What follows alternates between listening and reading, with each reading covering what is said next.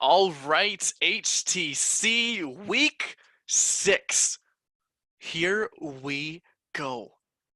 Time is flying, isn't it? It just feels like moments ago, or even a few days ago. It feels like we were just starting. Everyone was coming on in fresh, fresh, bright-eyed faces. Now everyone's here, sparring in the dojo, practicing, earning their stripes, and earning that true title of a high-ticket closer. Now, not an easy title to get, but one that's earned through hard work, dedication, and really just aiming for mastery. Always aiming to be better, always aiming to improve. And what better place to practice than with Sifu Dan Lok himself and in his dojo that he provides with us on Discord. Now, I want to do a quick little mic check, make sure everyone can hear me in the Zoom call. Just drop a yes below if you guys can hear me. By the way, my name is Vikas Kapil. I'm your community manager for Team Dan Lok. Just making sure everyone is here. We're live. We're good to go. Perfect. Love it. Okay, so week 6 rolling in. I want to do a quick check. Make sure everyone has been doing their assignments. Yes? All right, I'm going to see who's been doing their assignments. Okay, Lewis has. Dennis has. Andreas has. Perfect. Yes. Andrew, you as well. Demetrius. Boom! There we go. So everyone's been doing their assignments. They've been earning their stripes in Discord. They've been working extremely hard day in and day out. Now, week 6 is a little bit interesting. This is where Desmond shines. And speaking of Desmond, the Sarge, do we have him on live right now? I am on live. Yes. Vikas, how are you? It is good to connect and welcome back. We are at week 6. Where has the time flown? It was only just yesterday that I remember everyone coming into week 1. So type in the chat, have you implemented? Has your life changed? Type in the chat and say yes. If you truly feel that everything that you've been learning, absorbing, feeling as if it's a fire hose in your mouth has been changing your life. Good. We're seeing a lot of yeses. Great. So I know that everyone's participating, everyone's awake, everyone's typing in the chat. Now, I'm going to challenge you. Type in the chat, what result? Something very specific, something very exact. What result have you already experienced or received from the implementations over the past few weeks? All right, I'm seeing making more money. Be specific. How much more money? More prospects to close. How many more prospects? Okay, feeling grateful. Okay, be a little bit more specific. Self-esteem. Oh, I see one there. He closed a $10,000 deal, $30,000 deal. Wow. 5 more clients. Confidence. Okay. Better Anyone communication with my daughter as well. Yes, I saw that too as well. Good. Do you appreciate or look at money differently now? Close a $21,000 deal. Wow, congratulations. Same mentor, same Sifu, same course. How come some of you are getting results? Someone says 2 opportunities worth $1,400 a month for 36 months in payout. Well done. Taking action, more open to correction, implementation. Be more specific. What do you mean by implementation? What have you implemented? So tonight, this is going to be a big one. You can already see how things are ramping up. You don't have much more time. You want to get this. You want to pay attention. Tonight is one of those classes. This is one of those ones where you will most likely fill up an entire notebook, and I'm going to highly recommend you go back and listen to multiple role plays, multiple examples, different scenarios. This is going to be one of those big ones where it is life-changing. This is going to empower you. My promise to you is this: if you apply what we're about to teach you tonight, you may not be perfect. You may even get some rejection.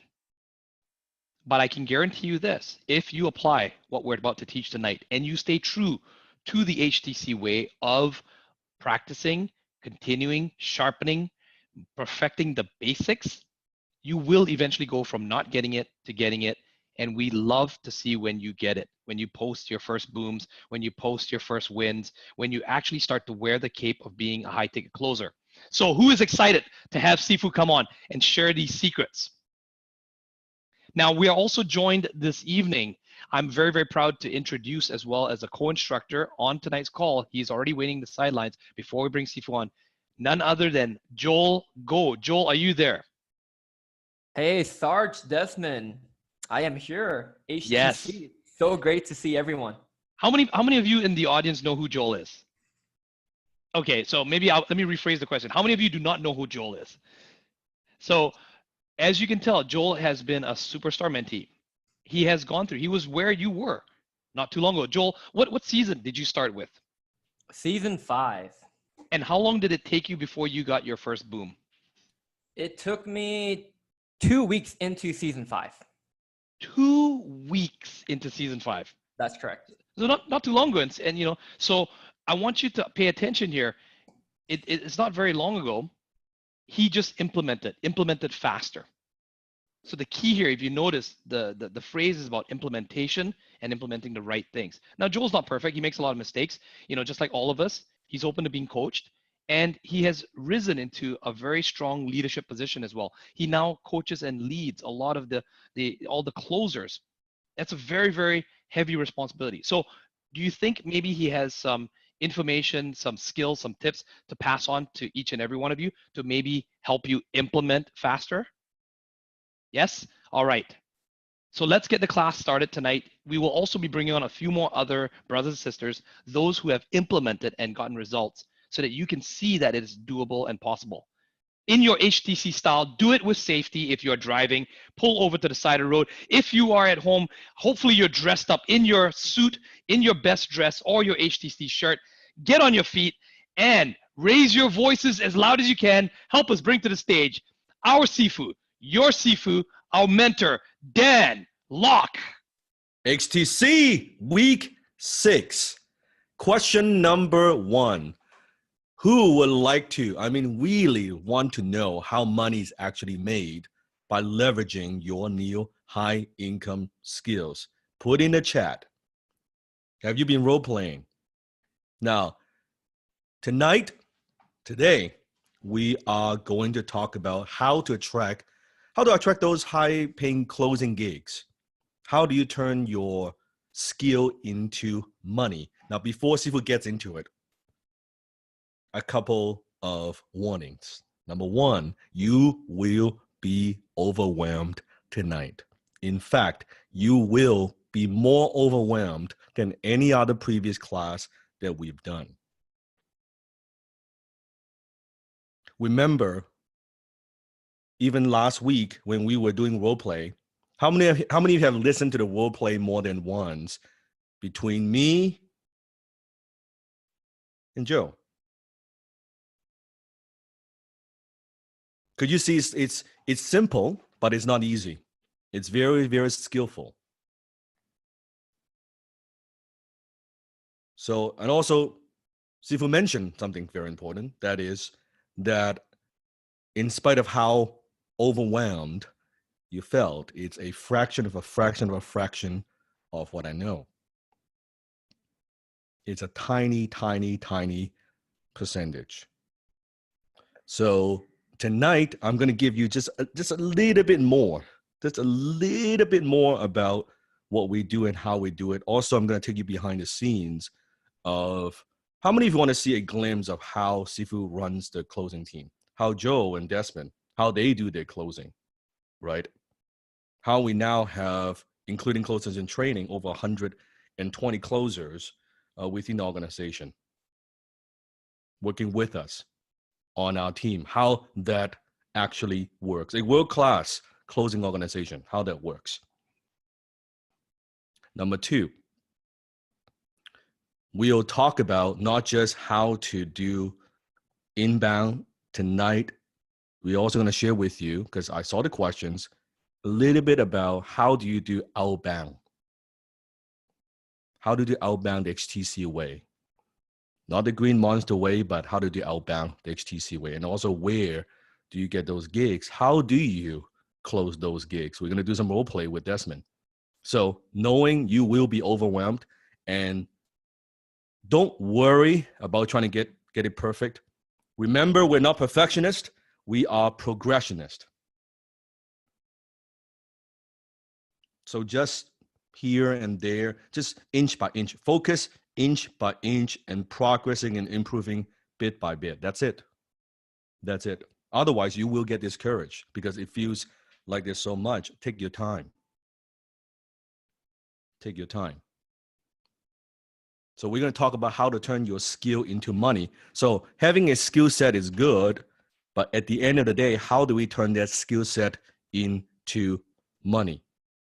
Is it possible to have a skill set that people spend years learning and yet they're not able to generate high income utilizing that skill set? Yes or no? Are there skill sets that are not high income skills? In fact, are most skills high income or low income that are being taught out there in the society? That's right, low income. It's not high income. It is designed to make people to be mediocre. It's designed to keep you in your comfort zone. It's designed for you to think and operate within a box.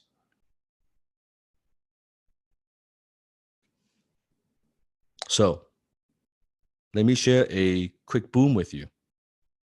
Andy.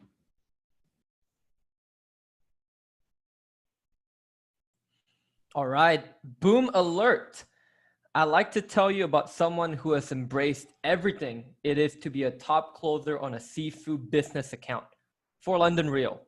I would like to congratulate Sean, not only for his recent closing performance, but for providing much value through continuous feedback and coming up with some excellent ideas and suggestions. 3 booms today, 8 booms in less than a week, a $29.97 program. Great to have you on the team, Sean. Now, how many of you would love to be so good at closing you get 3 booms a day? How about 8 booms in less than a week? So think about, let's say each day you take that 7, 8 call, you're closing every couple call. So you're talking, you're closing a prospect, boom. You talk to another one, maybe. The one after, boom, another one. That's how many of you would say that's a pretty good day? It's not super expensive. It's a $3,000 program.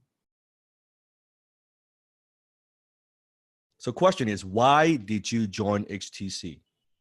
Is it because you wanted a new high income skill so you can make more money?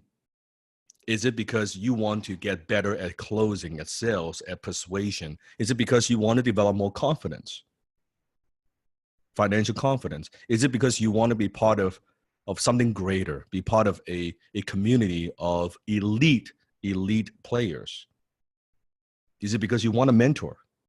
Is it because you're sick and tired of trying to figure things out on your own and knowing how expensive that is and how costly it is in terms of money and also in terms of time? So why are you in HTC?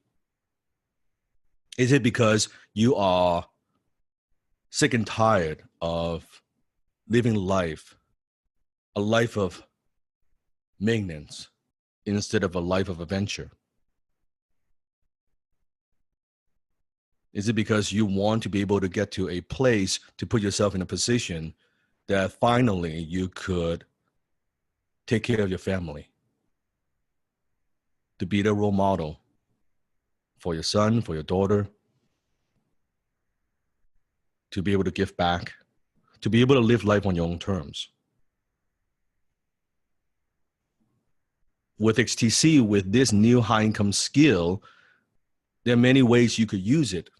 And Sifu is going to share with you some of the different ways that you could use it. Number one, you can apply to if you have a career, you have a job right now, and you don't necessarily dislike it. In fact, you're okay with it, but you would like to apply HTC to what you do now. How many of you fall into kind of that category? What about maybe you want to master this skill so that you actually want to transition out of what you do and become a full-time closer, so you would be able to work from home, that you don't need to commute. That this is not just something that you try, this is something that you do, this is going to be your career, this is who you are, and you're wearing that cape. Or number 3, that you actually have a business and you want to do better with the business, you want to grow and scale the business, and you know in order to do that, you need to be able to close. You need to be able to bring in more customers, more high-paying customers. And if you fall into this category, now you're also, how many recognize if you fall into that category, as you grow, that you will not be able to close all those sales yourself? You might need some closers.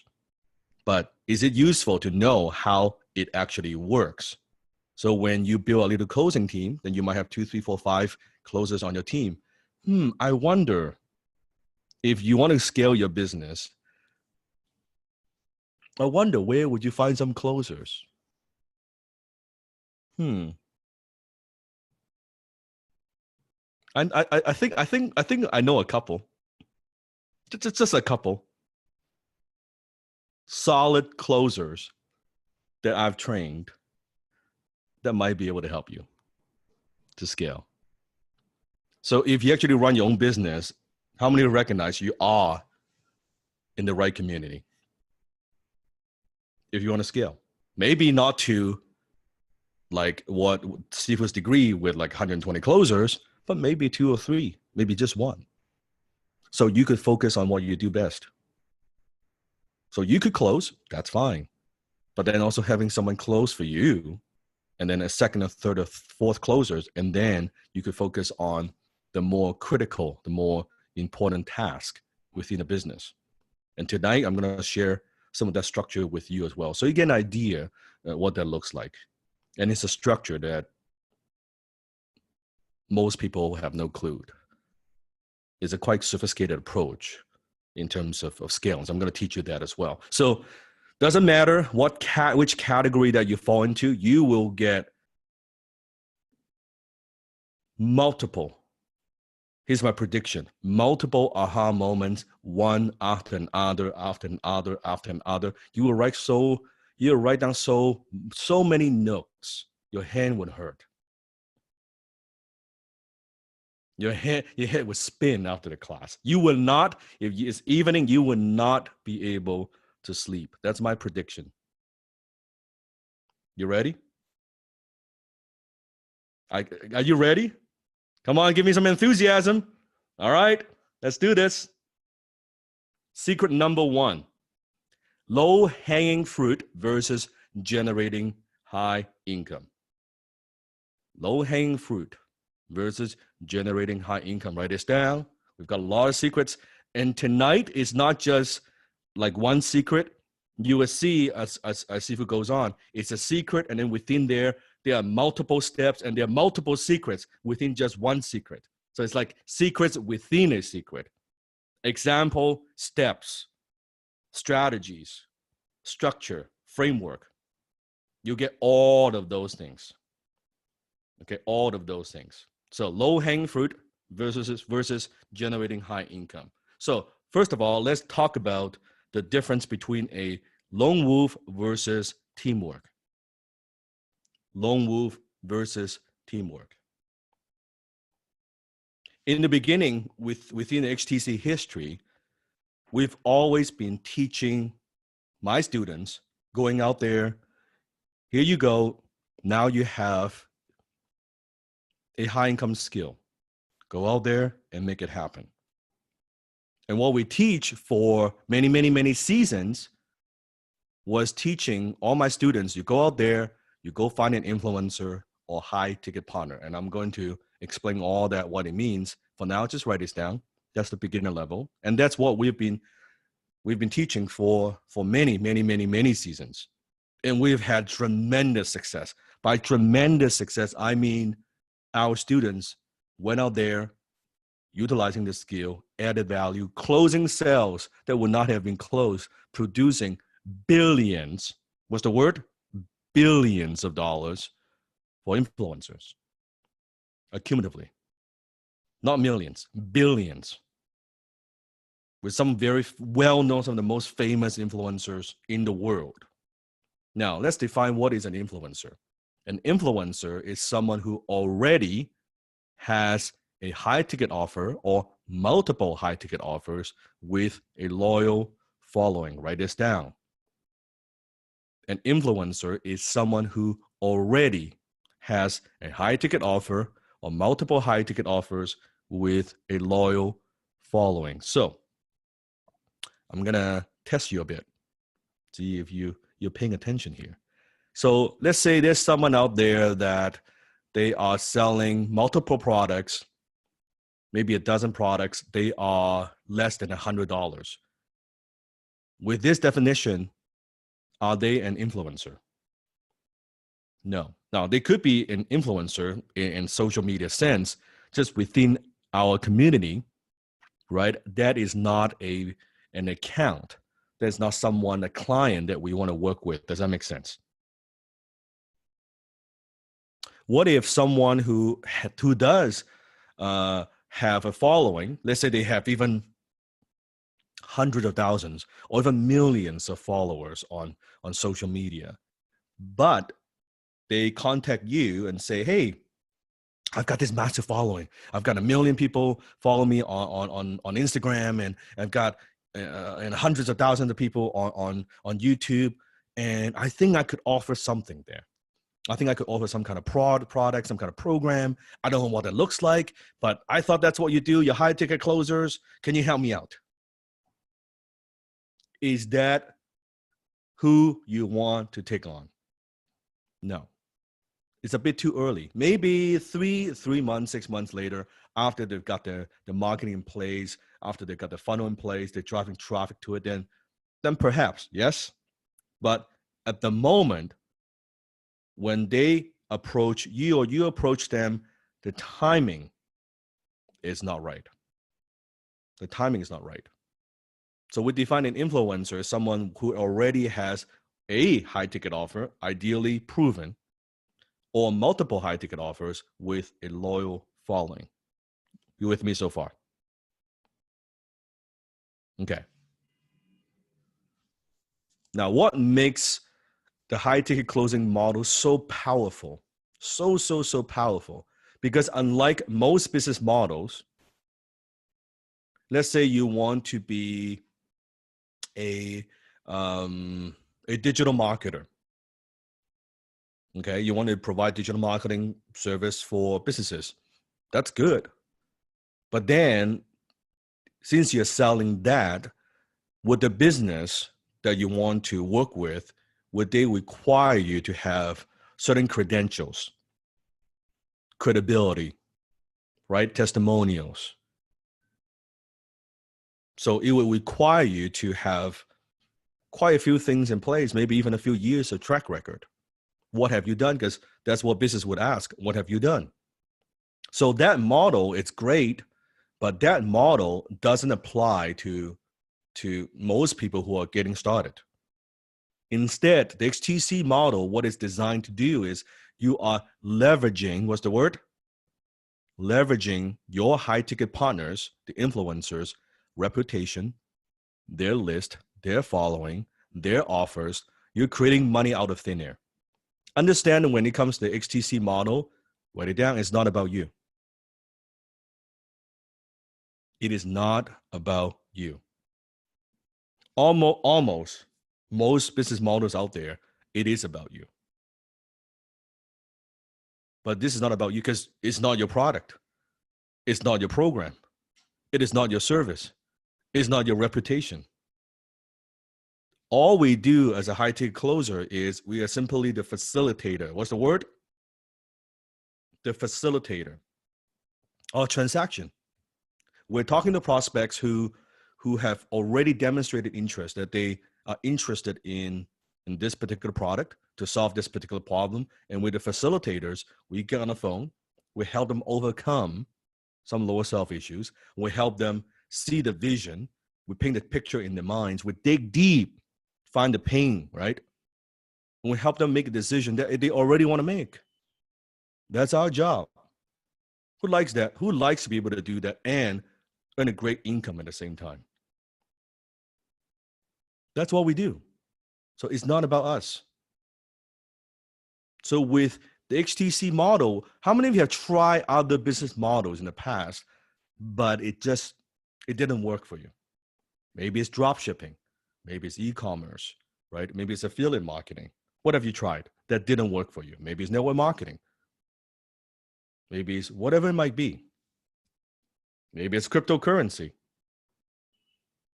Forex, yes. Because those businesses, they say e-com, nothing wrong with e-com. E-com is fine. But it requires you to buy inventory. It requires you to have the products, the proven products, and then you drive traffic. Like you're doing a lot of things. And it goes back to the wealth triangle. That's good if you want to build a scalable business. But before the scalable business, what do we need? That's right. We need high income skills. We need skill that pays the bills first. Get income coming in. Write this down. Income is king. Almost everybody else talks about don't drink that latte in the morning. Don't drink that Starbucks. Cut back. Invest for the long term. That's fine. You should invest for the long term as a bare minimum plan. But income is king. Every single year, if you're my student, you should set a goal. Every single year, you need to be increasing the amount of income that you make.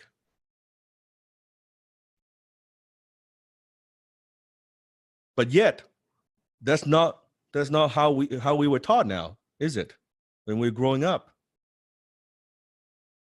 It's like nice, steady, play safe, don't take risk. How many have heard some of those things from your parents? They're not teaching you to strive for more. And what makes XTC, this business model, so powerful is there's no initial investment. Except investment, you invest in learning your skill set. That's it. You need to buy inventory. There's no overhead. Well, that's not entirely accurate. You do need to invest a few dollars in Zoom.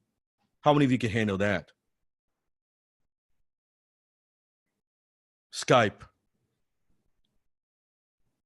You do need that. Or your what, a $50 headset. Yeah, that's right. You do. There's a huge amount of investment required to do this. There's no inventory because you're offering a skill set to a business or to an influencer.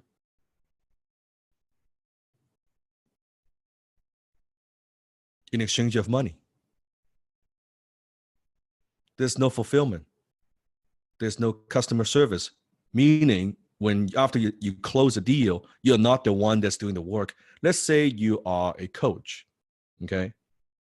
And you're in coaching. You need to be the one that's driving the appointments. You need to be the ones that are doing the coaching, and you need to be the one that's closing the coaching.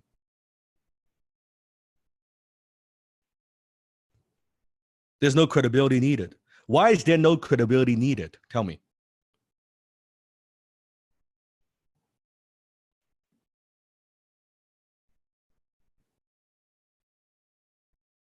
That's right, because it's not about you. It is not about you. So if let's say you're closing for Sifu, and you're talking to someone who's interested in HTC, do you think the prospect, the potential student, would ask you, well, tell me, how long have you been in business? Tell me a little bit about if you have a degree. Because I can't let you close me if you don't have the degree. Right? In fact, tell me about your age. Because I can't really buy from you because if you're not over 30 years old, I can't let you close me, man. They don't care. These objections don't come up because it's not about you. It's not about your credibility. It's about who you're closing for. There's no need for you to create a product or service. And there's no limit to how much you can earn. And I'll demonstrate why. This is not about that. This is not the like a lot of opportunities, which I don't see. I never refer HTC as an opportunity. It's a skill set. I'm training you, I'm giving you, I'm transferring a skill set to you that you could use for the rest of your life. And it's a skill set, the more you use, the better you get. And the better you get, the more return you get, the more money, the higher income, the more income that you can earn. Does that make sense? It's unlimited. It's unlimited. The proof is unlimited because from closing back in the days, a few $100 deal where seafood came from, to thousands of dollars, to tens of thousands of dollars, to hundreds of thousands of dollars, to millions of dollars. That's the same skill. I am more skilled today, of course, but it is the same skill set, just like a karate instructor, a karate master, starting as it's still karate, but starting as a white belt, right? And then eventually moving up to a black belt. Same thing in martial art. It's the same idea. So let's talk about low-hanging fruit. The fastest way to money is to sell your own products and services. Like I said, it doesn't matter what category you fall into, but for those, if you're my student and you have a business, the fastest way for you to make money, to put your high income skill to use, is to sell your own products and services. Doesn't mean that's all you do, but I'm just saying as the fastest step. Doesn't matter what you do, even temporarily, even though you don't see yourself doing what you're doing now for the long term, that's okay. You can still utilize the skill that you're learning to earn more now. Take the money, that's okay. Put the money in your pocket first. Even you're in transition. You could use HTC to get promoted. Can you use HTC to get promoted? Even maybe you don't like the job, but can you use HTC to get promoted? Yes or no? Could you use HTC to communicate better with your coworkers so you could lead better, to present better, to articulate your ideas better?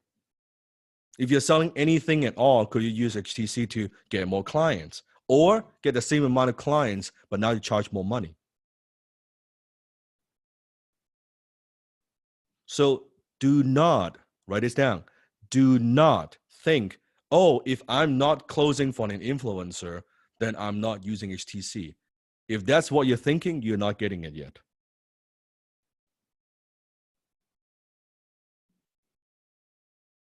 You do not have to close for an influencer in order to use HTC. If you're improving your communication, your relationship with your kids, tell me, are you using HTC? Yeah. If you are now suddenly communicating better with your spouse, so you have less conflict and you have, now you understand him, you understand her better. Are you using HTC? So it is a way of life. Do not, because I do see students where they misunderstood. Oh, see if I'm not closing an influencer, I'm not using HTC. Then you don't understand what HTC is.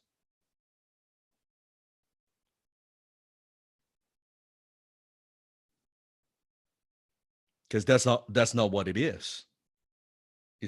I'm teaching you a skill set, but really I'm teaching you. It's a way of thinking, it's a way of life. If you truly understand what I'm teaching you, it's not a sales skill, it's a life skill. And the beautiful thing about life skill is it applies in all areas of life. It just happens to be that we utilize some of these techniques to close for premium products and services. But really, it is a life skill. And it's the only way you see why you hear the success stories that we have within the community, why most stories are actually not just about earning more. That's a given. But you hear some of the most profound and heartwarming stories because of that. Because if it is only purely a sales skill, guess what? All you would hear is sales success story, right? But is that the only story that you see within HTC? That, oh, I use this ABC technique and I close more. It's okay. But that's not what it is. That's not what it's about. So the question is not what can I sell? How many of you, be honest, you're a little bit worried? For those who don't have products and services, you're not closing for yourself, right? You're not starting off with the low-hanging fruit. You're just starting from scratch. Oh, Steve, what can I sell? I don't know. What can I sell, right? Is that coming from your lower self or is that coming from your higher self?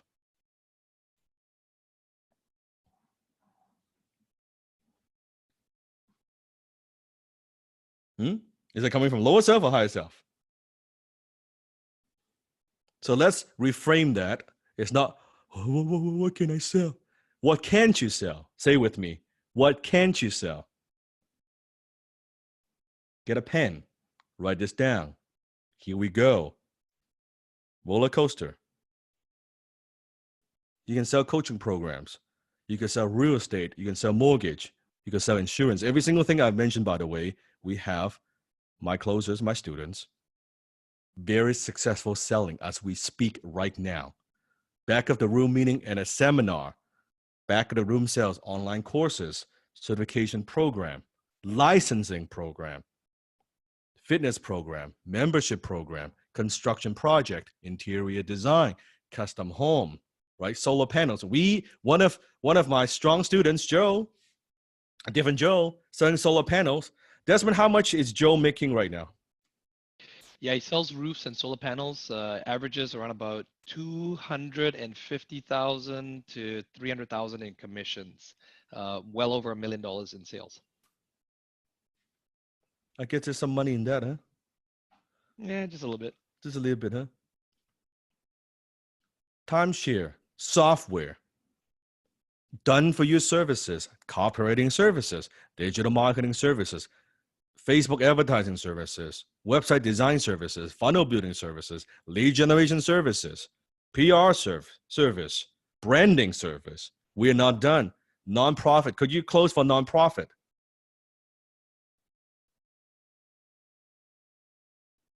Could you get so good and you're now making so much money? So then even when you're closing for nonprofit, something that you believe in, you're saying to them, you know what? I don't even need to charge you. I don't want a commission for you.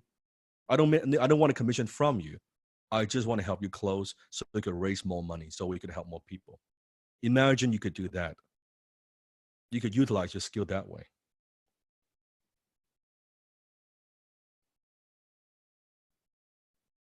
What about joint venture brokering? Oh, how does that work, Sifu? Maybe I should do another course on that. It's way beyond the conversation we have. You take a business A, you take a business B. Let's say business A has a product. Business B has the audience. They have the customers. What you do is you put the two together.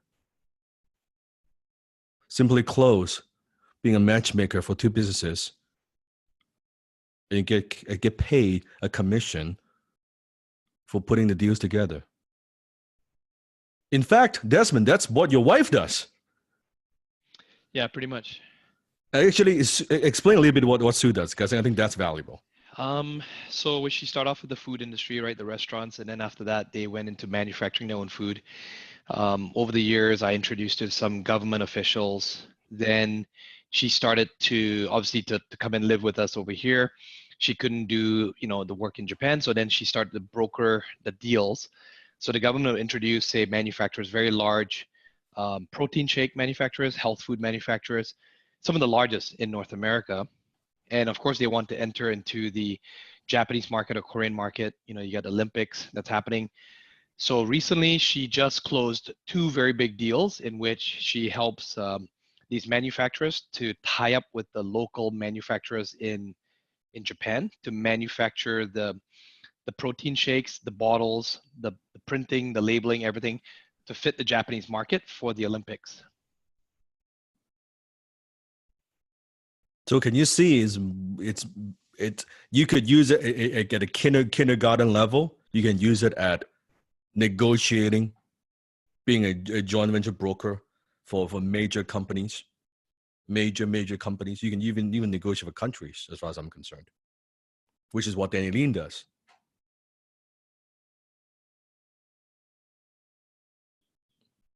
So you're only limited by your imagination.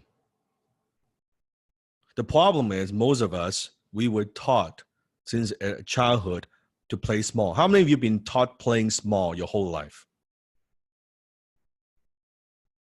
Play small. And you think, closing a $2, $3, $5, $6, $10,000 deal, that's a high ticket, that's a big fucking deal. It's not a big fucking deal. That's where we are starting you. That's what's even starting you. Like, it's like teaching you A, B, C, D, E. Yeah, that's where we start. That's not where you end up. Investments, stocks, raising capital. There are closers out there. They get a percentage. Let's say a company needs money. They go out there and they would pitch on behalf of the company who needs money to venture capital, to private equity. And if they could raise 2, 3, 5, 10, 20, $30 million, they get 1 or 2% of that for pitching. Not their product, not their company. Yacht. I wonder how many of those you need to sell. Private jet. We have students.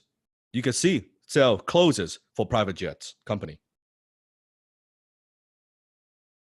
using HTC. Literally, they're closing for private jet. Antiques. Selling to the affluent. Jewelry. Clothing. Business brokering. More fancy term, merger and acquisition. Yeah, brokering business. Business want to sell, you help them sell, you get a cut. Even partnerships. You could close as partnership. You get so good with the high income skills, people want to make you a partner because you could produce revenue. You are the rainmaker.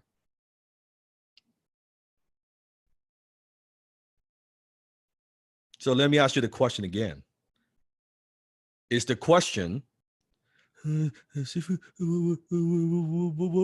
can I sell? I don't know. What can you sell? And this is a small list. So I can feel the slides with so many different categories and so many industries.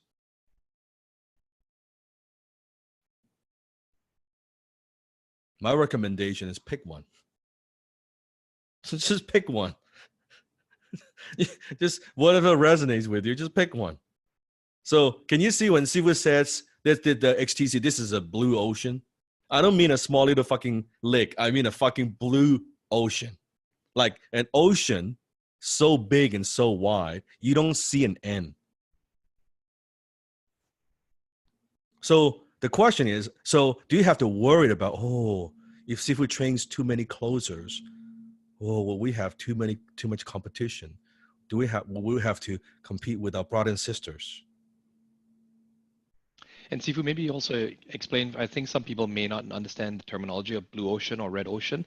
Um, do you guys know, like, is there anyone that does not know the meaning of the word blue ocean, red ocean? Explain it. I think it's good to explain it. Go ahead. And I think it just comes down to a simple analogy. Think of a red ocean, you got a lot of sharks, right? When you have blood in the water, there's a lot of sharks. Everybody is, everyone's fighting, right? For this a small piece of fish that's in the water, and all the sharks all fighting for it. So a lot of competition. But blue ocean, it's wide open. There's a lot of abundance, so just think of it from that simple analogy. It's a huge market with very little competition. Not in my lifetime.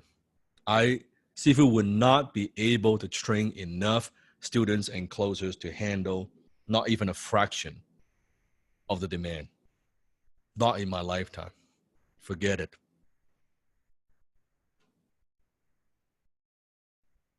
It's huge. It is huge. And think about all these different types of products and services and categories and industries. So let me ask you this question. Any of these categories, do you think there are a lot of well-trained, sophisticated, educated closers in these industries? Or do you think these industries are full of green monsters? Think about your day-to-day life. Think about the salespeople you encounter. Your entire life, how many of them you would consider HTC quality good?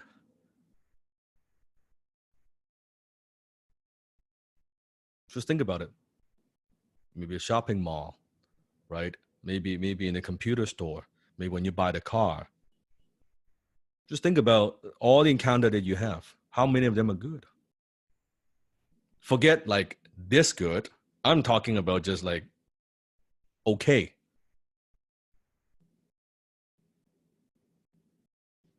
Can you see the potential?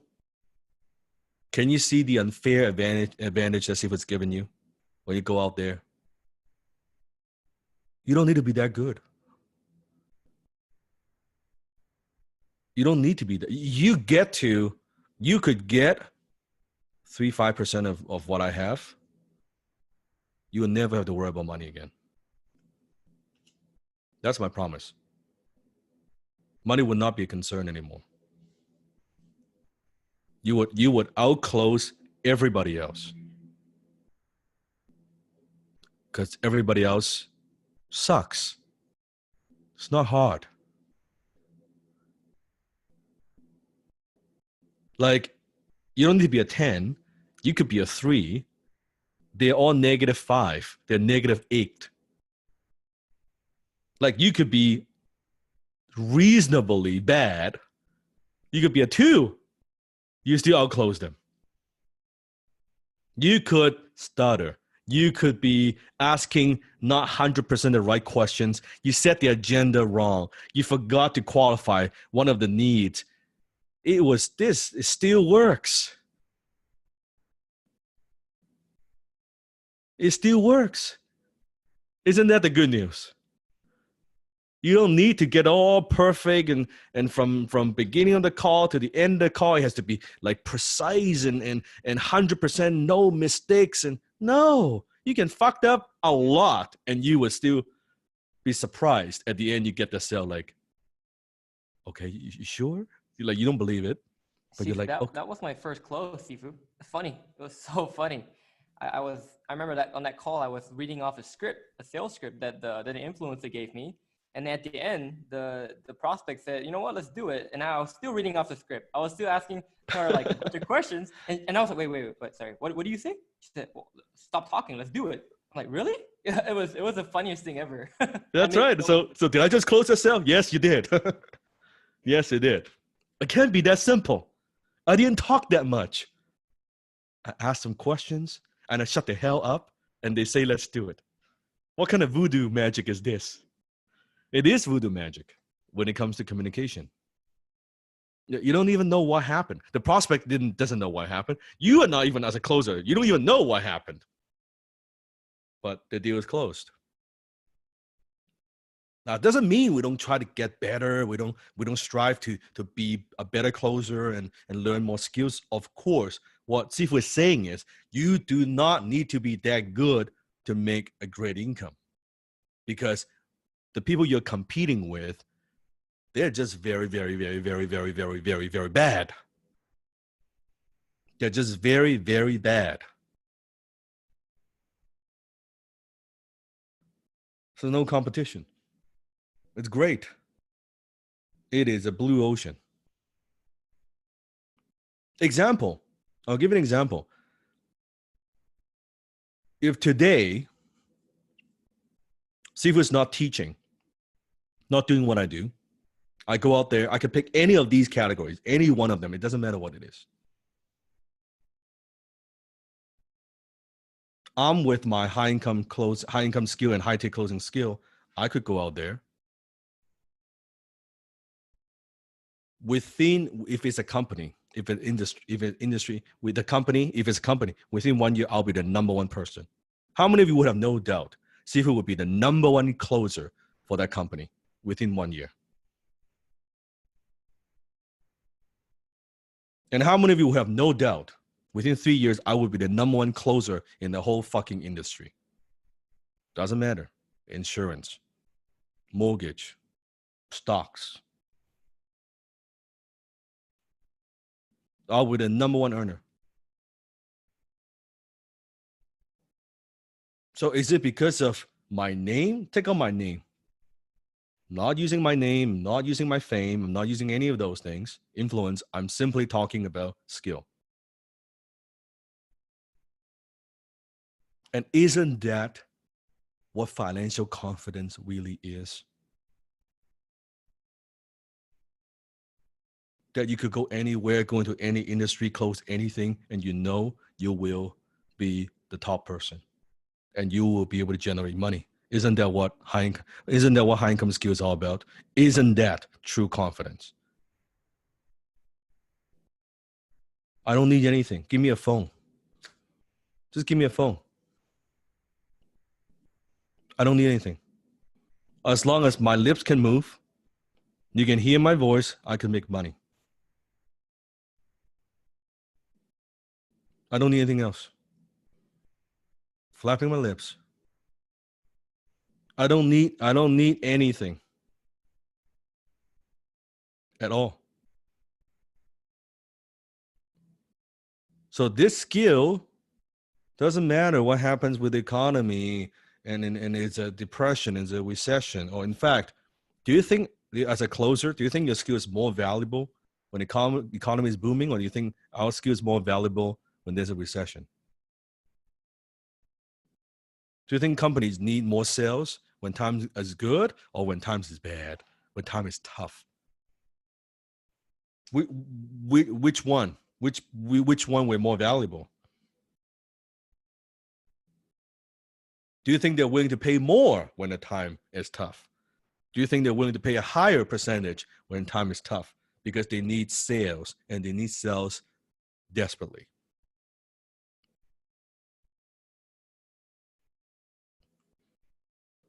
So as you watch news, and instead of like most people, the poor and the middle class, all terrified about recession, all terrified about, oh, what happens to the stock market, all this stuff. If you truly have a high income skill, you're high tech closer, you're like, this is fucking awesome. This is great. This is awesome. You hope there's a crash. You hope there's a downturn. You hope like something like locally good, because are we just closing locally? Hello? Or are we serving a global market? If you're closing locally, what Sifu's recommendation is you do both. Let's say you're a real estate agent. You're my student. You're applying this to your real estate business. Just selling properties. Cool. You have a license. That is cool. But be prepared. So you do both. Maybe 80% of your time closing your real estate deals. That's cool. 20% of your time closing for somebody else. Listen to me. This is critical. I'm giving you something very valuable. Why? Because if there's something happens to your local market, suddenly the real estate market is not so hot anymore locally, then you are well prepared.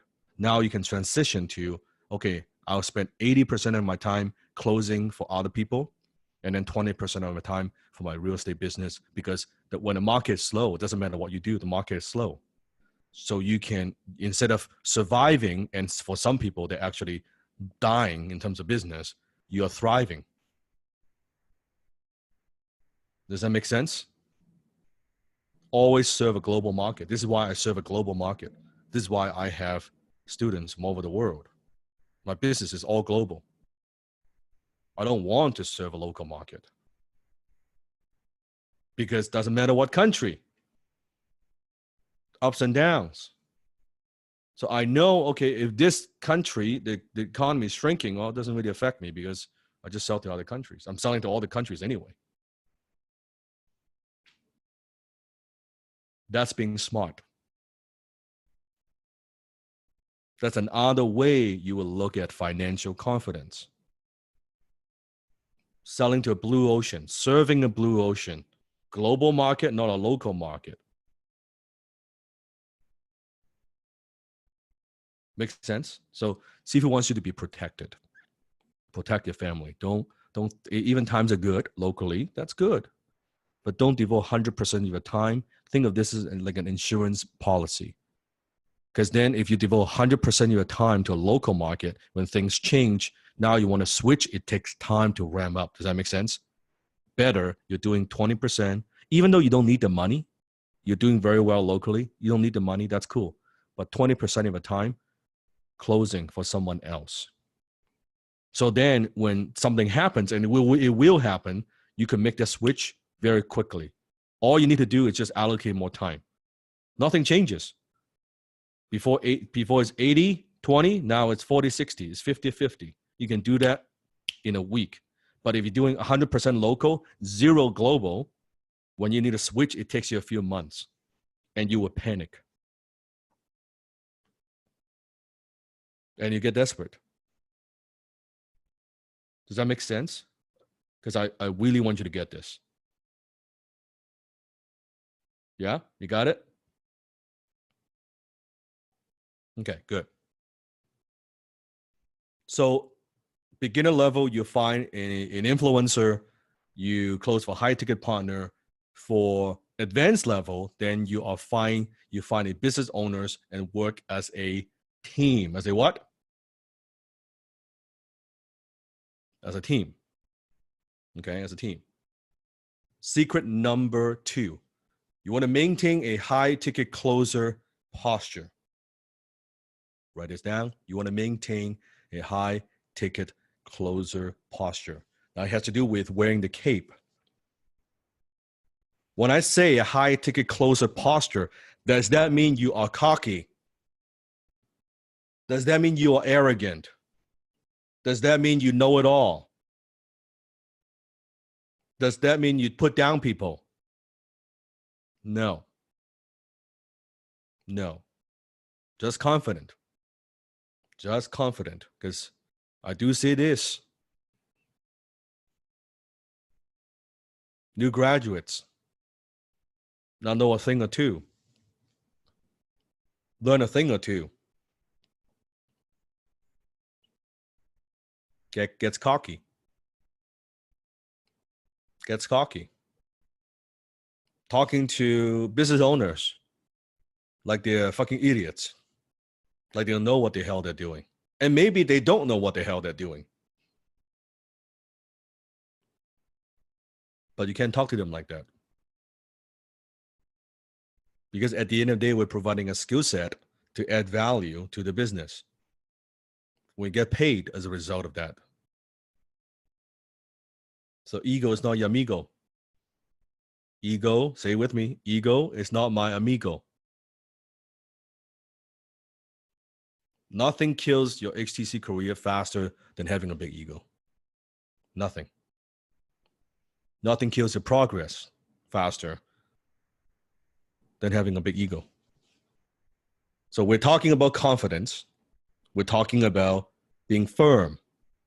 Now, at the same time, does that mean we're being a pushback? Does that mean people can roll us over? Does that mean that we'll be a little bitch? No. It's the fine line. It's the fine line. And I'm going to teach you on that.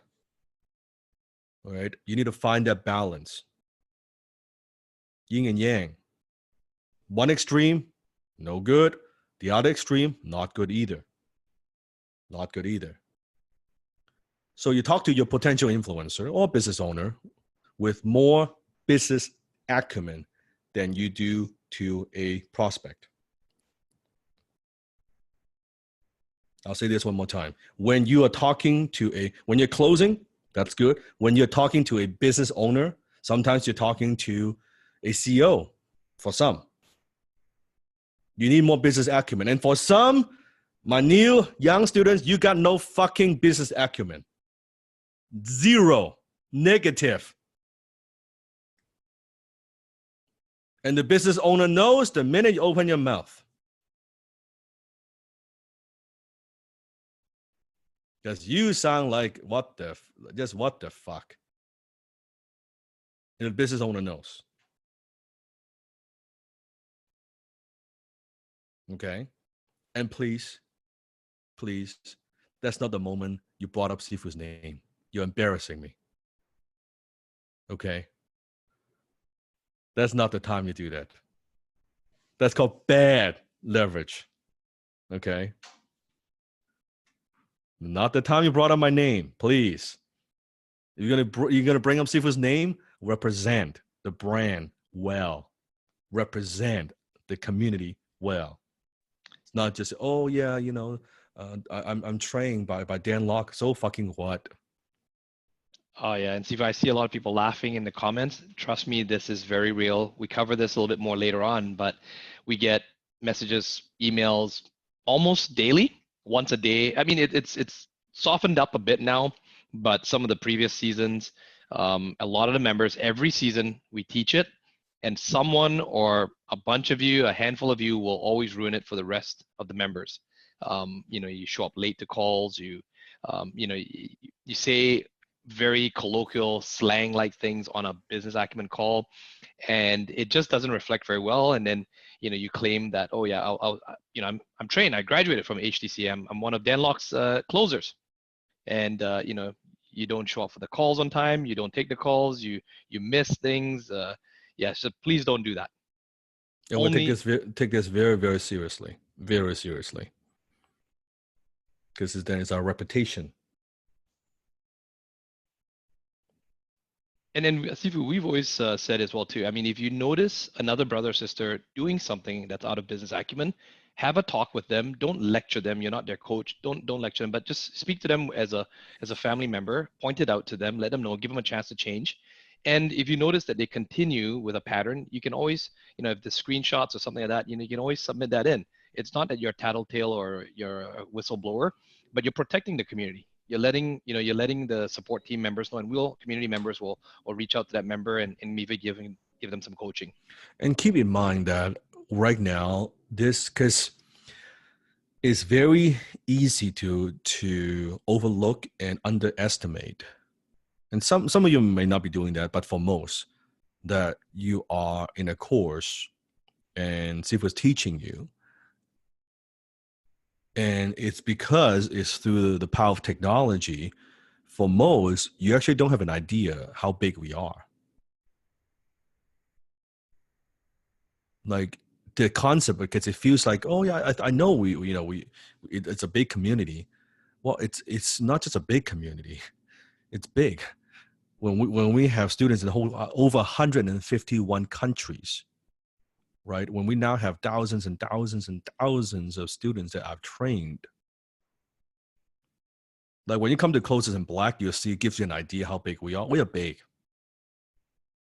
right? And by the way, when we are big, we also get attacked because people like to attack whoever is the tallest. You will have people who are what I call predators that they would talk. I have people, you don't know this. Can I just share like a little bit with you? Just so you can protect yourself. Do you know Sifu has almost on a day-to-day basis on Facebook, on YouTube, on Instagram, people setting up fake account under my name to spam people? We have to shut that down. I have a whole division just to shut that down every day. So people would set up a Twitter under my name and then telling people to buy a certain stock. People would spam, like set up Instagram and then DM people and say, I'm Dan Lok, pretend to be me using my photo, and then try to sell people shit. And that's the price of fame. This is not like once in a blue moon. I'm talking about every day.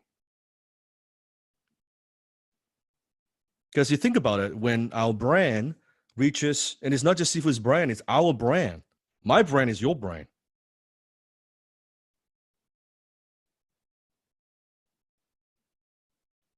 We reach tens of millions of people on a monthly basis. A good month, 80, slow month, maybe 50, 60 million people on a monthly basis. That's a lot of people. That's like a country. I run HTC more like a country than a course. Like it's big. It just is a lot of people, right? And then you have people who specifically they would take advantage of HTC graduates. So by the time you graduate, you will have someone who might contact you on LinkedIn or contact you on social media and say, hey, I know you just graduate. I'm an influencer, or I've got a deal, or I've got whatever. And they try to bait and, how many know bait and switch? And then they try to sell you the shit. Has nothing to do with you just because Sifu's name is so big. Just by association, you become a target. Because they know my students are good. I have some of the best students in the world. How many would agree? I have some of the best students in the world, right? And they know, right? And then they would say, oh, yeah, HCC not that good. You should come over here and join my whatever sales fucking program, whatever shit, right? You get a taste of what I experience on a day-to-day basis. That's what happens. Like, we are so big that we have people just want the little bit of the breadcrumbs left over through my fingers. Like, or copycat or wannabe, right? And some, unfortunately, I do have some graduates where it's actually done into like they're the traders within the community, that people that are trained. Again, these problems come with success. Success comes with these problems. So Sifu wants to give you like a little heads up. Okay, and when you get these type of messages, just forward to support. Let us know. We'll shut them down. Just ignore them. Yeah, take a screenshot, grab any link that they might send with you as well. Screenshot that it shows the name of the person. Oh, by the way, another thing, and just because you actually see, you also sometimes you will get outside of XTC, we will probably have 5 to 10 times more people who pretend to be XTC. Actually, they've never been to XTC at all. Yeah. I have hundreds of thousands of people out there pretending to be HTC. Yep. They say, oh, I'm trained by Dan, I'm this and that. I say, I don't know them. They've never been through the program. They're not even in the program. We check the database. We A don't lot. They just put a HTC logo on their Facebook and all that and say, this is what's ruining for a lot of our community, because people know the value of my name. And then what? It comes back to me and bite me in the ass. Because people, then I get a call from the influencer. Hey, Dan, I'm using one of your closers, and he said he's trained by you, but he's not that good. I said, really? Let me look into it. What's his name? I type, that's not my student. He said, what do you mean? He said he's trained by you. Yeah, he's got your logo. It's not my student. Can you see that's sometimes the power of the internet, that anyone can pretend to be anything, right? Anyone can say anything about anybody. There's no consequences. But that's the era that we live in right now. So use your common sense, right? Use your intelligence. And I believe you're smart enough. How many of us are smart enough to recognize, you know what? They live bit fishy here. They're kind of pretending to be. We have people who pretend to be XTC and then try to connect with you, XTC, we XTC students, and try to role play. They say, well, because they don't have access to Discord. So they say, well, can I just role play with you? They want to extract information from you. They want to extract the knowledge from you. And they say, oh, yeah, I just want to role play. And then you're like, out of the goodness, the pearl, out of the goodness. And you're like, oh, yeah, that seems nice. I want to role play. You don't know. They're fucking pretenders. Fakers.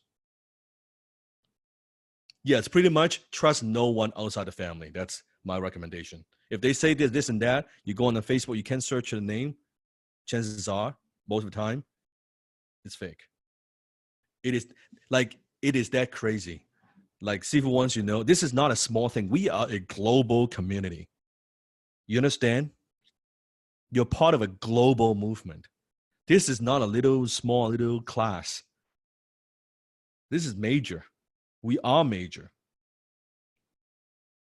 So give you a sense, especially for those you've never experienced anything like this.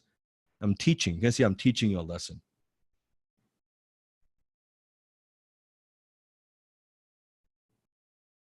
So don't be careful. Be careful.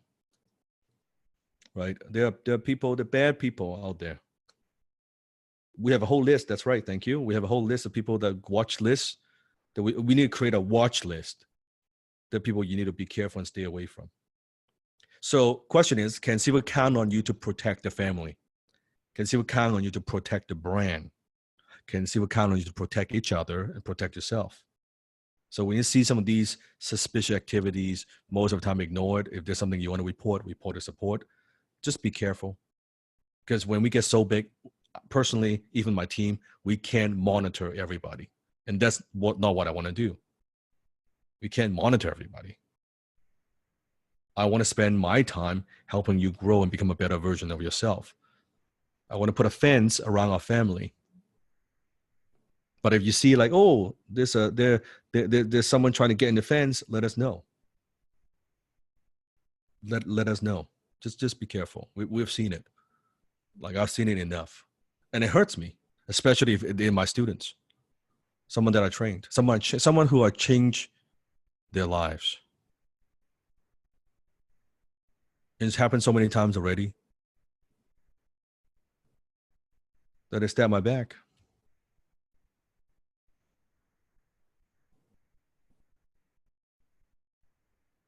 Like I have the most heartfelt email from that same person. And that's the person that stabbed my back. That's the person who spread rumors about me. That's the person who tried to take advantage of our community. Sometimes people are funny. And sometimes money does change people.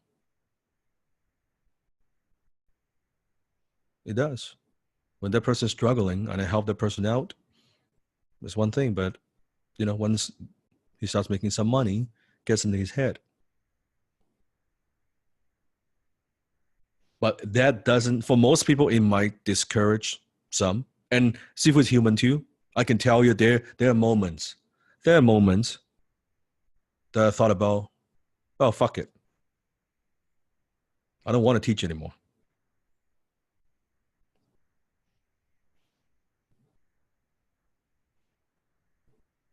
Yeah, there are those moments where like, why the fuck? Why do I get so much hate? What have I done?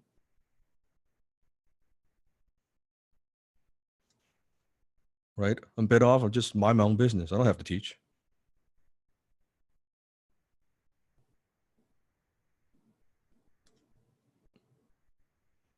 But then I look at my students, the good ones, you, the fans on social media, the good ones, the 95% that are good, their appreciation, their respect, their support. So I'm like,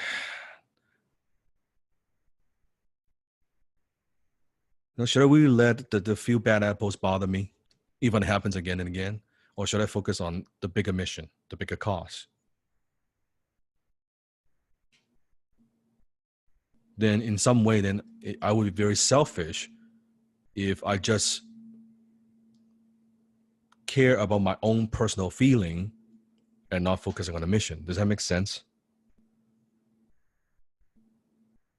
So why would I not live my purpose because I feel bad about because of this and that? I'm like, no, you know what? Fuck those guys. I'll kill them with success.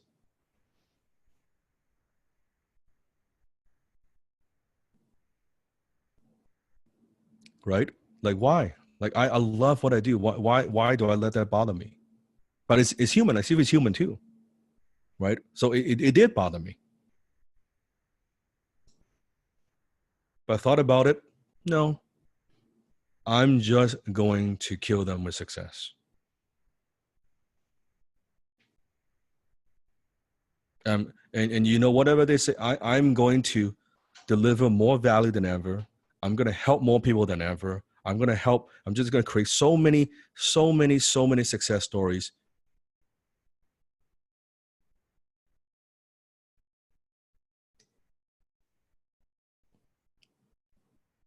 That eventually there's nothing they can say. So you never act and talk and behave like a typical slimy salesperson, especially when you are talking to an entrepreneur, talking to a business owner. Okay. Remember this graph? Ooh, how many of you are watching this at night? Ouch. Wow. Right? Okay. Don't want to be like that. You do not want to be like this when you are closing. Okay. Don't be desperate. Because I do see sometimes where you're closing a certain way, but when you're talking to an influencer, when you're talking to an entrepreneur, suddenly, because that's the account that you'll be closing for, how many of you would get a little bit nervous? Because this is not just a sale, this is getting the account so you could get a lot of sales. So there's a lot on the line, right? So always remember that you are the rainmaker. Who are you? You are the rainmaker. We make it rain. They need us more than we need them. So when you're talking to them, I want you to be a doctor. That's where the business acumen comes in. And you develop that over time. So we're the rainmaker. So I want you to imagine when you're talking to an entrepreneur, painting this picture in your mind. You go up to them and you are bringing them a suitcase of cash. Cash that they would not have made if it wasn't for you. So if your goal is to make $10,000 a month, you're gonna, let's say, help them generate $100,000 in additional revenue they would not have had. So you're bringing them so you work with them for a year. Imagine you showed up and you're bringing them a suitcase of money, $1.2 million a year, cash in a suitcase. When you work with them, and if you're good, that's what you're bringing to the table. 1.2 million bucks. In exchange, all you want is a little bit something in exchange when you produce the results. Little 10%, hypothetically. Let's say 10%. So you see how you're not begging? You're not saying, "Oh, please hire me." This is what see like so many amateurs. "Oh, please hire me." No. Like, would if you're bringing a 1.2 million bucks to somebody, would you be begging them? Hello? Would you be like all needy and desperate? No, that's the frame. Now, not cocky. You're simply saying, you're stating a fact. This is what I got. This is what I can do. You want it? Good. You don't want it? That's fine. My time is a limited resource. I only close one or two people for one or two people. That's it. Probably one. If it's not you, it's somebody else. That is the positioning you need to have. You understand? So you'll see, I'll teach you in just about probably 30, 40 minutes or so. You interview them as much as they interview you. You interview them, write it down, as much as they interview you. And then you talk to them like, and here's the thing, not only you bring the cash, you're saying, if it doesn't work, it's not on you, it's on me. Not your fault. Only pay me when it works. Because we as a high-tech closers, we get paid based on results. I'm not asking you to take one tiny bit of risk, try me out. If it doesn't work, you are still at a loss. No, if I don't make you money, I don't fucking make money. Hello? It is my best interest to help you to generate as much money as possible because I get paid based on commissions. And I want my commissions. Don't you want your commissions? How many want to get paid? Yeah, we all want to get paid. So it's like, hey, I don't want to waste my time. If you're not serious, you're not ready, then you're not ready. Then you move on. Next. Crazy.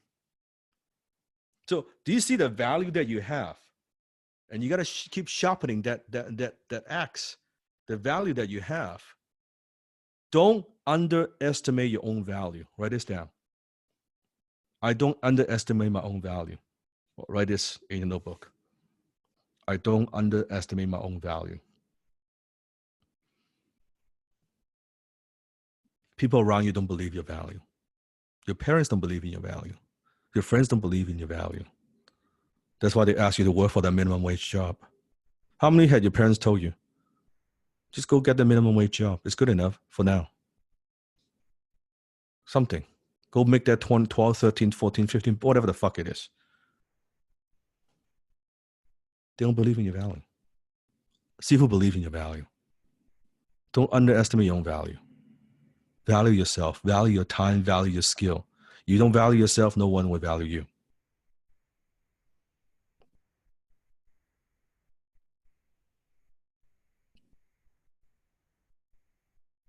I want you to have a higher standard for yourself that it is not okay to make the minimum wage. It's not okay to make that 10, 12, 13 bucks an hour. It's an insult. You're capable of more. You deserve more. It's not okay. It's not okay. And definitely not okay if you're my student.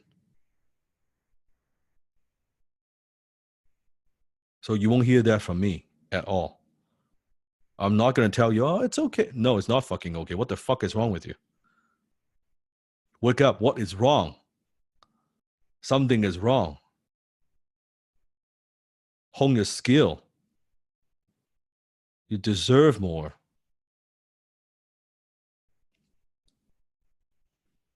Boom. $19,679 collected revenue in September for an influencer. I was trying to figure out what did I change in my closing calls. These are the three things that I realized. Consistency with follow-up. I'm talking real consistency. Patience, caring about prospects, which probably affected my tonality and energy that they feel. Does this look very complicated to you? Does this seem like a very complicated formula to generate that $19,679?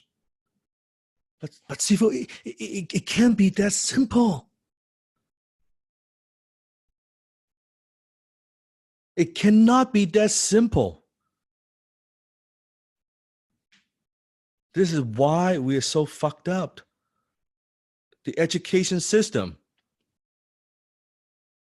taught us. How many of you recognize the education system, or I call that the miseducational system, make things way more complicated than it needs to be? Like some very simple thing. Why do they need to make it so complicated? Why a simple thing they need to take 3 months, 6 months to teach us something very, very simple? Why can't they just shorten all these materials and narrow that down and boil down to the essentials and give it to us? Well, because they can't sell the 4 years for that. If they do that, they can't sell for that much money. The university needs the complexity to sell for that kind of money. Because then how are they going to get you into student loan and student debt? Because then you go, oh, this is pretty simple. I can get this in a month. Oh, fuck, how are they going to charge you the hundreds of thousands of dollars? Oh, it takes you 4 years. You want an MBA 6 years. Oh, 6 years. Oh, yeah, of course. Yeah, see, 6 years, 40,000 a year. That's 100, 120, 150, 160K for 4 years. Oh, okay. That makes sense. Oh, you can't afford it? No worry. You can pay us back. We'll finance, right? Then you spend the fucking 10 years paying this shit off. How many of you have graduated for some time now? You're still trying to pay off that fucking student loan. Put in the chat. How many years you've been trying to pay that shit off? Give Steve a year. You graduated. 6 years. 6 years. 36. 8 58, years. 8 years, yeah. 6 years. 20 years. Ouch. 20 years. 5 years. So you wasted 4, 5, 6 years in a university learning this shit. Then it takes you 4, 5, 6, 7, 8, 9 years to pay off that shit. By the way, before you paid it off, here's my question. During that time, are you getting a positive return, ROI, return on investment from that little piece of paper? So there you go. Lots of nopes, a lot of no's. There you go. Even the ones who are using it, let's say your doctor, your engineer, your accountant, you actually need that certificate. And I was to sit down with most of my students, they still say, not a very good investment, because even though they're using it in their profession in order to get that job, it still took them years. I mean, years to pay it off. Years. So it is in their best interest to make it complicated. It is not their best interest to make it simple. Can you imagine all the university or the college, whatever course you want to take, whatever you want to major, and they tell you, okay, you want to do this? Yeah, it only takes 3 months. All the courses, not 4 years, 3 months, they will all go bankrupt. There's not enough money in there. There's no business. The lifetime value of that student is too low if it's 3 months. So they make sure, let's give them a 4-year thing. Give them a lot to do. Give them lots of assignments in 4 years, which 99% they'll never use. But now we have a high ticket thing that we could sell.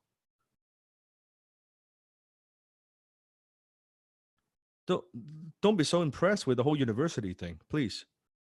It is 100% for profit organization. It is a multi-billion-dollar industry.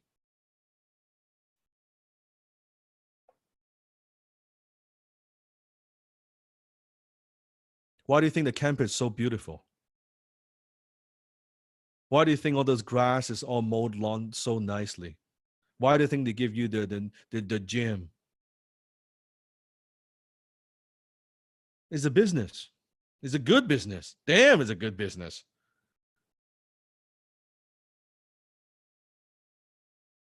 It's a, like, think about it. And they did such a good job of brainwashing the masses. It's unbelievable. It truly is. They did such a good job that people don't question the authenticity and even the rationality of university. Some people now, more people are kind of being aware, but for so many years, tiny percentage are more aware. Most people are they're still in the fucking matrix. Because I'm gonna, okay, can I do a pitch? You want to hear Steve do a pitch? I'm gonna do a pitch right now. Okay, so here's the university pitch. Okay, here's the pitch. It's awesome. I am university. Why don't you come to me and spend, I don't know, hundreds of thousands of dollars, and I'm gonna teach you stuff that you won't use for the rest of your life, subject that you don't even like, but with no guarantee of a job at all or in any industry, and no guarantee of happiness or success. And if you don't have the money, you can get into debt. So then I am actually loaning you the money, kind of like a loan shark, but you would study all these courses that's really boring, very useless, no meaning, not practical, can't use this shit at all. But your family and friends will think highly of you when you get this fucking piece of paper in 4 years or 6 years. And this is perfectly normal. That's the way to go. That's how it should be.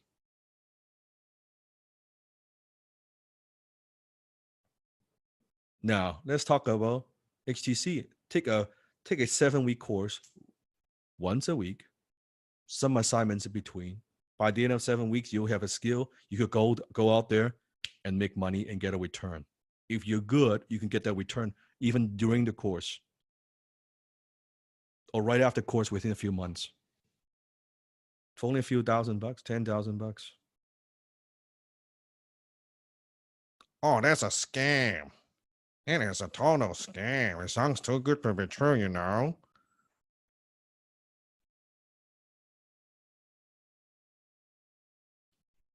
That's how society thinks.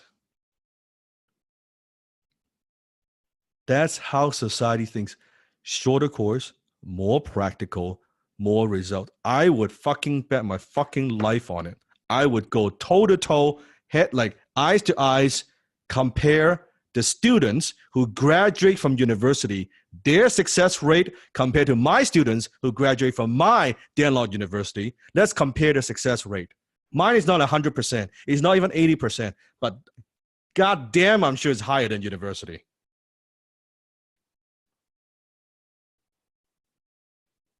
I would take on that challenge any day of the week.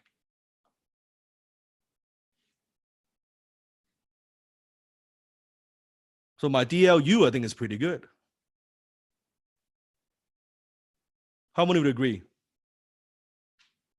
Landlord University, that's pretty good. That's the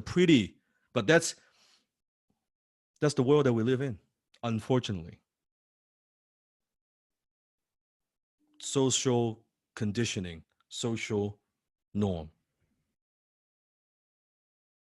But people are waking up. People are paying attention. They are getting smarter. Because after enough years of this, like, fuck, right? It didn't work for my parents, even though they said that's what I should do. But now looking at me, I'm like, maybe that wouldn't work for me. Definitely, I don't want to recommend it to my son or daughter. Right? It is crazy. It is crazy. But again, university, oh, but you need to have your degree. I don't have a degree. Oh, you're not supposed to be a teacher if you don't have a degree, you know? You're not supposed to be an educator if you don't have an MBA, you know? I don't have a degree. I don't have a diploma. No MBA. No PhD. I'm just a teacher. Teacher of skill, teacher of life. That's it. No academic credentials. None. But I've used what I'm teaching quite successfully in my own life. That's it.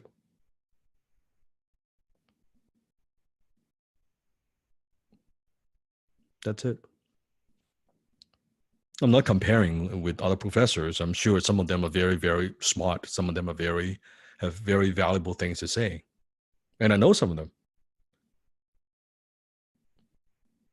Just it's different. I teach what I want to learn, how I want to learn. Make it fun, make it interesting. Who says education has to be boring? Why does education have to be boring? Why can't we make it fun? Why can't we make it interesting? Right? If I don't make it interesting, how am I going to hold my students' attention for 2, 3, 4, 5, 6 hours? How many of you can't even focus back in university day for like half an hour, dozing off, right? Like, why do we have to make it so boring for students? Why do we make it so boring for people? Why can't we have fun, joke around, and enjoy the process and practice what we learn? And yes, so from time to time, Sifu uses profanity, but who the fuck cares? Who says an educator can't use profanity? What has that to do with my content? What has that to do with anything? Does that mean I don't use profanity, that I'm a phenomenal teacher? Does that mean I use profanity, then I'm less of a teacher?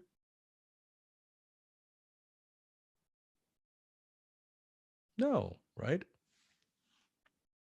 So we're gonna do a role play with let's say I'll have Desmond be doing what he does, because now this is the moment you want to pay very close attention. This is gonna be so good.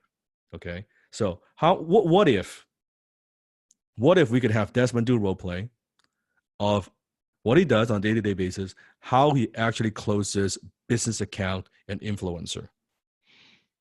Would that be valuable to you? These are insider secrets. These are not just closing a product. This is actually closing for a business account. Do you think there will be distinctions? Do you think it will be valuable for you? Seeing that business acumen in action. Now, again, warning, by listening to this, you would know, you would know, you will recognize there's a gap. Okay, it's a pretty big gap actually. But it's okay. You could go back, we listen to it. I'm not asking you to try to mimic it word for word. I just want to show you what it sounds like. Now, Joe, I want you to be a prospect. Awesome. Let's give you a scenario. Let's say you are Desmond. Who do you want the prospect to be? Joel, if you've got your HubSpot open, you can actually even take a look at Charlie Franklin. If you want to look at Charlie Franklin, that could be one example. But while you're pulling that up, I'll give a verbal as well. So Yeah. Charlie Franklin is actually the marketing director working with a pretty well-known influencer. Okay. Influencer's name is, just for the sake of protecting his name, I would just call him Sam. Okay, Sam, so he's working for Sam. So Sam educates a lot of students, and especially people that want to go overseas, like foreign students that want to get into universities, and he's got different packages. So he's got a $2,000 package, a $1,997 package. He's got a $4,997 package, and they've got a $6,000 package or a $5,800 package. Charlie was trained by a pretty well-known internet marketer that teaches coaches and internet marketers, digital marketers, how to scale their business. And Charlie has actually paired up with Sam, because Sam is more of the influencer who does the courses, kind of like Sifu, is more of the front facing, and Charlie's more of the technical, the back end, the strategy. So they've been able to generate quite a few leads, and they How stumbled much upon. revenue they are doing? They're doing actually about 1.2 million right now. Okay. They were averaging about 100,000 a month. Actually, And- don't go into all the detail because I want you to use Sure. to get it out of them through the closing call anyway. Sure. So Joe, you'll play Charlie, right? Yeah, I'll type some information for Joel. I've So got And the it doesn't have to sheet. be all fully accurate because the numbers is a role play, right? It's okay. Yeah. I've So got if you everything pulled if you up. want to create your own scenario, you could. Okay. So this is basically now this. So Charlie wants they're looking for closers. Okay. And then Desmond does what he'll usually do, what he always does. Okay. So here we go. Go for it. And okay, I'm gonna ask this season. Okay. Do you guys want to see a glimpse of the role play, or do you want to see the full role play? All right. All right. Okay. Full role play then. Here we go. All right. So Des, I'm gonna call you as Charlie, okay? yes. Yeah, you're Okay, gonna be ring, Charlie. ring, ring. You be Charlie. I'll be Desmond. Yep. Ring, ring, ring. Hello, Desmond speaking. Hey, Desmond. Yes, we have this appointment scheduled for a consult to learn about how your closers can help our business. That's correct, Charlie. Yeah, it's good. It's good to connect with you, Charlie. How you doing? Doing great. How about yourself? I'm doing good, thank you. So, Charlie, I know that our team had connected with you. Apparently, you had stumbled upon our closers.com site. Is that correct? Yes, that's right. Very curious to know what you guys do, actually. Okay, so we'll cover some of that as well. I also noticed that. Pause for a second. Joe, can you speak just a little bit louder, closer than Mike? Sure. Is it better? Yes. Even Okay. louder. All right. Let me move my mic here. Better? Good. Yeah, that's good. Perfect. Okay, let's do it this way. Yeah. So, Charlie, you also, from what I understand, I mean, you work with like your partner. His name is Sam. That's correct. Got it. Okay. And is Sam going to be joining us on the call today, or is it just yourself? It's just myself for today. He just wants me to come check it out, see what you guys Got do. it. So what do you know of what we've done so far? What do you know about closes.com? Tell me more about that part first, and then I'll help to fill in some of the answers for you. But just by the way, I just want to let you know that whether or not we work together, at the end, if we do, great. If we don't, I'm not emotionally attached as well, right? I'm gonna try to do my best to give you as much value as possible, and I'll even point you in the right direction if we can help you out that way. Does that sound Okay. good? Yeah, that sounds fair. Okay. And Charlie, by the way, do you have to hard stop at the top of the hour? Yes, I do actually. I have another appointment. Okay, that's good to know. I also have to drop off exactly at the hour, so we'll keep it short. We'll get to the point, and if there's any other extra questions that we need to tackle, then we might have to book a second call. But hopefully, I can get you the information that you need, and we'll see if we can help out each other and see if we can work together. Okay. Okay. Well, so about closes.com, yeah, I like your guys' tagline, right? Turn your unconverted leads into revenue. I clicked on the button that says hire closers because we are looking for sales reps who are capable and can get good results. Okay. So that's kind of what I know. I think you guys, I don't know whether you guys have sales reps or whether you guys help matches to people, but that's what we're looking for. Understood. Okay. And how many do you have any internal sales people right now? Who's taking your calls right now? Right now, it's actually just me and Sam. Okay, got it. Right. So, and how's that going right now? How many calls are you guys getting? How many bookings are you getting per week? Oh, I mean, we're not doing too bad. We get about between Sam and myself about 20 to 25 calls a week. We close on a good month. We could close maybe about 40 to 50% of those leads in a good month. Not too bad, right? And so Sam obviously being the influencer, he's the guy that's in the videos that I saw on your website.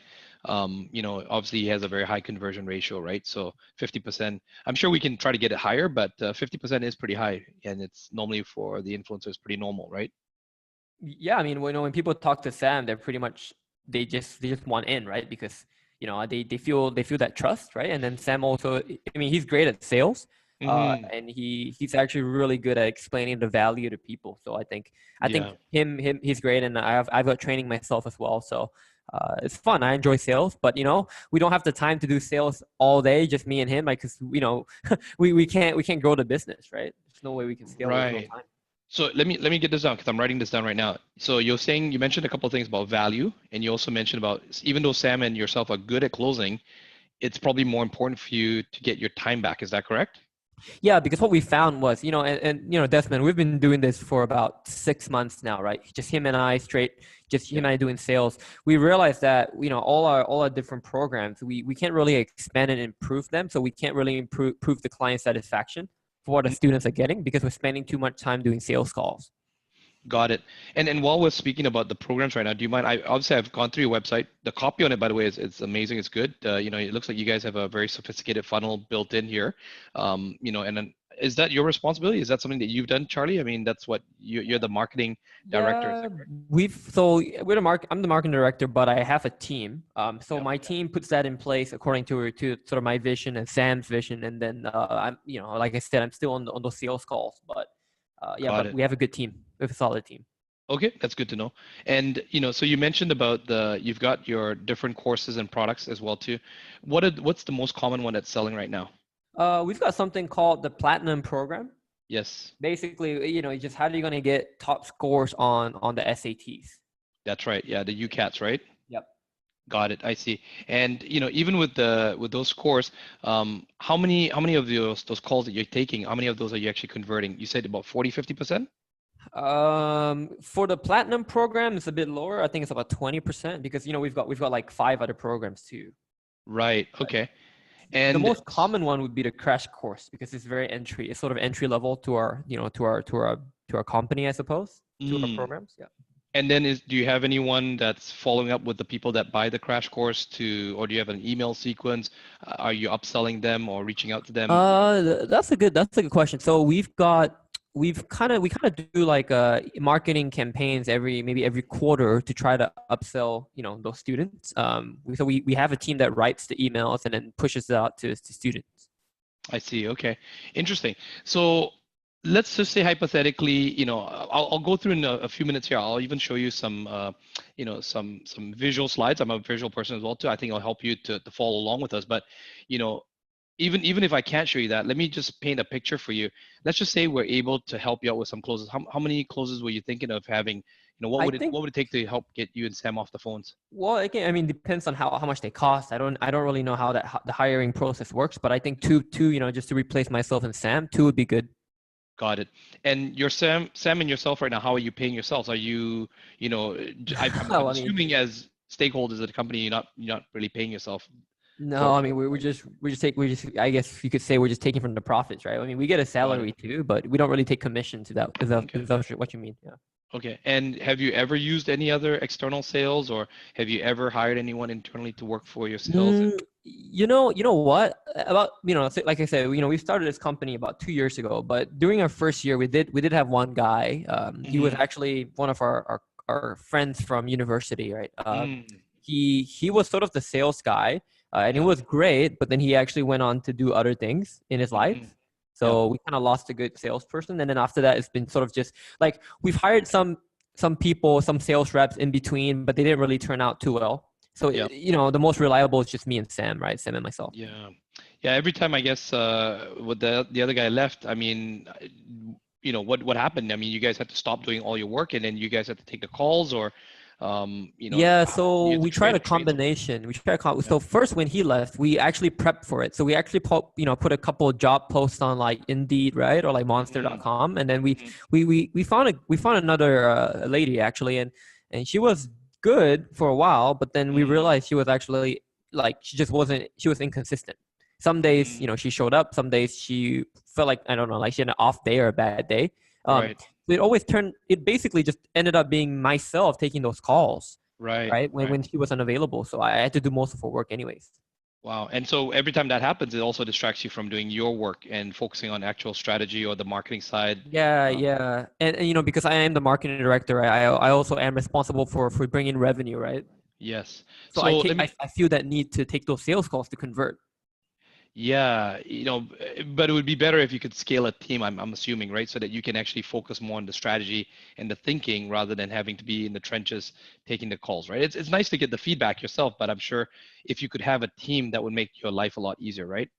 Right. I mean, like what I want to do really, that's when with my own my actual role, right? Is actually I Mm, want to plan out. I want to work more with like so we work with ClickFunnels. You know ClickFunnels, right? that's correct. Yep.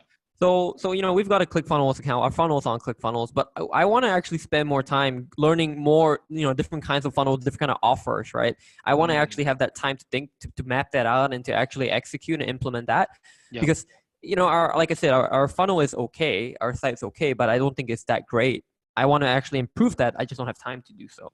Right. And if you got your time back, how much time would you need, to do that? What would that mean for the business? What would that I'm mean thinking for of you? going to, so like Russell Brunson, right? Yes. I'm thinking of going to Russell, one of Russell's courses to Mhm. do his mastermind, and I think that's going to take me about 3 months to pick up some new ideas and implement.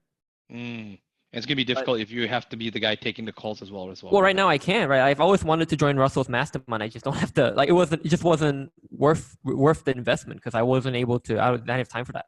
Okay, I see. Well, so hypothetically, I mean, if we were able to, I guess, set up a team, 1 or 2 closers, what would your expectations be? To be very frank, I mean, I've I know I did some research myself when I looked at closes.com, and I've heard of Dan Locke and yourself, Yeah. right? And I know Dan, I think the media calls him the king of high ticket sales. Mm. So I do have an expectation that, if he's the king of high ticket sales, then the sales reps, they should be fairly, I would say, I don't think I think the word good is very subjective, but they should be fairly effective. Let's put it that way at their work, right? So, if It's a fair assumption. So maybe for a second here, if you don't mind, with your permission, let me give you a little bit of a breakdown of how the closes.com program came about. Yep. And then, it should help you as well understand. And along the way, I'll be asking you some questions as well, right? So, Okay. take a look at, and now for those on the role play here, guys, I would be showing a bit of my slide deck. We don't depend on the slide deck, but I use it as a tool or as a prop, right? So Des, do you have the slide deck? I do. Do you want me to use it? You Yep, guys I wouldn't can want to take it. see the slide deck, would you? No, You wouldn't want to see any of that. they don't want to see proprietary information. They don't No, want no, no. No one would be interested in that at all, right? All right, so let's do it. But don't show the whole thing because that would take a long time. Yes, I won't show the whole thing. Show bit. So I would pause my share. Yes, I'm going to so take that over the screen share. you could share. Okay. Yes. Actually, we have never ever done this before We have never done it in before. any of the season. Isn't it true? Come on, my graduates. They're lucky. previous season? They're lucky. Wow, this is exciting. It's really exciting. Yeah. Okay. Unless You guys can see my you're screen? on my team, you've never seen. No, not even on my team. Only if you're in biz dev. Then you Yes. see. That's correct. This is pretty proprietary stuff. So here we go. Okay. So Joel, I'm gonna thumb through some of the. Sorry, Charlie, I'm gonna thumb through some of these the slides here. It'll just I help see your screen. explain things, right? Mhm. And obviously keep it confidential. What I'm showing you, right? This is mainly for business owners like yourself, help you to understand the model. You're not dealing with just an outsourced company. You could hire freelance closers out there. I'm sure we've trained over 7,000 plus closers around the world. So very quickly, in case you did not know, our founder, our mentor, the person who taught pretty much all the closers is Dan Locke. And have you seen his social media? Have you seen Yeah. some of his ads? Sam and I actually have followed because we, like I said, we speak to Russell quite a bit. So Russell speaks highly of Dan. Yeah. Um, Dan and so, Dan and yeah. Russell are good friends. That's correct. Yep. So just a bit about the back history, right? About 4 or 5 years ago, when Dan engaged in the, in mentoring, he started to really expand on his mentoring. One of the things he did was he doubled down on his social media. And I'm speaking to you. I mean, you're a marketing person, so you understand it can be very difficult to grow things organically as well as also with paid traffic, right? Yep. So we don't do this to boast, but what I'm trying to say is that he's had a lot of reach, right? So you can see here it went from 10,000 subscribers to 2 million subscribers. And even if you look at the date that we took this is in December, it's a lot more now. Same with the Instagram, same with the Facebook. So there's a lot of reach. He has a lot of influence. And our team, it's all about the team and the ecosystems that Dan builds, right? He doesn't just do this just for his own ego. He's actually building a team. So currently right now, our team, we have about 60 full-time and part-time team members and entrepreneurs. You'll notice that Okay. we don't call ourselves employees because all of us were pretty much either business owners or entrepreneurs, and we all channeled our energies, came together under one roof to work with Dan Locke, right? And so that's Okay. why we built the team. And at any given time, usually we have around about 120 of our top closers working with our internal team or working on business accounts, and these are the top closers that we've filtered through the process. So when you were asking me just now about the quality of the closers and Dan being a high ticket closer, I want to make sure I manage your expectations correctly. Is that fair with you? Right. Okay. I did have a question though. Sure, go ahead. You were saying that so you guys have closers? Like is this closers like what do you mean? Like is it within your company or is it so like would we be getting sales reps from your within? Is that So what you mean? that's a good question. I'll get to that slide in just a second. Let me explain. I'll take you through a little bit more of the journey here. Okay. So I want you to understand that Dan has multiple companies, right? We've had, from a marketer standpoint, we've had info products that we've trained thousands of closers in high income skills. That's over here, the B2C world, right? We elevate financial confidence globally by equipping individuals with high income skills. So high income skills can include closing, copywriting, speaking on stage, investing, consulting. There's many types of high income skills. The one that you're probably associating right now with are the high income skills of closing. Okay. On the B2B side, we actually help companies to scale their business strategically and sustainably. So everything that we're doing here, hypothetically, if we're going to work together, Charlie, we're going to be working together like partners. We're here to help you scale. We're not here just to do a transaction. I'm not here just to introduce you to a couple of closers. We're going to be diving deep into your business to see how we can actually increase your revenues, strengthen the relationship between the sales team and the marketing team.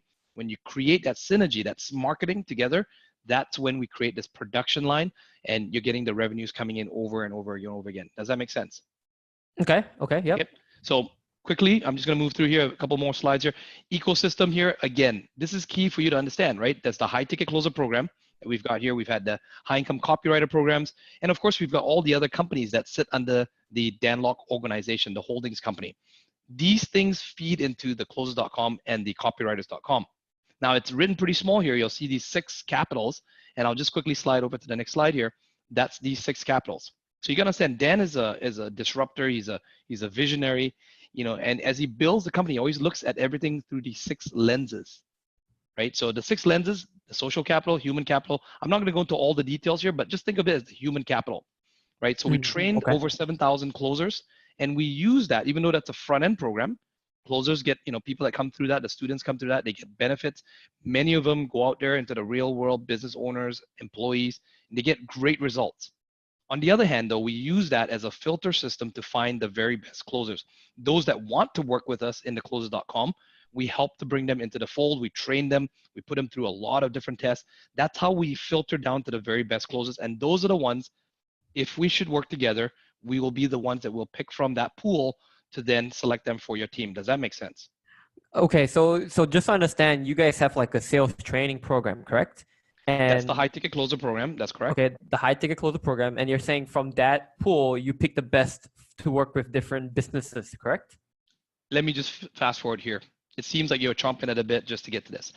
Does this visual help you out? That's what, 7,000? Let me explain. So Okay. we've trained about 7,000 students over the last 2 years. Mhm. Now there's going to be attrition. There's going to be all kinds of things, bad apples, people that go off to think that they can compete with us. Some people that just business owners, some people that didn't pay attention, some people that never showed up, maybe shiny ball syndrome. What we've noticed historically is that from the 7,000, 2,000 will actually continue with us in the ongoing program. These are the serious students. These are the ones that actually want to really double down on their skills. Okay. In the upper level, right? This is what we call the inner circle. They continue their training. They get training twice a month. They engage and they learn more advanced skills. They have a lot more Discord. There's a lot more test points and touch points for us to be able to see who are the top closers. From that, Okay. there's an 80-20 rule. Okay. In general, even from that, we'll filter down that 80-20 rule. So about 500 of them are what we consider closer ready. The rest of them, maybe they're new, maybe they need more practice, maybe they're there for extra additional mentorship, but about 500 of them are really closer ready. These are the ones that are hand raisers. We've tested them out. We can actually vet them and we know that they have the abilities to close.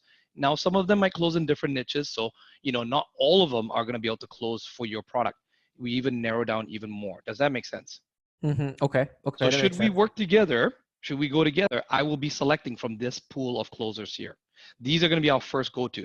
Sometimes we find some individuals down here from time to time, but in general, the ones that have really been with us long enough that we can see and we have the facts and the results, they come from here. Okay? Yeah, that makes sense. Okay. Okay. So So you guys. Mhm. I'm just going to quickly thumb back here. Again, we talked about the social capitals, these things. These things may not seem important to you. You understand that we've got this pool of closers that we pick from. I want you to take a look at this, right? Do you see the number on the bottom of the screen here? This $34 billion. Seems like a pretty big number, right? I mean, it is a big number. Yeah. Yep. And historically, our company has, we trained a lot of closers, and we tried our very best to track every time they registered a sale. In our company, we call it a boom. In our community, when someone gets a sale, they'll chime in and they'll put in the Facebook group, or they'll make a post and they'll say boom, and they'll normally take a screenshot of what they've accomplished. So we'll usually ask them to verify that to get some proof that they've actually done it, and we've tallied up what they've actually done. And believe it or not, our closers over the last 2.5 years, have actually done about $34 billion in revenue. Okay. So that's what they close for like different businesses, right? For different businesses. And, I must admit, some of these are big deals that are done through banks or even national deals. But here's the important part. You're a business owner as well too, right? Yeah, I see. It was a double-edged sword. It was a double-edged sword. We didn't actually monetize from that. The closers were doing that, and some of the closers, most of them were doing good things. But we had no control of that. So in 2019, Dan drew a line in the sand. He said, hey, look, you guys are welcome. You go through the course, you train, you're welcome to do closing on your own. If you like, you want to apply it to your business, or maybe you like to offer your services on your own. On the other hand, though, there's a core group of us in closes.com where we brought all our services together. We pool our best practices, our intrinsic knowledge, structural capital, technological capital, intellectual capital, and we structure the deal together. So closes.com structures the deal, and we're not a franchise, but the members that are part of this work within that closes.com structure. We help companies with our know-how to scale a lot faster. So the closes there have a higher opportunity and a better chance of actually hitting success. Those are the 500 closes I was showing you there earlier about the closes ready. They are the ones that work there, and we work like a PayPal model. So for every transaction, we take a small percentage off the top. The closers get a good percentage. They're happy. They're scaling. You are making the bigger piece of the pie because you're the business owner. You're having the money that you can then reinvest back into your marketing dollars. So if you can get a good ROAS, if you're getting a good return on investment, return on your ad spend, you can put it back in to channel and get more leads, which then goes to the closes. Does that make sense? Yep. Okay. That makes sense. So I'm just going to skip through a couple of these. You saw some of the testimonials. I'm sure you've seen that. This is something that's important here, okay? You let me know. You read along with me here, right? The advantage number one, right? So one of the key things that when we work with you, we're in the business of scaling, okay? I'm not in the business of outsourcing. So if you're not interested in scaling, then maybe this is not a good fit. But if you actually want to scale, you want to have the closes there so you can put more marketing dollars, you can drive more leads. If we can generate more revenue, you're willing to put it back into the business and reinvest, then we've got something that we can work on together, okay? So we help you get all the best selected for you so you don't have to spend time. Have you spent time already looking for closers?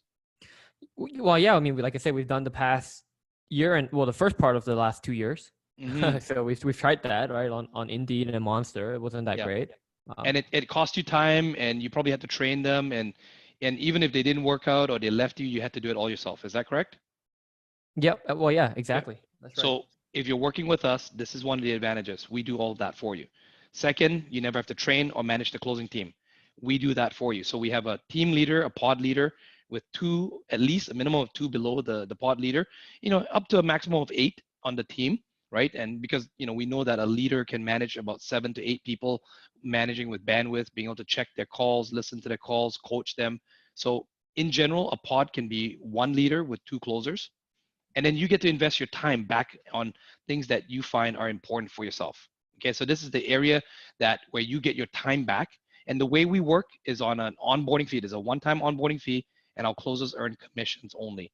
So you're not paying for any, rental space for the office. You're not paying for equipment. You're not paying for any medical benefits or anything like that. The closers work on commissions only. Is that making sense? Okay, but there's an onboarding fee and then there's the commission, but it's no like other recurring That's correct. costs besides commission. There is no other recurring cost. I mean, if your business scales so much that you have to add an extra pod at that time, then there is another smaller onboarding fee. But that onboarding fee goes to the CSMs, it goes to the managers, the people that don't make commissions. These are the managers that are there to help set up the production line. They're there to help get things in place. And it's normally within a 30, 60, 90 days. Until that production line is up and running and that money is flowing, don't forget, we eat last, right? Our company eats last. You have to get sales first. The closers need to get commissions. And only after that's in place, then we make money. So it's in our best interest to help you get up and running, as soon as possible. But I want to manage your expectations. it may take more than 90 days. Are you going to be okay with that? Yeah, I think that's reasonable, right? Given training and obviously getting to gel and getting to know the company. Do you mind sharing what the onboarding fee would look like? The onboarding fee is $10,000. Okay, 10K, and then I pay commissions, right? That's correct. Okay, so how do we negotiate commissions? Is it already fixed, or how does that work? So your price points are under $10,000, right? Yeah, we've got a 2K. Well, like you're talking about like our programs, right? That's correct. Yeah. I think our highest is 7.5, Yeah. $7,500. Yeah. So we have a sliding scale, and usually anything that any program that is under $10,000 is 25%. Now I'll explain that in a second, okay? 5% of Are is you it a on numbers guy? gross? Yeah, Okay, you're a yep. numbers guy, right? Okay, so let me show you this formula here. You're gonna work with me on this one, okay? So do you understand this number here, 8,333? Do you know why that's important? No, I mean, I think I know. Is it for how much the sales rep wants to make? It's a six-figure income, right? Yeah, yeah, okay, If yeah, you can yeah. I heard that help the before. rep, one of our core values obviously is client success. So we want to help you get success, but we also want to help the closers also have success. When you have a good closer, a really good closer, they are like gold. You want to keep them on your team. We've invested time to train them, get them to understand your system. They understand the common objections. They know how to deal with your clients. They know how to have your clients stick. You don't want them jumping off and going off to another contract. So what we've found, okay, and this is just what we've noticed in the top 500 closers there's a common pattern about these closers. All of them would like to make a minimum of a six-figure income. And these days six-figure income is really not a lot, is it? I mean, I think it's reasonable, right? Yeah, Right? I think it's And fine. do you know why? Why do they want to make a six-figure income? Well, many of these top closers, many of them, not all of them, but they all came from a professional background, or they had some experience in that background. So we do have closers that are unicorns that are not exactly like that, but most of them are usually have had a taste of a six-figure income. When they came through our HTC program, many of them that rose to the top very quickly, right? It's usually because they had some experience or they learned very quickly and they were able to make a six-figure income. So they want to be able to sustain that without having to put in an 80-hour work week, at a corporate job or as a brick and mortar business owner. They would rather be working from the comfort of their home remotely, taking calls, taking about 5, 6, 7 calls per day, 5 days a week. And if they can even see the light that they can make a six-figure income, you will keep some of the best closers on your team. Now, let me ask you a question. Would it be beneficial for your company to have a stable group of closers closing for you day in, day out, converting at a high level?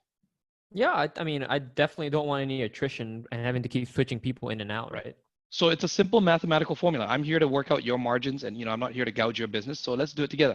If you take your average, what's your average price point of your product? Let's say 7,500. Oh, the average would be 5K. That's your up one. That's right. So take 5K. And how many appointments are you getting per week right now? On average or just on the 5K? Just number of appointments on average. Let's say 20. 20. Okay. So you plug that number in. You do the math here. Okay. So you plug your 20 in. And what's your average show up rate right now? Okay, in a percentage, it'd be about like when you say show up, it'd be whoever shows up on the call, right? That's Like right. So you actually have not miss the bookings, call. and then you have people that opt in, then you have bookings, and then you have actual show up rate. What's your show up rate? Okay, so people that show up on the call, maybe 60%. 60% is not too bad. Okay, so then now the conversion, yourself and Sam, you said Sam was converting at about 50%. We could say 40%. I think that's fair. So Combined. you guys understand your business. Now, would it be reasonable to say, well, 40% is a little bit high? Would it be, I want to be pragmatic here. What if the closers were able to even just do 20%? Initially, I mean, they're Yeah, brand new, right? initially, yeah, but we would want them to increase that conversion rate, right? Of course. But let me ask you, would it be fair if you were to work at a new company within the first 3 months and the boss said to you that you needed to get 40% right out the bat? Would that be something reasonable? Or is it normal in any company with any employee to at least have a 90-day probationary period?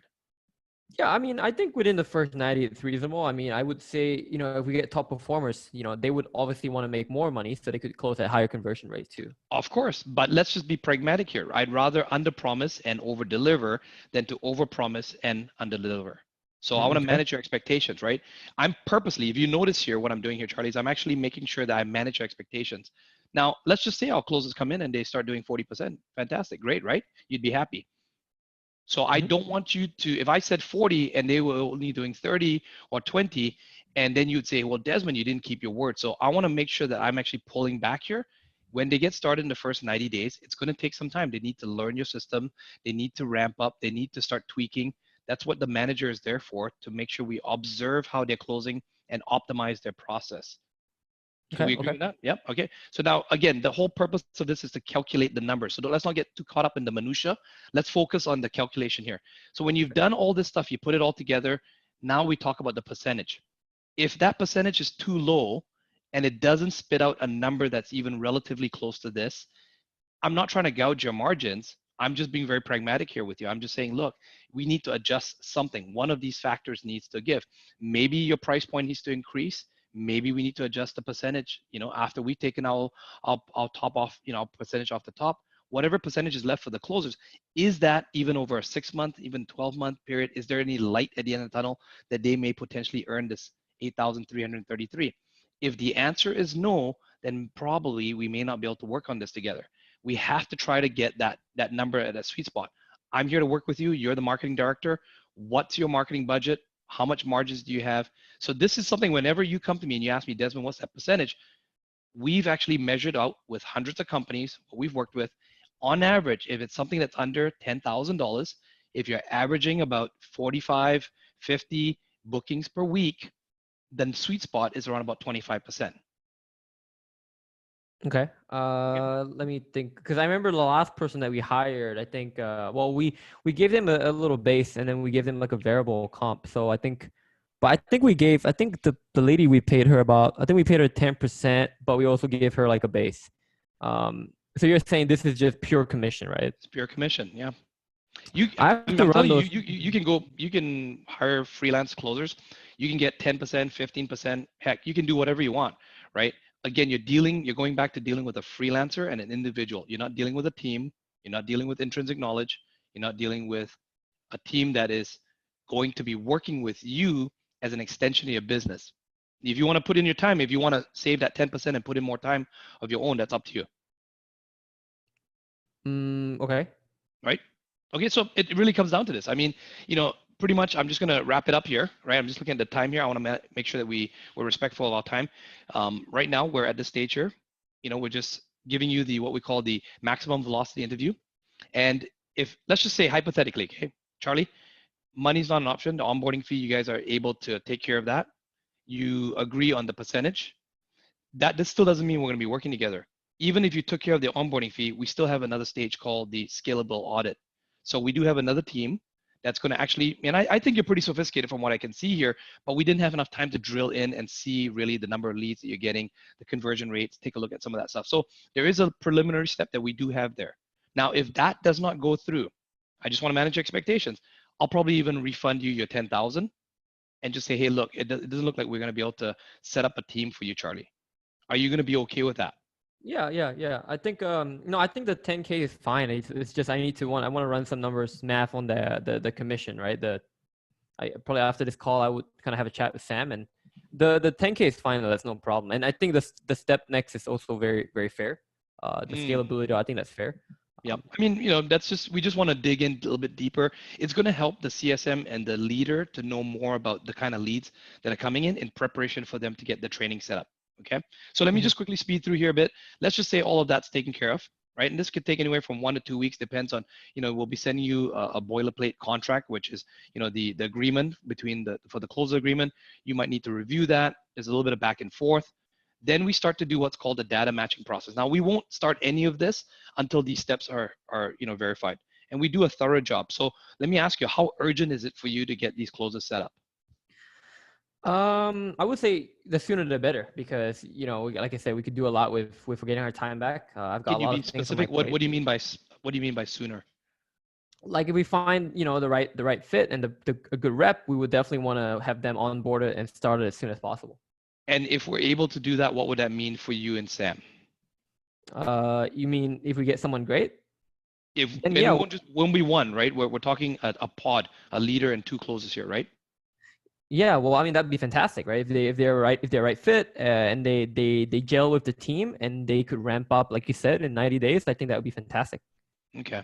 Okay. And that will help you buy back your time. Is that correct? Yep, 100%. Okay. I want to make sure that we go, I'm just addressing all these things here, okay? Keep in mind, even when they do start, the team is selected, the team leader is gonna want to work with you, Charlie. I'm thinking you're being the managing director for the marketing side of things.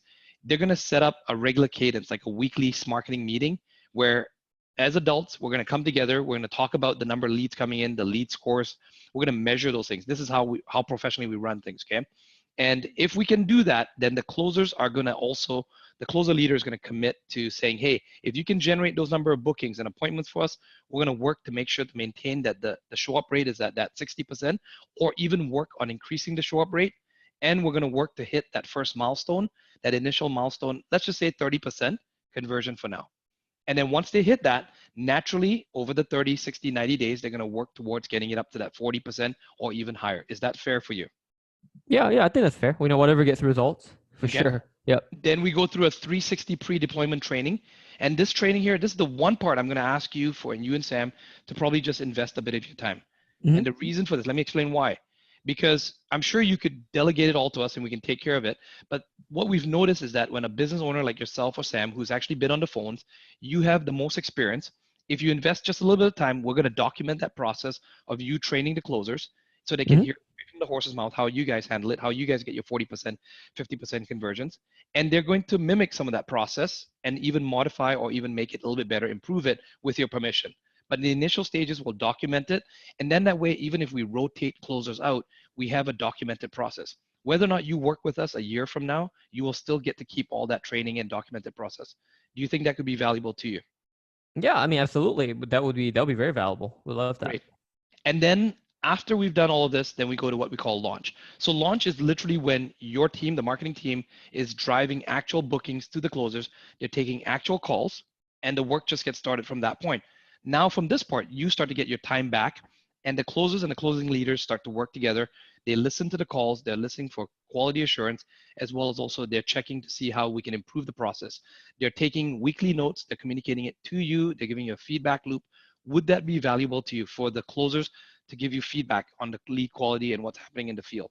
Yep, 100%. Yeah, we also from our end, from our company standpoint, we definitely want to hold them accountable too. So I think this is great.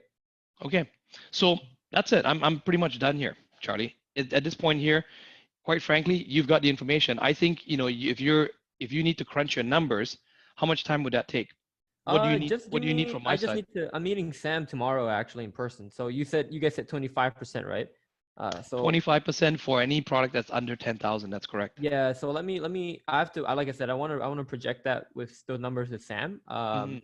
If he thinks it's great, I think it's good because I understand, right? We also have other costs of doing business, right? We've got our marketing budget, we've got our staff Mhm. salaries and all that. So, but once we run that, I think we should be set. Are So, you guys negotiable on that commission, or is it like a fixed 25%?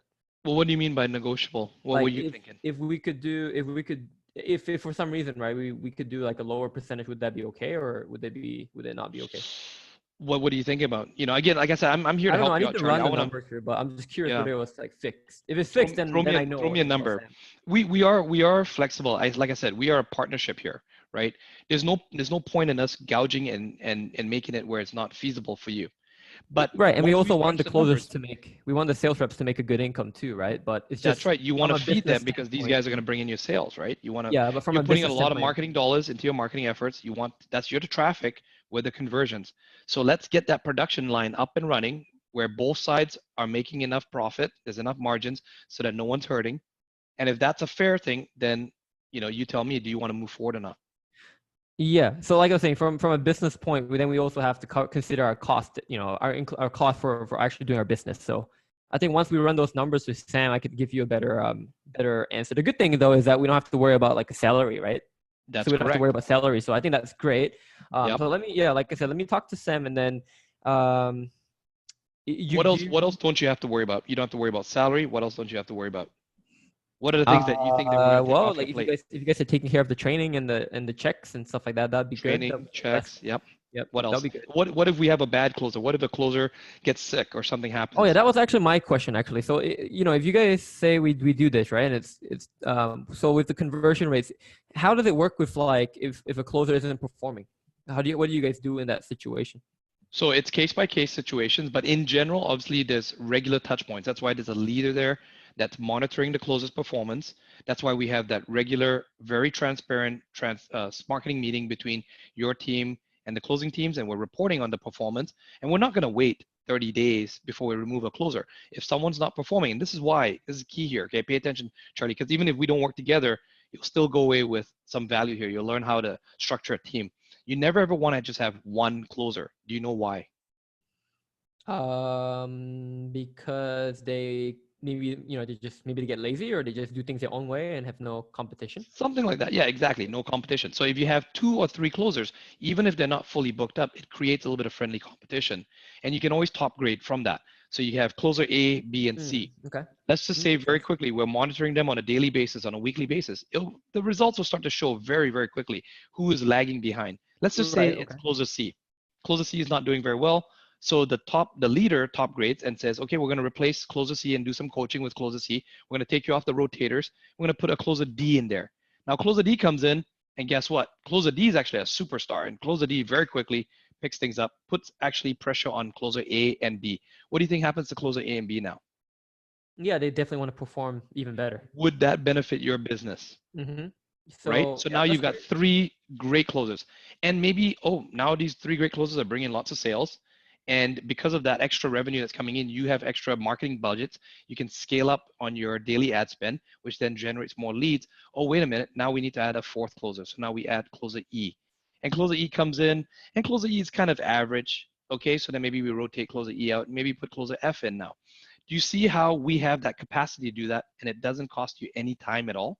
Mm-hmm. Yep, that's great. So just to confirm, right? You guys pick the closers based on is it based on I guess the industry, based on their performance, all that, right? You guys include all that. We have a 21 data point, so there's a lot of different things that we select the closers on, and you'll get to meet them as well too if you like. Right, because I just want to make sure we get someone who's in the education industry at the very least, right? Right, not someone who's. Why did you think we'd be picking a closer that's completely different to your industry? Don't know. I mean, I don't know how you guys gauge the performance and things like that. So do you think we'd be successful if we put closers that are not a good match for your industry?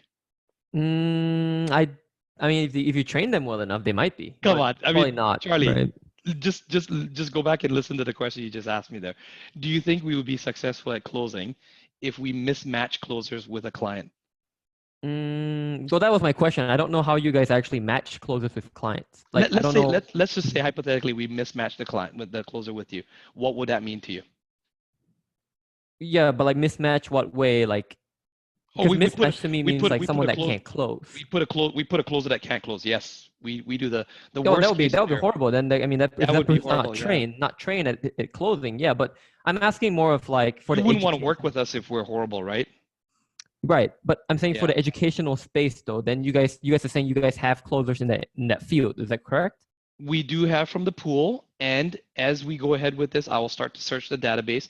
I'm pretty sure we do have closers because I do know that we have other clients that do similar items like what you do. And if we don't have it, we won't be moving forward. You'll be getting your refund on your 10,000, and we won't be moving forward. Would that make you feel better? Yeah, that's fair. That's fair. Yeah. Okay. Great. Okay, I think I got what I need. Thanks for your time, Des. Charlie, let's say we move forward with this. Let's say you find out from Sam. Sam says, hey, the percentages. Okay, to make your life easier, say Sam says, no, we can't do 25%. You come back to me and you say, Desmond, we need to do what? I don't know, 20%. And I say, okay, well, let's do 20% if it helps you out. And we go ahead at that point. Is there going to be anything else? Are you going to ask me any other questions? Is there any other things that you need to get cleared up, or? No, I think that thing is just a commission for me. From my point, at least, it's just a commission. Okay. I don't know what questions Sam might have, but I think for me, at least, that's it. Okay. And you're not going to give me any sort of, 1 or 2 days later, you're going to not reply and send me an email, because I'm not emotionally attached, right? So if you don't do business, that's fine with us. Just let me know. Just say, hey, look, the numbers don't match up. We don't have the budget for it. Just be very direct and open with me. For sure. Of course. Yep. And of course, if you have another question, we need to get back on a call with Sam, then we'll just do that. But what we Yep. don't want to do is keep asking 101 questions and not moving forward, because you're losing money every day that you're not doing this, right? You're spending more time on the phones. I mean, hey, I'm okay on our side, but if you're happy and you're okay getting on the calls and taking those calls and doing it yourself, that's your business, right? But if you want to engage with us, we can move relatively quickly, but we need to have decisive decisions made. And if that's the case, then I'll start to process the paperwork for you, okay? Yep. So let me speak to Sam and I'll get back to you within the next 48 hours. 48 hours, okay? Yep. So today's Thursday, so 48 hours will be on Saturday. Yeah, probably by the end of tomorrow, because like I said, I have a meeting with him tomorrow. Okay. So I'll bring up exactly what you guys talked about. He's probably more concerned about the math, to be honest. So it's not going to take us a long time. Once we run out, we have to obviously look at expenditures and things like that. Then that should be a pretty straightforward decision. Do you think it would be helpful if I jumped on call and help, to do the math with Sam and you, if you're speaking with him, if he's still not sure about it? Let me talk to him first. I don't really like. He doesn't really like jumping on different like calls. That's kind of why he sends me to kind of do these calls. That makes sense. He actually likes to just listen to me. It's kind of funny, but that's kind of how he works. Okay, well then, Charlie, but if he has questions, I'll definitely. The ball's in your court. Yeah, yep. if you're not able to explain to him the math, then good luck with the phone calls, and hopefully you're able to come up with a solution. Okay. I'm not going to be chasing you. I'm not going to do any of the salesman stuff of following up. I'm going to leave it in your court, right? I'm a man of my word. Hopefully you're a man of your word. So if you say 48 hours, I'll wait for your email and your message back. And then if we have to get on a call to work out the details, we'll do that and we'll work out the logistics. Okay. Yep. Sounds good. All right, Charlie. All right. Thanks. Thanks, Desmond. Yep. Bye. All right. Very good. Round of applause for both of them. Boom. First of all, how many of you could see the business acumen that Sifu was referring to being demonstrated during this call, this role play? Okay, that's actually that's a pretty accurate representation of how a B2B, a business-to-business closing call kind of sound like. Now, because of the time limitation, Desmond actually speed up a little bit. Otherwise, this would take an hour, 15 minutes. Because he would go through a few more things, he would slow down, but the speed is just for the class so that we can move forward. Otherwise, this would be a fucking 8-hour class, right? Could you also see some of the vocabularies being used? Scalability, velocity, right? Data-driven, KPI, smart marketing, right? Smart marketing. Those are business language, business vocabularies. When you're talking to a business owner, do you know what you're talking about? Do they know what you are talking about? Very, very key. Now, as I said, what he was just showing you, what Desmond's showing you, that's what we do. I'm not telling you that that's what you should do. I'm just simply teaching you this is what we do. Can you see this is like high level? This is high level closing, right? It's not just what we did last week. When I said we are teaching you a fraction of a fraction, like we're teaching less than 1%, that's what it is. This is negotiation, a little bit of consulting / B2B kind of closing. And this is not even super high level, by the way. We are keeping it simple at this level. Those are still pretty basic. And that's what it is. So can you see, and Joe is not being easy. Joe is back and forth, right?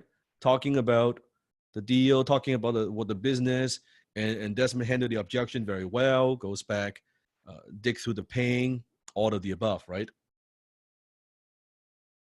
So a lot of good notes taking. And you could also see where the demonstration of our, a little bit about our organization, right? A little bit about telling people what we do and how we do it. It's because for a business owner, and even for you, my students, I mean, most people actually don't have any idea what we do. They see that we have a training program and that's it. They don't understand we are a global organization. We do, and by the way, what you saw is actually a little bit outdated. We actually have more things on the chart now, right? we just finished an acquisition. Yeah, we're just adding another company. So it's part of what we do. But for most people, it's good enough. I don't need to share everything that I do with everybody. Does that make sense? So with that said, let's do a quick 3-minute break. In the meantime, let me share my slides so we can get back on track. So 3-minute, we'll be right back. All righty. So who learned something from that long role play? It was long, but there was so much knowledge. You definitely want to go check out the replay there. Just wanted to check in one word. Once again, one word, one takeaway. Overwhelmed. Knowledge, amazing, stunning, real, phenomenal. Acumen, amazing, language. As you can see, they were using so many different aspects. I was even learning so much about this and how they were closing. I'm going to go back and check out the replay as well. Now, Desmond, you were handling objections like, no, tomorrow your tonality was changing and matching him perfectly. Now, when dealing with B2B prospects or dealing with businesses like that, I noticed you bring up more of a Ruby Emerald side. Is it that when you face more B2B personnel or people, they tend to be more Emerald Ruby? It really depends on the situation. Many of you are typing in the chat, right? So go ahead and type in the chat again. What sort of gemstones do you think Joel or Charlie was playing? I saw a lot of emeralds. It's a combination, and I don't know. I don't have the exact stats on this emeralds, but from what we do notice, it seems like a lot of business owners tend to have a lot more Ruby Emerald. We have business owners that are more on the Pearl side, the Sapphires. I just tend to find a lot more of the decision makers. We get, I don't know, 50, 60, 55%, 60, 75% have a lot more of the Ruby Emerald. So maybe it's a trait, or maybe it could be a Pearl person that, but as a business owner, they've trained themselves to be more Ruby. They train themselves to be more Emerald. And usually the ones that we get on calls, our filter process through our marketing, by the time they actually get on a call, they're usually business owners that are relatively well put together, or on their way up. So that's what I find. A trait that's quite common. It's either inherent and natural that they have a Ruby Emerald, or that's a learned Ruby Emerald. So be prepared for that. And so for this type of close, for this particular business service, then for close.com, then I adjust usually to that style. So always on your toes, always adjusting. Now, Joel, when you were back in season 5, I know that you were role playing like crazy. You were learning nonstop, and some students struggle with certain gems. Did you struggle with a certain gem? And if so, how did you overcome it to master it? I think that's a great question, because the gem that I've always I think a lot of the closers here actually know, because they've actually helped me with that and coached me on that, right? Is really the pearls, because I don't think naturally I don't think I'm a natural pearl, but I think actually after meeting Sifu, meeting Desmond, right, meeting my wife Jaden, it's really naturally taught me how to be a genuine pearl, not like a fake pearl, but really genuine. And I think understanding, going through life, experiencing more hardships within the past year and a half, it does help. And also great coaching from fellow HTC season members that I had, I think it definitely helped. And the one thing though that I would say that would help really being a pro, and this is something that even I think George, I forgot who it was. Was it George? Maybe George can put in the chat. We had a great great game that we played one time during our closers coaching session. We did something where if you had to tell your best friend that his or her mom just passed away, and you were the first person to bring that news, how would you do it with real, genuine emotion? I think that exercise was really helpful. I think a lot of us gained a lot of knowledge and very much expressed our genuine pearl. And I think that was really effective, that exercise. And what would you say would happen if someone said, you know what, no, I don't need to learn how to close pearls? What do you think that does to their closing ability, and does it close off a large chunk of the market for them? I would say, it's interesting. I feel like even the most Ruby prospects have pearl in them if you get deep to that pain and you actually draw that out. And I think the key here is being genuine, being really empathetic, and showing that you care. I think when someone truly feels that pearl does come out. And I would agree with you, Vikas. If we don't have that pearl, then it's hard, right? It's like you just want to go straight for the kill, but it doesn't work that way all the time. 100%. And if you were to give students a piece of advice that would say, okay, here's how to overcome a example, let's say they're struggling with rubies. What would you say is a key piece of advice to help them start to master that and get over that? With I think every gem is different. Like I think with rubies, it's about having that confidence in knowing. Like I think what Desmond did on that call previously was amazing, right? It was like didn't matter whether he misstepped, or I don't even know what he misstepped, but didn't matter what he said or what he wanted to say, his intention. Where he was very confident with his words. He never had to like go back and defend himself or justify things, right? Even though it was right or wrong, he just said it and he just moved on. And I think part of that comes down to the confidence, not being attached to the sale. I think Desmond did it really, really amazingly. Mhm. And let's say they're struggling with any gem type in general. What's some general piece of advice we could give them to say, hey, here's how you can overcome any gem type that you're struggling with? Definitely a lot of practice and a lot of like I would say make a lot of friends with that gem type. Like if you're a ruby, make a lot of emerald, pearl, sapphire friends, and if you're sapphire vice, you do the same. And then you really go all out. I mean, I think one of the best ways to learn is tell your partner not to go easy on you. Like tell them to be the hardest pearl they can be, the hardest emerald, the hardest sapphire, the hardest ruby, and you're gonna get a lot out of that discussion, that role play. And really duke it out in the dojo. So again, you've heard it from them themselves. I'm sure we're getting some dojo time and we're practicing. Will we see you in the dojo? Yes or no? Let's see who's awake with that. Perfect. And in just a few moments, Sifu will be coming back. So let's make sure we bring up that energy and we are ready to empty our cup and learn. So we are almost 2 hours and 36 minutes into tonight's class. How many of you are already feeling overwhelmed? We're at secret number 2, by the way. Yeah. We have 9 secrets tonight. We're at secret number 2. We got a little bit of a problem here. Talk about over-delivering. Over-delivering. Steve, while we're on that over delivery, I always find that we have to remind people, like it blows our mind. People, there are entrepreneurs around the world lining up to pay you $10,000 just to even get 1 hour with you. Barely even be able to get that. People paying $30,000 to even get, half a day with you, or even $70,000, $80,000 to get a full day with you. And I'm just thinking, it blows my mind because when we do a 6-hour class, that's more than, I think that's more than a half a day, right? Because even if they were to meet you at the office or they come in for consulting, anything like that, they just to learn from you, that's, that time. And all of you get this. So I want, maybe it's always I'm just a little bit biased here, but that's my mentor. And I want you to understand this is your mentor. There are people around the world that are dying to learn even just a fraction of what you guys get access to. So please treat class with the utmost, integrity and utmost, respect. Please be here, stay focused. You have a once in a lifetime opportunity. But again, we're not going to try to convince you. This is your life.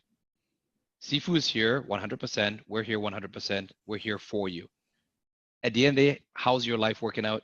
If it's great and everything is hunky-dory, then hey, maybe you don't need this. But if you would just like to just get a little bit better, pay attention. Empty your cup. We've got a lot to cover. Sifu, take it away. Thank you.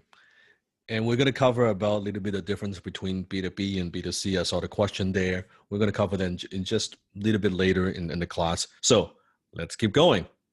Secret number 3. You'll only be effective by being selective. When you are talking to an entrepreneur, when talking to an influencer, you want to be able to ask very intelligent questions, and you want to do your homework ahead of the time. So you know that Desmond has already done some of his homework in this role play ahead of time. Get to take a look at the funnel, take a look at the products, take a look at the business. Okay, because when you're talking about business, last thing you want is to get on the phone and then you don't know what you're talking about. And as a closer, you don't need a lot of account. Most cases, you have one to hit that 6-figure income. I'll say that one more time. How many business account do you need to hit 6-figure income? One. One. So you notice what Desmond did beautifully, brilliantly, the $8,333 to be able to hit the six-figure income. Can you see also how Desmond is representing us? He is negotiating on our behalf, right?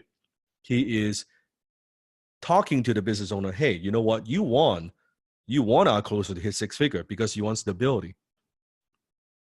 Because you want them to be successful. The more successful they are, the more successful you are as a business owner. So you could scale. Versus a lot of time, if they, and he uses this word multiple times, write this down, right? The freelance closer, the part-time closer. Well, that's fine, but that's not what we do. That's not what we do. Nothing wrong with that. If they just want a part-time closer, that's fine. But we are selective because we want to partner up. That's a keyword. Partner up with a business, with an entrepreneur that we could work with long term. I want to take them. If they're doing 1.2, I want to take them to 3 million, 4 million, 5 million, $10 million. I don't want someone to kind of outsource a little bit of the closing task to our company. I'm not interested in that. So you will only be effective by being selective. So how do you be effective? We interview them as much as they interview us. So these are very key questions. You should take a snapshot of this. You should memorize this, because when we choose business owners, we rate them on a scale 1 to 10. Remember the grading scale, 1 being not interested, 10 being very, very interested. When we're closing, no different when we are closing, when we're choosing who we want to close for, who we want to offer our skills to help. Question number 1, do they have a good reputation in the marketplace? Why is that important? Because it makes our job easier. Do they actually deliver incredible value to their clients? So if they offer you a lot of commissions, but what they're actually selling is crap, would you feel good closing for them? No. Do you think they'll keep offering this product or service for a long time, or this is only a short-term launch? Let me give you an example. Let's say an influencer, an entrepreneur, they are doing an event, and it's a one-time event. Although the event could be $4,000 or $5,000, but the problem is you only sell the event. There's a expiry date. By the time the event is finished, then you're back to zero. Or why not close for something that is ongoing, that you know they could keep closing for many, many, many, many months, if not years? Because it takes you the same amount of time, same amount of learning curve to learn the product inside and out, learn the market inside and out anyway. Now, that doesn't mean there's not a time and place. Sifu is not saying, "Oh, never close for a short-term product." I think it's okay. Let's say you're closing for a business account that's got a $3,000, $5,000, $10,000 offer, okay? And this entrepreneur, this company now suddenly, while you're closing for evergreen, write it down. Those are what I call evergreen products or services, right? Evergreen. So that's good. But then the same audience where this company say, I want to do a special one-time offer that is a timely, that's one time only. It's going to be $8,000. Now, so you're closing for the evergreen products and services, but then there's this $8,000 one-time thing, limited, maybe it's like 50 people or so, that you could close for. So should you close for them or should you not close for them? Of course you should close for them. So this becomes an add-on. This becomes a project. This becomes a short-term, like, windfall money. Take it. Take it. And chances are, do you think the people, the prospects who bought at $2,000, $3,000, $5,000, $10,000, do you think there are some potential buyers there that you've talked in the past that might be interested in the one-time $8,000 offer? It's very, very simple close. So it's short term. You know what you're doing. It is okay. Number 4, are they financially strong? This is so critical. because this affects if you get paid or not. And we've seen it. We have experienced it because we get paid based on commission. If the company is not financially strong, then because we get paid less, we close for them and we brought in some additional revenue and suddenly disappeared or they don't pay us. I've seen it again and again and again.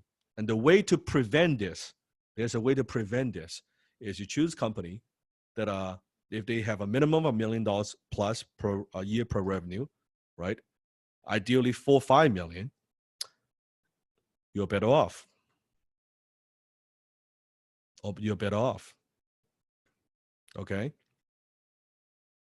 And even if it happens, let's say you're closing for some people and you've closed a few sales, you're just getting started, and you actually didn't get paid by the business account. You spend your time, your first client, first disaster, you didn't get paid. My question to you is, then now what? Are you going to give up? Are you going to say, oh, this doesn't work? It doesn't work. Or have you gained valuable experience and knowledge knowing that you could close? Instead of trying to feel bad about it, move on. We've seen it. So what? And the reality is have you actually lost any money? Let me ask you this question. Is it actually money out of your pocket? There's money you're supposed to receive, but you actually haven't lost anything. Like compared to you putting into some kind of investments or some kind of cryptocurrency or Bitcoin or whatever it is, right? There's actually money lost. No, you still gain something. Remember, there are 3 things we could get out of a conversation: a yes, a no, or a lesson. Remember that? So even the ones you closed, you didn't collect, you learn some valuable lessons, which you can then apply for future opportunities, for the right partners, for the right business accounts to earn more money. This is the beauty of high income skill. No one could take it away from you. No one could take it away from you. What you learn here in the real world, that's yours to keep.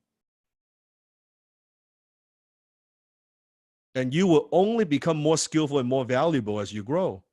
So don't come from a place of scarcity. Don't come from a place of anger and say, oh, that happens. Move on. You will make way more money long term anyway. Who cares? Who cares? Same thing back then when Sifu was doing copywriting, I have a few clients who didn't pay me. So what? Where are they now? Nowhere to be found. Where am I now? It's okay. So come from a high self, come from a place of abundance. Does that make sense? You got it? Next question. Are they still growing? Are they still growing? If you were to take a guess, are they likely to be bigger 1 year, 2 years, 5 years from now? Why do you want to work with a company that's growing? Tell me. Because you make more money. Longevity. Think about if a company that's growing, right now they might have 2 offers. If they keep growing the customer base, do you think in the future they might have the 3rd or 4th or 5th offer? Do you think they'll have even higher ticket offer as the business grows? Or is it possible that you're the one that suggests to them they could have a high ticket offer? And if you are the one who suggests to them to have higher ticket offer, learning from me, guess who would be first? Who would be the first one, right, to take a crack at closing those deals? Who would be the front of the line? Who would be making those money first? That would be you. So you want a business that's growing. Last, do you feel good closing for them? Why is this important? If they've got a good reputation, they deliver value to the marketplace, they're financially strong, they've got evergreen products, they're still growing, but at the end of the day, you are investing your skill, your time, your effort, producing results for somebody. I think this is the most important question of all. Do you feel good closing for them? Because if you don't feel good closing for them, It's only a matter of time you would crash and burn. You might self-sabotage. Is that possible? Have you seen it before? Have you experienced it before? So why not pick someone, select someone who could feel good closing for, that you know they're growing, and then you don't have to worry about it, that you make them successful, they help you to become more successful, we all succeed together, and then you won't crash and burn. You'll feel good about it. And when you feel good about it, guess what? You will get better because you feel good about it. Your skill will improve faster. You have more fun. Who wants to have some fun? Right? You have more fun. So those are these critical questions. Are these useful for you? So do we just take on anybody? Do we just take on anybody who's got an offer? Do we just take on anybody who needs salespeople? Hell fucking no. We are selective. I would rather not close for a bad account, right? I don't want then versus like I would not close. I don't want to invest my time closing a bad account, a bad entrepreneur. I would rather wait.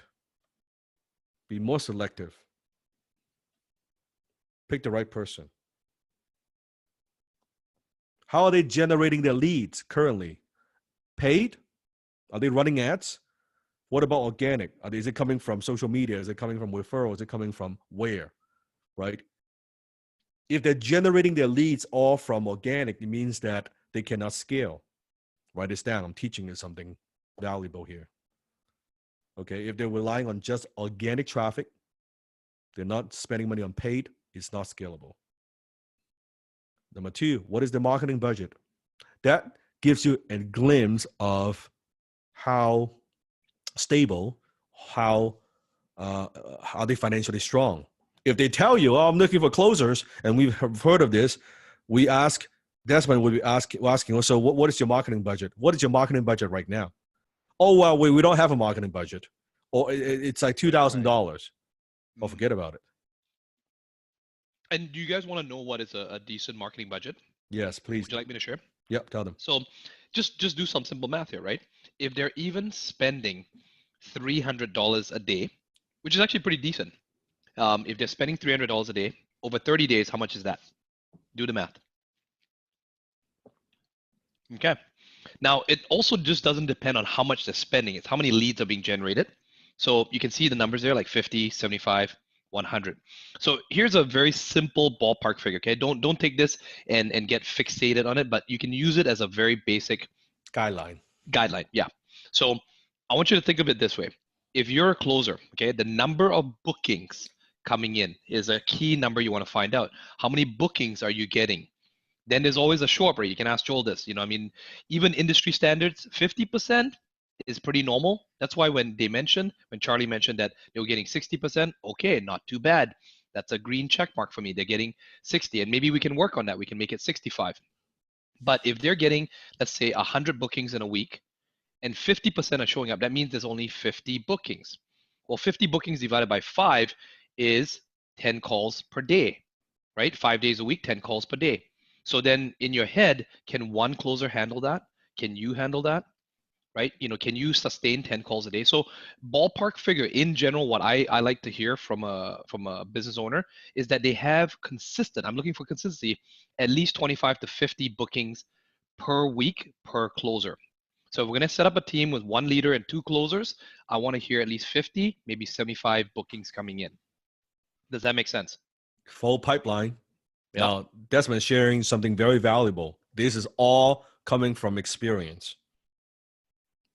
By the time you're talking to a business owner, you are writing all this down. You should be able to do a quick math in your mind. Okay, exactly what do we need here? Can I handle it? Like this is how many can see this is some pretty valuable information here, right? Very valuable insights. This is real world. This is as real as it gets, right? How business works. And we know that it's never going to be perfect.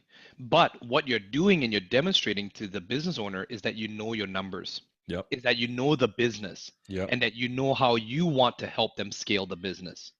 If you can demonstrate that, then they feel that trust that you're a person that they can trust to run their marketing, run their sales, right? Or at That's right. least introduce the sales team. If you're doing these introductions and you're sort of what we call, maybe initially doing SDR or breacher type work where you're basically getting to know the business owner, and maybe you plan to introduce them to closer.com and get the referral.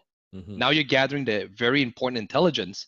Then what it does is it pre-frames it for us. When we go in there, we close the deal, then you've already gathered all that information. So then I'm able to speak to the business owner based on the information you've gathered. So we'll cover more of that a little bit later, but just know that these are some of the guidelines, okay? Yes. And who is currently handling their sales? Remember the role play that Desmond and Joe just did. Did you hear the question Desmond asked? So who is handling your sales right now? So they might have a sales guy. They might have a sales person. They might have a sales manager. Is it useful to know? Because if they have a sales manager, chances are you guys might have a conflict of interest, right? You may be competing with that guy, right? Or we have seen where an entrepreneur actually wants to hire us and he's got multiple divisions. He wants to fire all the existing ones and just have the whole division move to us. Because all those guys are not performing the way that they want, right? And they are getting a too big of a base. So for them, it's like I would definitely pay us the commission that we want if they can save all of that overhead. That's where the blue ocean is. This is where Seafood's vision is. All these companies out there, the old model where this is like taxi and Uber, right? You see how inefficiency taxi is. You got to get a license. You got to pay for this and this and this and this. All these overheads, all this inefficiency. Uber comes in and says, you don't need any of that stuff. Anybody can be an Uber driver, right? It is very efficient. We have a huge network. The same idea. This is what we're doing, right?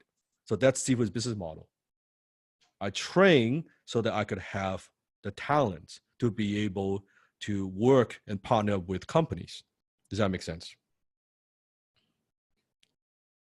And that's how it is. Is it inbound? Is it outbound? Is it cold calling? Right? If they say to you, "Oh yeah, we do all the cold calling now. We don't have any inbound." Chances are they don't have their marketing together, right?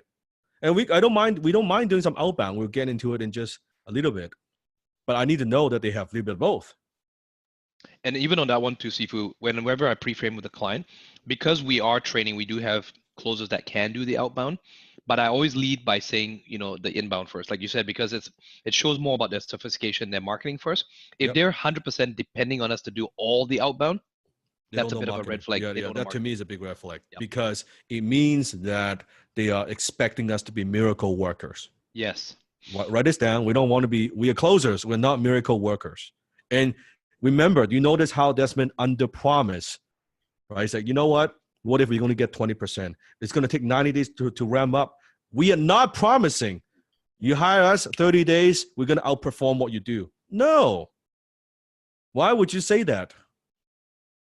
Why would you say that? Even if we could, don't say that. Isn't it better to under-promise and then we go in and we just like knock the socks off? Now they're happy. Set yourself up not for failure, but for success. Don't overpromise. How many leads are they getting, right?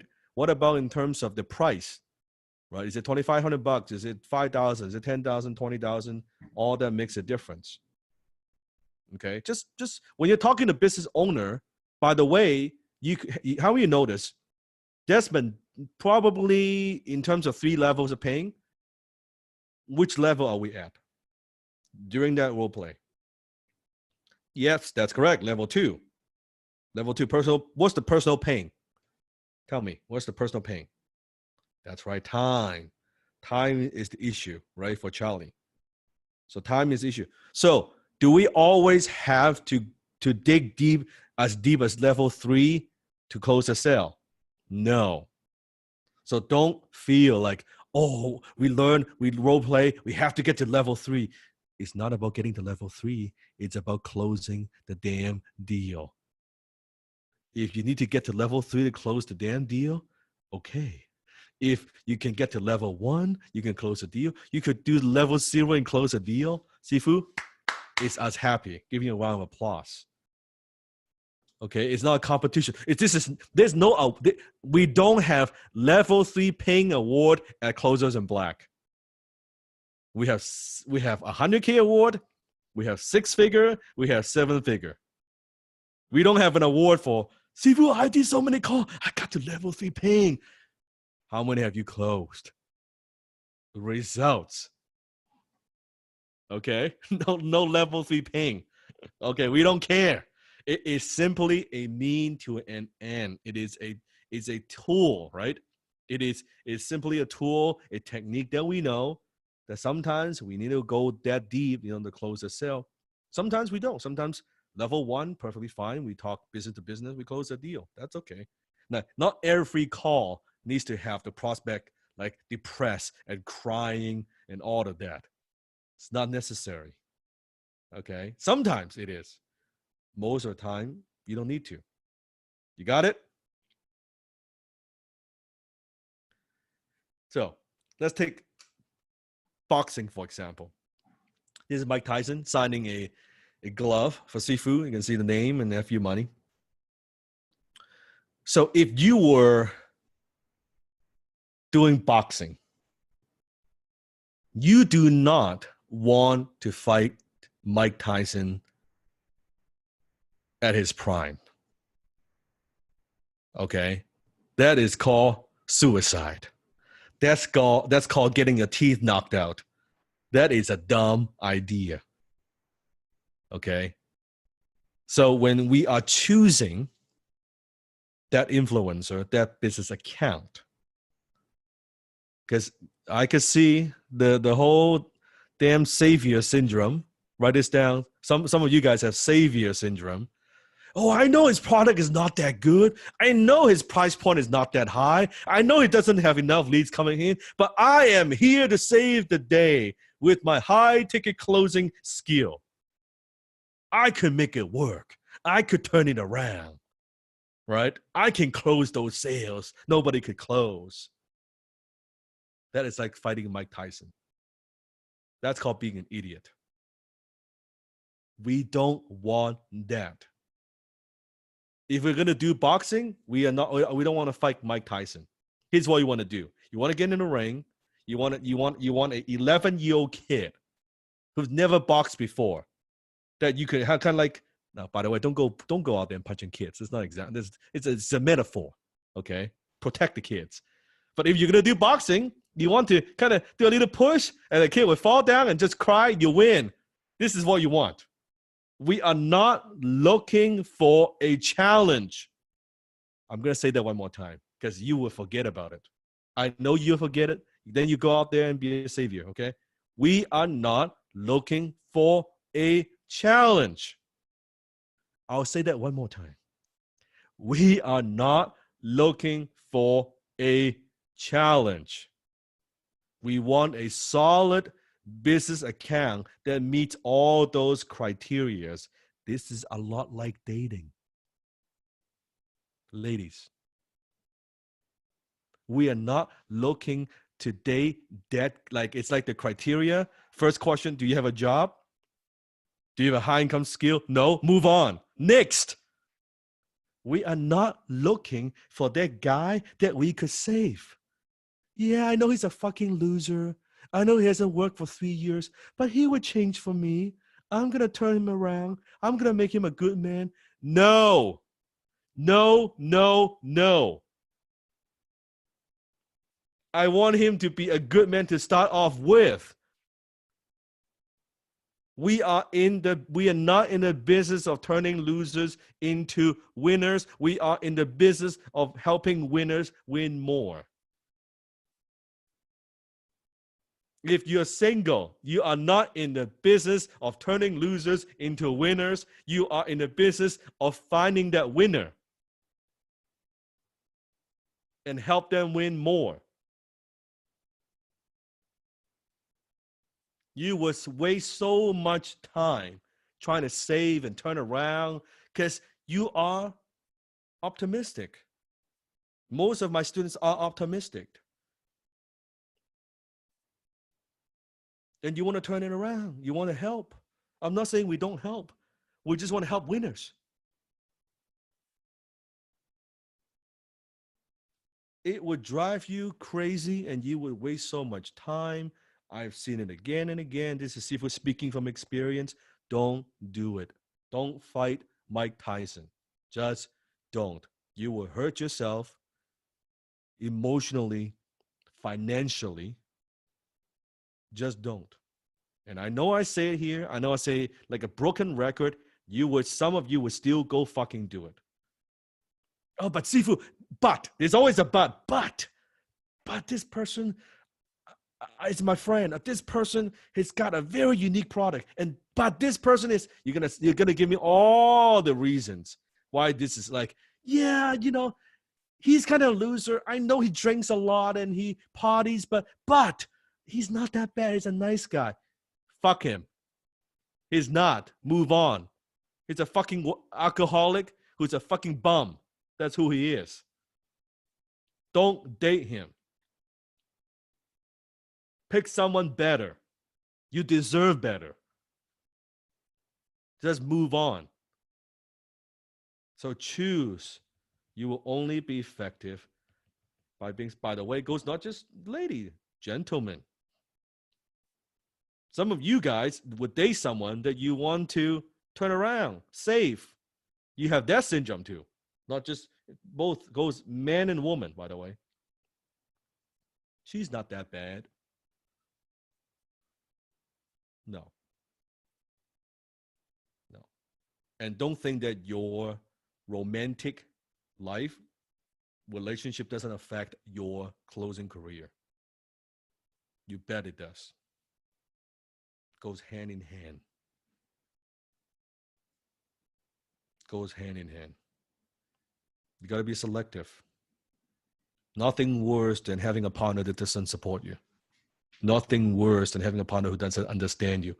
Nothing worse than having a toxic, negative BMW partner who drags you down like a crab in a bucket. That would destroy you, that would slow you down faster than anything else. Everything you do, 1 step forward, 3 steps backward. Having the right partner, on the other hand, you would accelerate. You would accelerate. That partner would propel you, support you, accelerate 1,000%. So write this down. Here's the formula. Your high ticket closing skill plus a solid business owner. This is the formula. This is the 6-figure formula. Write this down. I'm giving it to you. Plus superior marketing plus irresistible high ticket offer equals a solid 6-figure income. So has Sifu given you the criteria for finding that, selecting that, interviewing that solid business owner? Yes or no? Those questions I've given you just a few minutes ago. That's how you know. Superior marketing. Look at the marketing. Look at the funnels. Irresistible high ticket offer, meaning that they are charging whatever they're charging compared to the value they deliver. It is a no-brainer. They're selling the program for 5,000, 10,000, 20,000, maybe a service, but they're delivering 2, 3, 4, 5 times the value. It's a no-brainer. It's irresistible. It is an offer they can't refuse. You want to make them an offer they can't refuse? Do you understand? Do you understand? Right? So you look at this equation here. Think about 25%, 25%, 25%, 25% that makes up to the 100% of the formula. What percentage is your closing skill?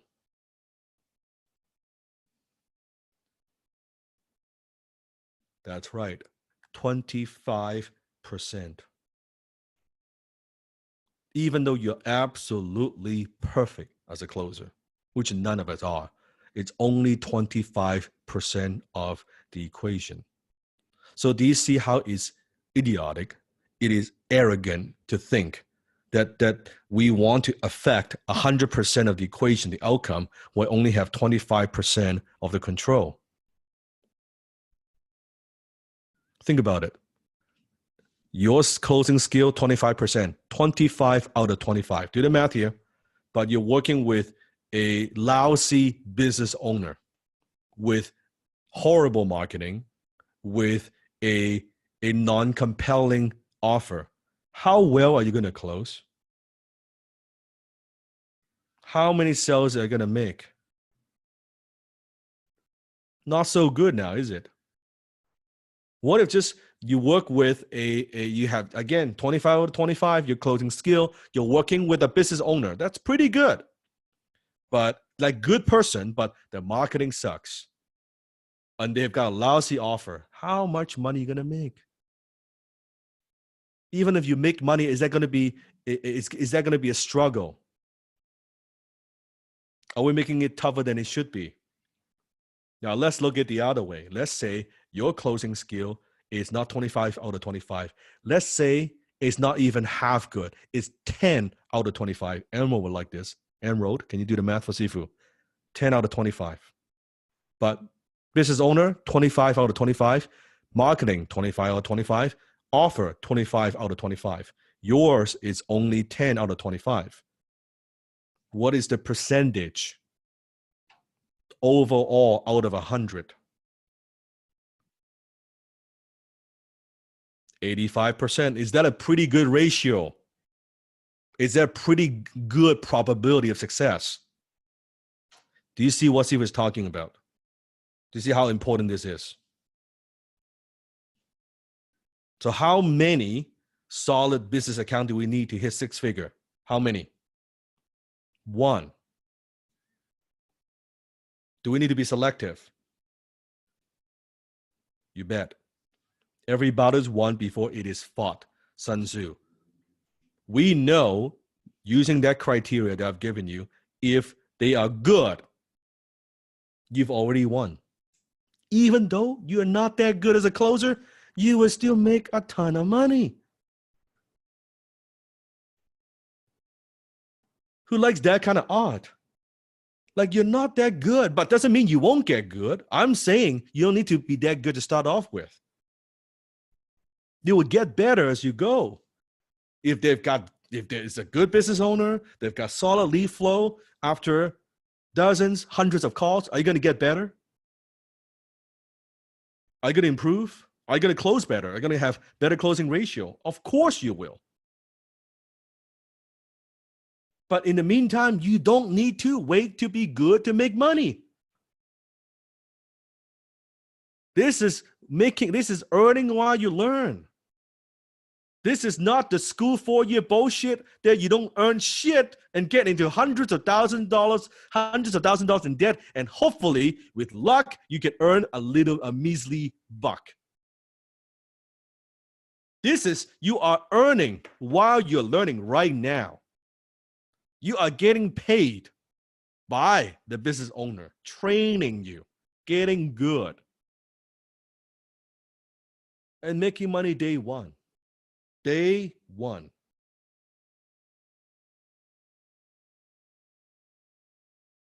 Every battle is won before it's ever fought, because the brilliance. Can you see the brilliance of the model?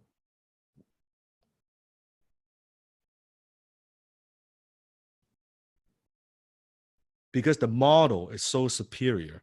The market that Sifu had chosen to offer our service. I've done all the heavy lifting for you. Can you see how Sifu's done all the heavy lifting? I've done all the heavy lifting, all the hard thinking for you already. You just need to follow the system. I need you to trust the system and follow the steps and apply yourself.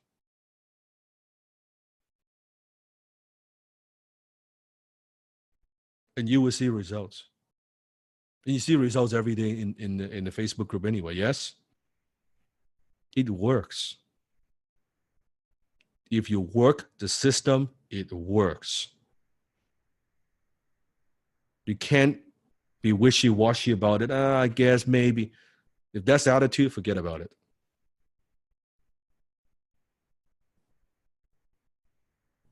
So he's done all the work. I've paved the way. And it is something that won't go away. Most industries, most companies will be disrupted by technology, artificial intelligence, all these advancements. Most those jobs will be gone. And I mean gone. Not we'll see what happens. No, they're gone. They won't exist anymore. Millions and millions and millions of people will lose their jobs and there will no skill sets to back them up. You don't need a crystal ball to know that it's coming. You pay a little bit of attention, you know that is what's happening. But no one could ever take away the human connection. No one could take away the art and science of communication. In fact, more technology, more AI, they're better for us. Do you know why it's better for us? Do you know why it's even more advantageous to us? Oh, you may not know the answer. That's interesting. Would you like to know why? Think about the kids that are growing up now, millennial, the new generation. Do you think they are better communicator or worse communicators compared to the past? Because they're on all devices. Do you think they're very comfortable talking one-on-one to people, presenting? Way, way worse.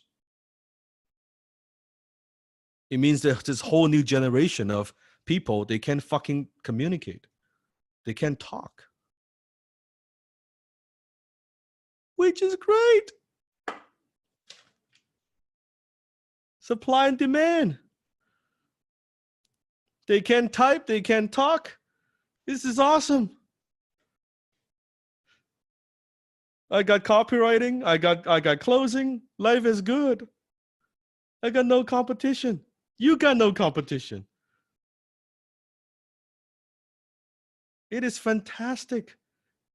For those who have kids, if they're old enough, you put them through HTC at a young age. Oh my fucking God. It's like a knife through like hot butter. Like they have no competition. Like they would kick everyone's ass in their career. It doesn't matter what career. It doesn't matter they have to be a closer.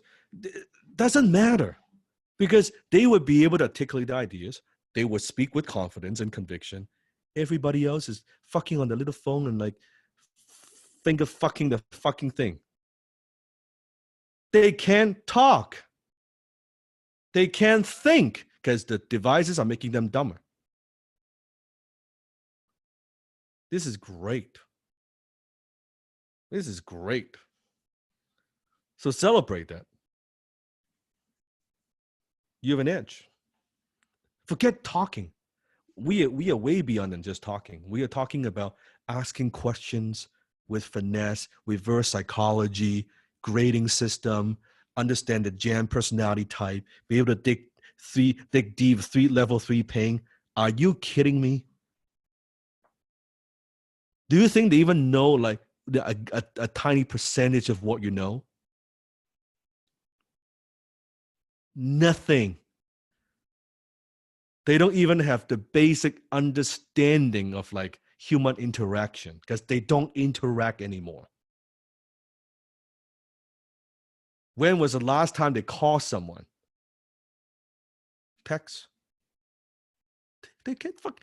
You see kids at the fucking table. They're texting each other. Right at the table. They don't talk. They just text. Oh, yeah, I'll text you. I'm here. Ask me the fucking question. No, they text. It is great. It is the best of time. Some of you guys will be wealthy beyond imagination if you apply what I teach. This is the best of time.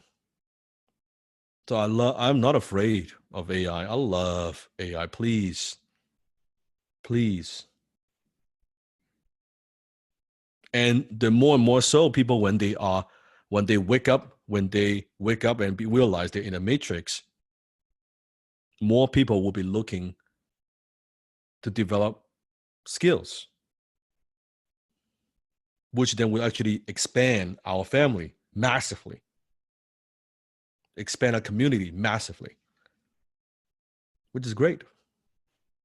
There's so many opportunities.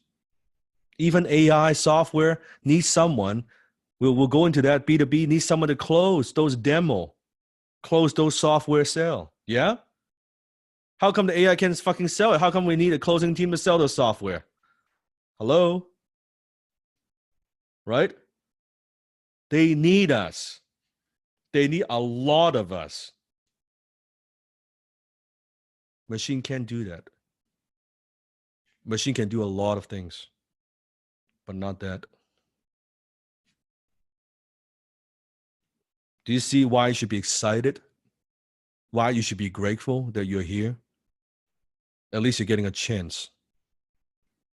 People are not here, not in HTC, not my student. Most people don't stand a chance. Mark my word. Look at your family members, your friends, your relatives. Let's see where they are 5 years from now. Mark it today. Let's see where they are 5 years from now. Let's say if they still have that cushion job, that saves the comfy career. Let's see if 5 years from now, let's see where they're at. Let's see where you are at. It's not going to be pretty.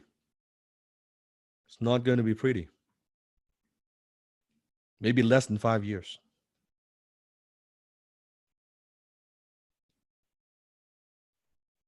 So, very important insights. You want to choose independent business owners or influencers. Now, we're talking the beginner level.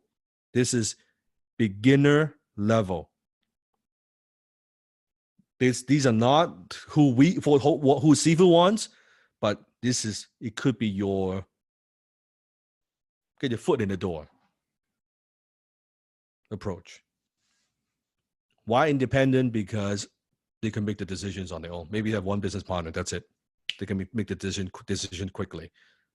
Choose someone who has a high ticket program, $2,500 minimum, up to $50,000, maybe $60,000 or more. Choose someone who has a marketing budget. We talked about that. Choose a business owner that has a decent marketing funnel in place. When we say decent, it means it is converting, not trying to figure it out. If they still need to try to figure it out, ask them to figure it out before they call you back. It's not your job. It's not your job to try to figure it out with them. It is not your job to try to figure this shit out with them. You are wasting time. I have seen some of my best closers waited months, 3, 4, 5 months, 6 months, waiting for the business owner to get their funnel together. My God, it is bad idea. You should be closing while you're waiting. You're closing for somebody else, and you tell this particular business owner, you know what, that's cool. You work with a marketing agency. You work with someone who knows marketing, a funnel builder. Build all that, get it going. When it's running and getting leads, call me back. In the meantime, you're not wasting. The only reason you're waiting because you are desperate. You're like, oh my God, I can't lose this business owner. There's so many business owners out there. Move on. Move on. Choose a business partner that has a good reputation. Usually, if they have some team members, could be anywhere from 5 to 50. That's a good sign. That's a good sign.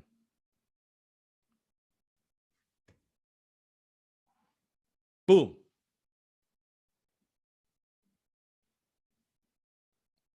Who's going to read this one?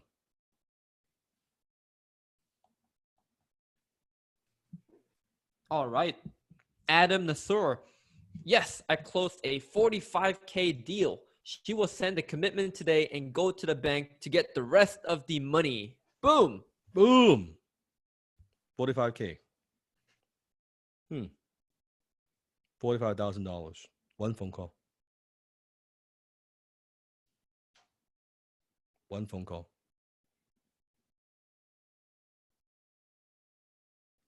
Secret number 4. Freedom follows structure. Say it with me. Freedom follows structure. Sometimes we'll think, oh, if we have structure, that means, we are restricted. That means we can't do whatever we want. That means, no, it's the other way around. Structure removes the need to think about things. It removes the need to take up a lot of your mental bandwidth so that you could express your freedom without thinking about it. Exactly like martial art. You look at any martial art, do you just go into the dojo and say, okay, he's heavy bag, kick whatever you want, punch whatever you want, do whatever the hell you want? Well, how are you going to be a good martial artist? No. What did they teach you? Every single style in the world, right? In the very beginning, they would say, okay, you got to learn the stance. You need to learn the basic position. You need to learn the footwork. You need to learn how to punch structurally, right? Here's how you hold your fist, right? Here's how you hold your arm. You learn basic boxing. You got to learn how to jab, cross, hook, uppercut. How to have hands up to protect your face. Are those things structure? Yes or no? Once you learn the structure, then once you get good, it becomes unconscious competence, now you can express yourself. Now you can express yourself freely. So freedom follows structure. Structure gives you more freedom, not the other way around. So with Desmond, Sifu has demonstrated when it comes to B2B closing what that sounds like. Now and I promised you a couple of weeks ago, I'm going to share with you our internal sales team structure. This is confidential. This is not shared to the public. In fact, the pitch deck that you saw is also not shared to the public. So promise me, this is what we do. Don't be going around and telling people this is what we do. This is our edge. Okay? Because you don't know who you're talking to, and this might leak out to our competition. You don't want that, right? We don't want that. So what happens in XTC stays in XTC. Like, see if we trust you enough, you're my student, and say, I'm sharing with you our structure. And it took us many, many revisions to get to this point. So when you join XTC, what you're coming in through XTC, you are learning, write this down, B2C, business to consumer, inbound closing. That's what XTC is about at the beginner level. That's what you're learning, right? How do you deal with inbound call? How do you sell business to consumer, right? That's what you've been learning for the last 5-6 weeks, yes? That's what you've been role-playing, okay? But as a scale team, what we do is completely at a different level. So Joe, why don't you explain a little bit about what this is? Happy to share, Sifu. Thank you. So we will talk about what a SWAT team and what a sniper team is on the next couple of slides. But first, I want to kind of align you to some words on the screen, right? So we have, you can see on the top left, we have the breachers. Under it, you see outbound lead gen. On the bottom left, you see marksman. You can see it says qualify inbound leads, right? In the center, you see something called sharpshooters. You can say it says close deals all day, every day. And the far right, you see strikers, nurture qualified leads. And by the way, Sifu is absolutely right. We've gone through so many revisions to even get to this piece. And just to give you a heads up, this is just a ground level, like in the trenches view of the current team. What you don't see now is you don't see the team leaders, you don't see the team coaches, and you don't see the sales managers. So this is just the lowest level in the trenches right now, which is great because this is where the closers are closing. But there is a whole nother levels above, which helps and aids the success of the team. Let me just explain a little bit about this, because looking at this, Sifu is a simple graph. What's so profound about this? What's profound about this? This is the exact structure that a lot of the bigger companies, like say Salesforce, they use to scale to 100 million and up with a sales team. This is a fucking $100 million sales team structure. That's why it's profound. So let me explain. So what you're learning, if you're doing inbound B2C closing, you are a sharpshooter. What Steve is teaching you is to be a sharpshooter for now. For now. Why is this so critical? Most companies, when they say they want to hire a couple of sales people, what they're looking for is, it could be they're looking for someone just doing the outbound, which is stupid, because when you do the outbound, and I'll go into a little bit in role play and all that, you'll see it in maybe more later into next class. But they want someone to be able to do that, or they want someone to be able to, because they hire salespeople. They think all salespeople are the same. Well, you can take the inbound call, you can do outbound, you can then also be able to follow up with leads. That is very, very ineffective. It is like someone who is like trying to do all these things it's like playing basketball, right? Basketball, a typical basketball team has how many people? 5, right? This is like, okay, one person, you can do all 5 things. You're going to dunk, you're going to pass, you're going to dribble, you're going to shoot, you're going to do all that stuff. One person doing all of that. No. This structure allows the breachers, all they do is outbound lead generation.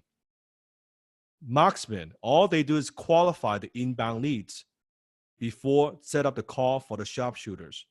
This is why the sharpshooters, right? Marksman is the support, right? Helps the sharpshooters. The sharpshooters, think about a sniper, right? You're aiming, one call, one close, one shot, one kill. And then for those who you can't close, you don't need to worry about it, because those leads are getting passed to the strikers. Strikers, all they do is nurture the qualified leads who they can close. And what happens is, every single personality type depends on your background. Some of you will be phenomenal as sharpshooters. Some of you won't be so good as sharpshooters, but you will make an excellent breacher. You're just like, if you set fire all day, you're doing that, and you're setting up the call.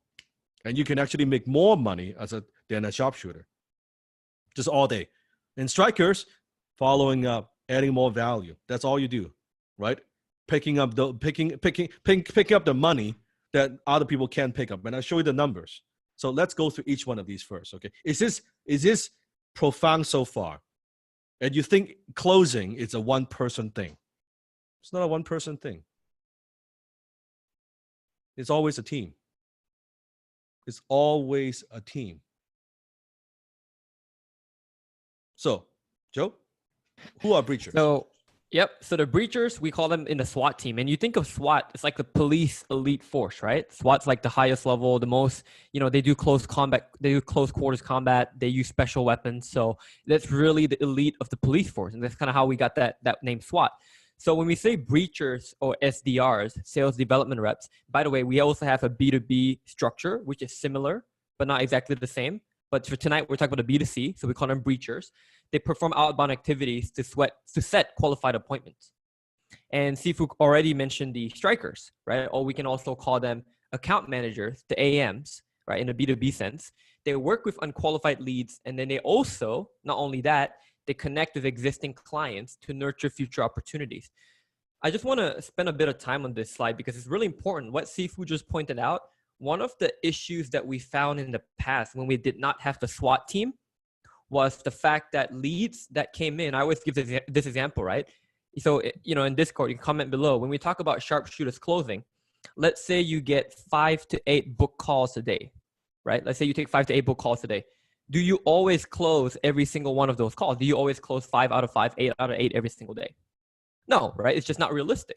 The issue we had in the past was when that happened, let's say we closed 3 and there were 5 that were not closed, those 5 just basically, in a way, disappeared. It went into a black hole. No one contacted them. No one talked. No one reached out to them. It was basically almost like a waste of leads, a waste of ad spend. So the SWAT team plays an integral role because they actually come back and say, you know what? Hey, this is you did not upgrade or you did not buy X, Y, and Z. But here's another, could be a downsell, could be another offer of value. Here's a free gift for you. You know what? You could maybe learn from Seafood Dan from this way instead, right? They cannot offer that. So this is really key. Then we can move to the next slide. Yes, the snipers. So snipers, it's also, you look at the graphic, it's nice because it shows you like the military style, right? You've got think about army snipers, right? Camping on hills or even potentially even in big trees, right?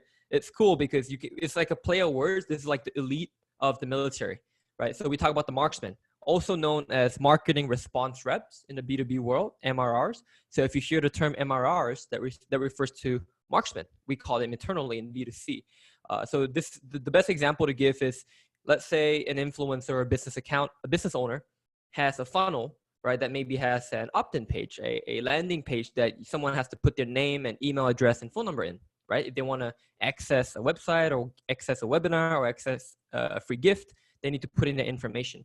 These marksmen, these MRRs, will reach out to them because they were generated through these website or these marketing activities.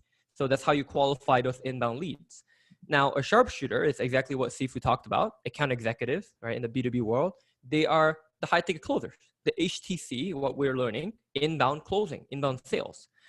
So then they close sales set by SDRs, account managers, and the MRRs.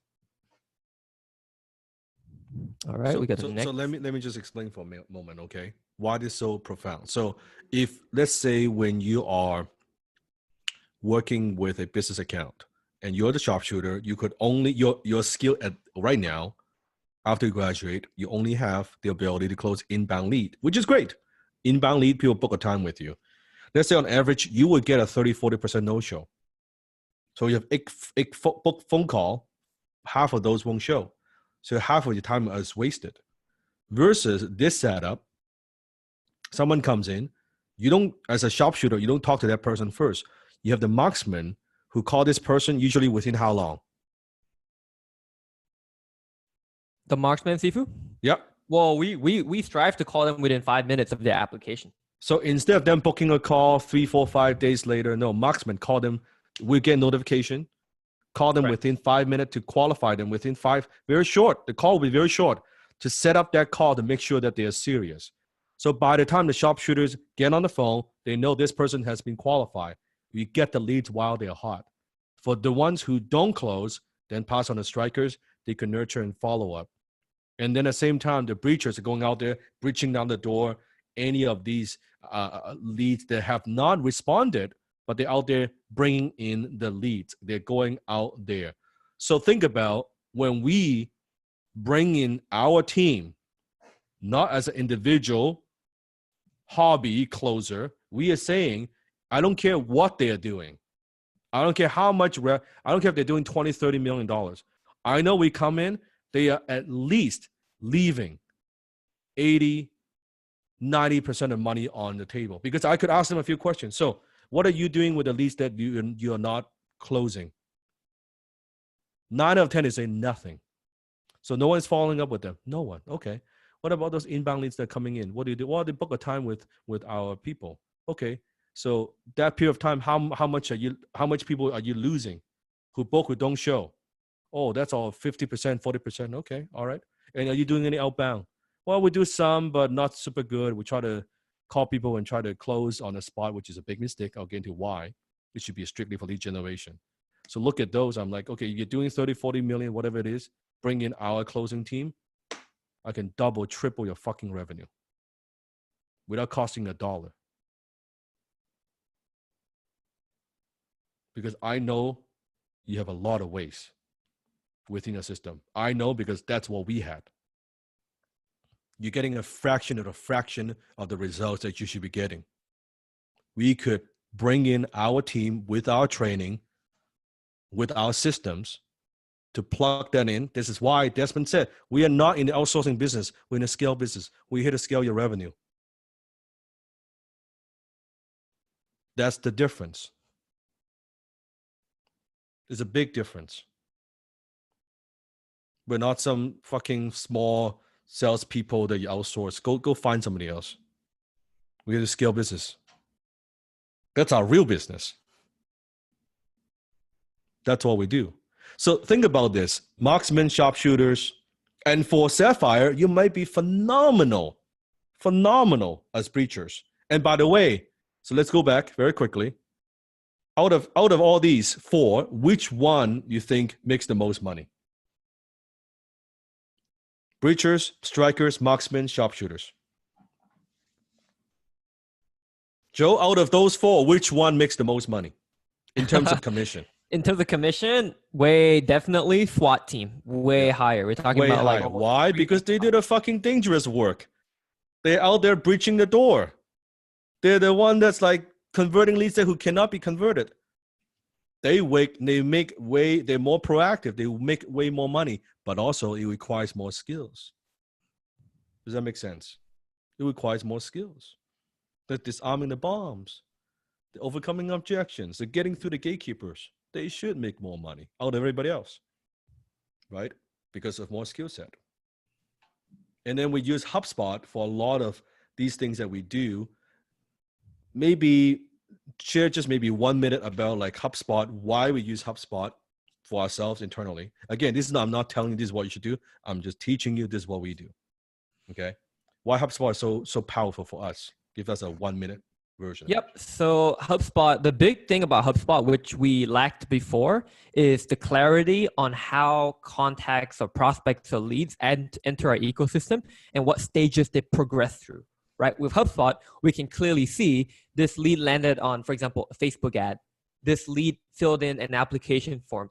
This lead clicked on this YouTube video. This lead is now in this stage. It's now, being contacted by a breacher, for example. It shows that extremely clearly. I don't think my mentees are getting it. Okay, let me explain. Before, let's say you as an inbound, you get a call, you talk to them, you ask questions, you find information, right? With HubSpot, what we use, and we spend how much money? 6-figure. Yeah, on HubSpot, okay? Mm-hmm. Correct. Imagine you talk to someone who books a call with you. You already know, okay, this particular person has opened up 3 emails that we have. They have downloaded this PDF. They have watched 3 minutes of this video. So when you talk to them, you already know how much information they have consumed. You know how long they have been in the list. You know all the activities that they have done. Would that give you an edge, you think, when you're closing? You would know, so how do you like the PDF? What have you learned? It even shows the Sifu how far along the email they read or how much of the PDF they actually opened. Yeah, we know. Not just they opened it. No, we know how far they have read 10 pages. They have read 5 pages. We know all of that. Yeah, it's pretty impressive. Yep. Yes. In case you're wondering, privacy is dead.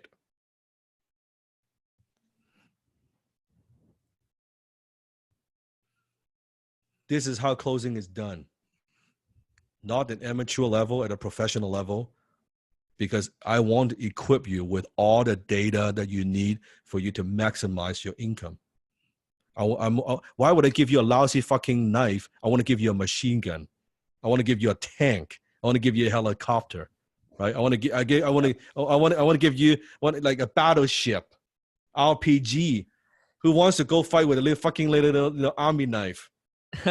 Right? Sifu, I think we've got like a drone now, like a special specialized 100%. drone.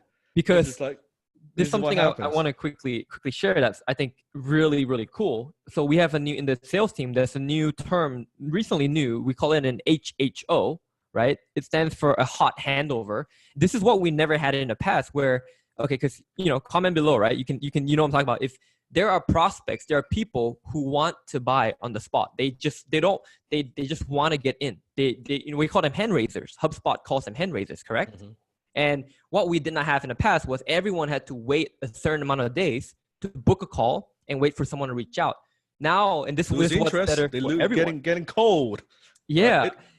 and this is why the breachers and the marksmen, they love the HHO model, especially the sharpshooters, because now when they reach out and this person is ready to go in the same day, in the same hour, the breacher just goes, hey, team, I've got an HHO. Who can take the call right now?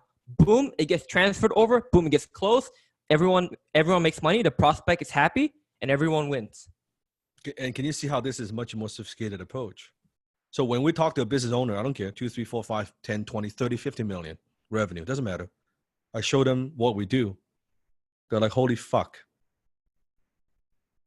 I don't care. Because I know I will find new money for them.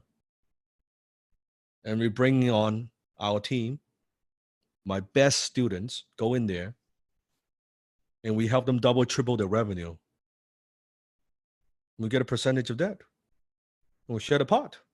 It's a very simple business model. It doesn't get any simpler than that. Help them make more money, and we help some, and we get some of that. That's the entire business model. And then we celebrate. It closes in black. Incredibly simple model. Really. Right? We don't have time to go into all the HubSpot. I mean, there's a whole different thing on its own. Okay. I just want to show you that this is some of these things that we do, not all, because I don't want to overwhelm you. I know you're already overwhelmed. It's not how much you learn, it's how fast you can implement it.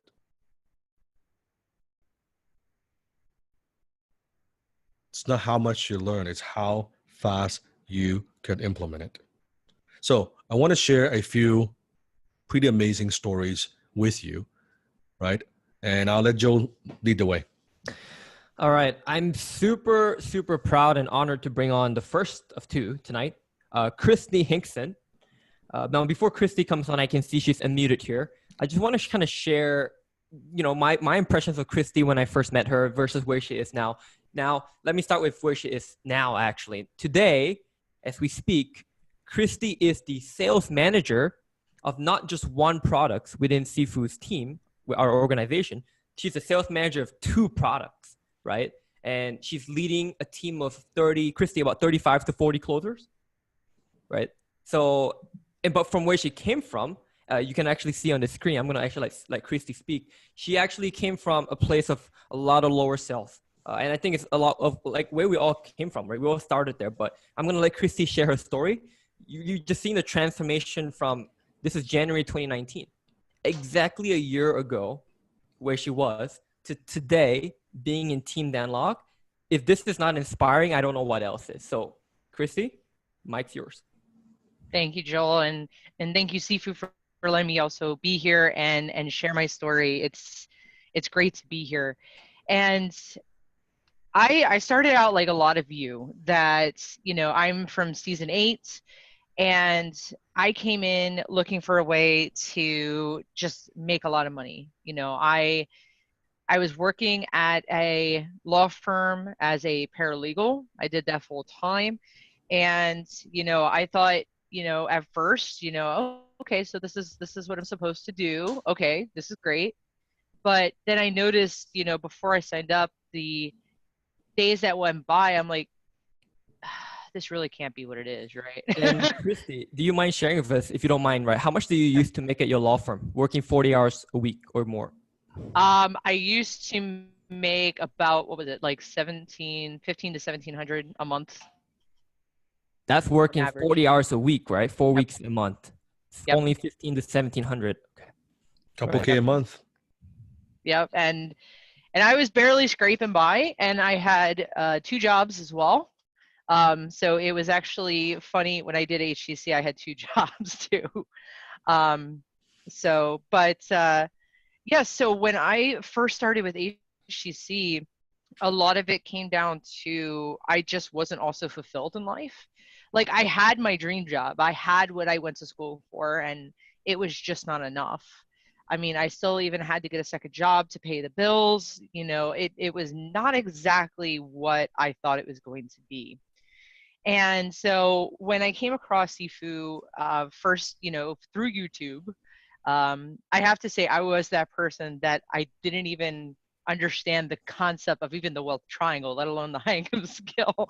When I went through the webinar, I had to go through it like twice to understand what just happened, and I still didn't understand, so I had to Google it. So once I did, and for a while, I had probably the same excuse most of you did at first of, oh, I don't have the money. I actually remember saying that if I had $3,000, I wouldn't need your help. And then thinking back, I'm like, no, I still would have needed your help. So when I went ahead and, I was thinking about it, and I was like, no. I mean, and then it kicked in. I don't know what it was, because I never got onto the phone with the closer, but I don't know what it was, but the moment just snapped, where I was like, wait, I have $50,000 in student loan debt for a degree that brought me to this point that I still have to pay the $50,000 back. But yet I won't spend $3,000 for something that has the potential to make me six figures. That's stupid. Like, that was literally what I was thinking. And the only thing is, I was like, okay, well, how am I going to get there? I only have like $300 to $500 saved. And that was over like 3 years' time because of how much bills I had. And I went ahead and actually became resourceful and contacted my bank, knowing that I was like, okay, this might be a long shot, but I had them for a while, maybe they'll increase it. And within 30 minutes, I got that email saying, yep, you're approved, and signed up instantly. I was like, I'm not waiting, I'm just going on in. So I go on in, and after I go in, the first thing I thought of was like, oh crap, now I got to tell my mom, because I lived with my mom. And I remember when I told her originally about Sifu and everything, she was the traditional, oh, well, it's probably a scam. You're being kind. Your mom was very, you're being kind, right? She did not like me. She was very cynical, very very skeptical, right? Yes, very skeptical. Very negative, right? Yes. She was the biggest crab in my life, and I knew that. I mean, I didn't even tell her when I joined. Like, week 3 is when I told her, and the only reason I told her is because I knew that if this was going to be my lifestyle, and this is exactly what I was going to do, I couldn't hide it, because it's eventually going to take over everything, and then it looks weird. So I was like, I gotta tell her. So I mean, but to back up a little bit, I saw in week 1 and week 2, with my mom and my younger sister fighting, and going through like all these lower self moments, and the fact that when I first came in to HCC, I had pretty bad depression and anxiety as well. Like, that was next slide, right, Christy? I believe. Yeah, this slide, right? That I had pretty bad depression. By the point of the post, I felt actually, much better, but I was still struggling with it because nobody really told me how that was. But during first 2 weeks, like, I was blown away. Like, I literally, everybody I said, I was like, Sifu is literally, like, I've been in and out of counseling since 2007, and just these 2 weeks answered the question no other psychiatrist could even answer, which baffled me. And now I want to ask them for a refund, but I can't do that. So when I came in and I realized what that was, I actually had an action plan besides just learning this high income skill. So along the way, I'm learning this high income skill. I'm actually practicing against my mom. And if we can go back to the prior slide, on the right is actually the story that I originally talked to my mom, that when I found out that, like, I remember I went to theunlock.com and I found you could actually apply there. Like, I remember seeing the website and I'm like, yeah, but they'll probably want me to move to Vancouver. My mom's going to murder me. And so I went ahead and I had to figure out a way that I had to, like, ease my mom into it. And basically I went to her and I was like, this is what I want to do. This is how it has to get done. let the objections flow. Like that's pretty much. I was like, that's it. That's all I can do at this point. Because my mom's very emerald. Emerald is my weak point. When I talk to them, so I knew dealing with her was going to be a very hard time. But there was a lot of different things that were going on in the conversation, and when I kept saying that, hey mom, you always told me to run where the money is. I am. Do you not want me to listen to what you told me? And she was like, well, like I has in the post, it's like, well, if you can make 100K and you can stay here, why would you leave? And I was like, okay, well, suppose I was to make 200 to 300K per year working with Dan Locke. Would you really want me to stay here and hold me back from that? She had nothing else to say but, no, I guess that would be crazy to tell you not to go. And the minute that happened, I automatically heard Sifo going, I'm proud of you. I am proud of you. And you did it. And Christy, can I quickly chime in here? I think this is important for everyone to sort of know. I want to emphasize the point here is that even at this time, guys, Christy was not I'm super proud of her for setting her intentions. Like she declared it publicly. The whole world knew her plans. But at that time, she wasn't ready for this at all. She was never going to be ready. No. And by the way, all this you could search back in this Facebook group. If you want to see Chris's journey in the beginning, she would be the last person you would think but I saw something in her very early on though. I could tell you this, because she had that fire and that burn a ship kind of mentality. And although, Christy shared with us during the 7 weeks, was it easy selling for you, or was it a lot of ups and downs? There was a lot of ups and downs. There was actually a point, Joel and Sifu, you actually don't know this. There was a point I almost quit Rising Stars on my own accord. And the main reason was, like, I remember when, I was in class and you're like, you have to let the old you burn before the new one can actually be reborn and to have a brand new. And I'm like, okay, well, I'm putting this away. I'm not doing this anymore. I'm not doing this. What else is it? Now, I know I made also a post about this that, I do like My Little Pony. And I know that was one thing that I was like, that's the only thing left I've yet to destroy. But to me, it was a more of an ethical thing of what they taught me, which made me even get to the point that I was, that then got me very conflicted, because that's not exactly something you go and just share to everybody. That, hey, I like this anime cartoon, and, and know it's okay. And which actually, goes a little bit with what we were talking about, what we're going to be talking about today is about, with social media and stuff like that. And I'm like, should I hide it? Should I not? Should I burn this? But it was such of a struggle that I literally cried over it because of how bad of a struggle that was. And I realized that after talking to a few brothers and sisters, they're like, well, do you think that, Sifu minds dressing up like Batman and showing off Iron Man? I was like, but this is kid stuff. That was my thing. And I realized that it is a part of me. There's appropriate places and not appropriate places to use it, obviously. But at the same time, that it's not a part of me that has to necessarily die. It's just a part that has to be used appropriately.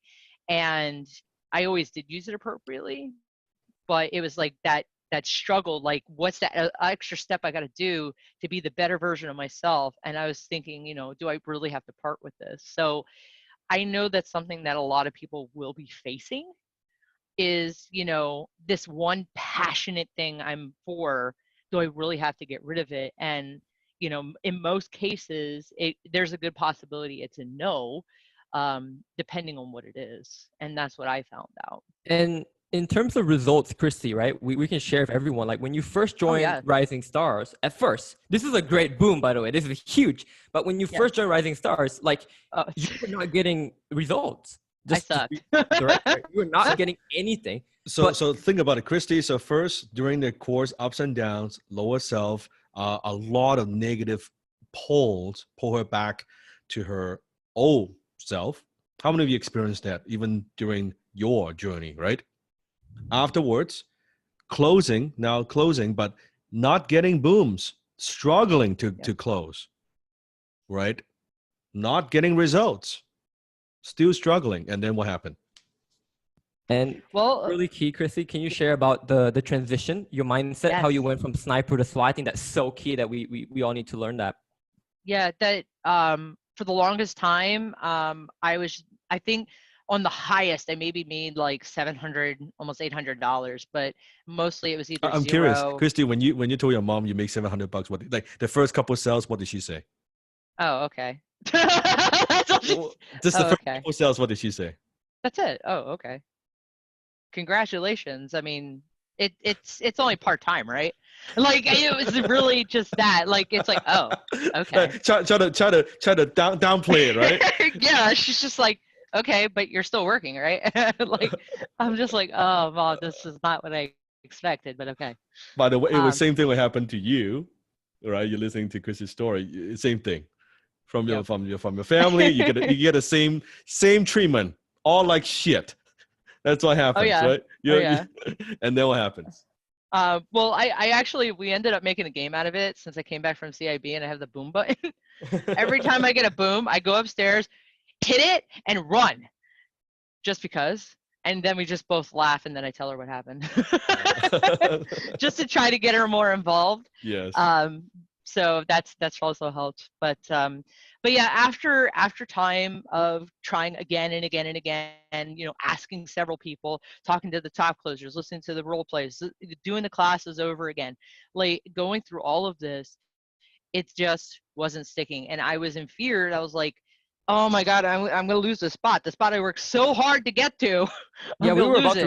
we were about to remove you for lack I of result. felt it. Yeah. Yeah. I felt it. I'm like, I got to do something. I got to do something. And so when the new structure was coming about and Joel was, you know, talking about the breachers and the strikers and the sharpshooters and what they all do and the marksmen, and I just knew, I said this immediately as soon as he got done, you know, going over all of them to make sure I didn't miss anything. I was like, Joel Ember Breacher. Like that was like, I didn't even have to think about it. I didn't have to think about it overnight. I just knew.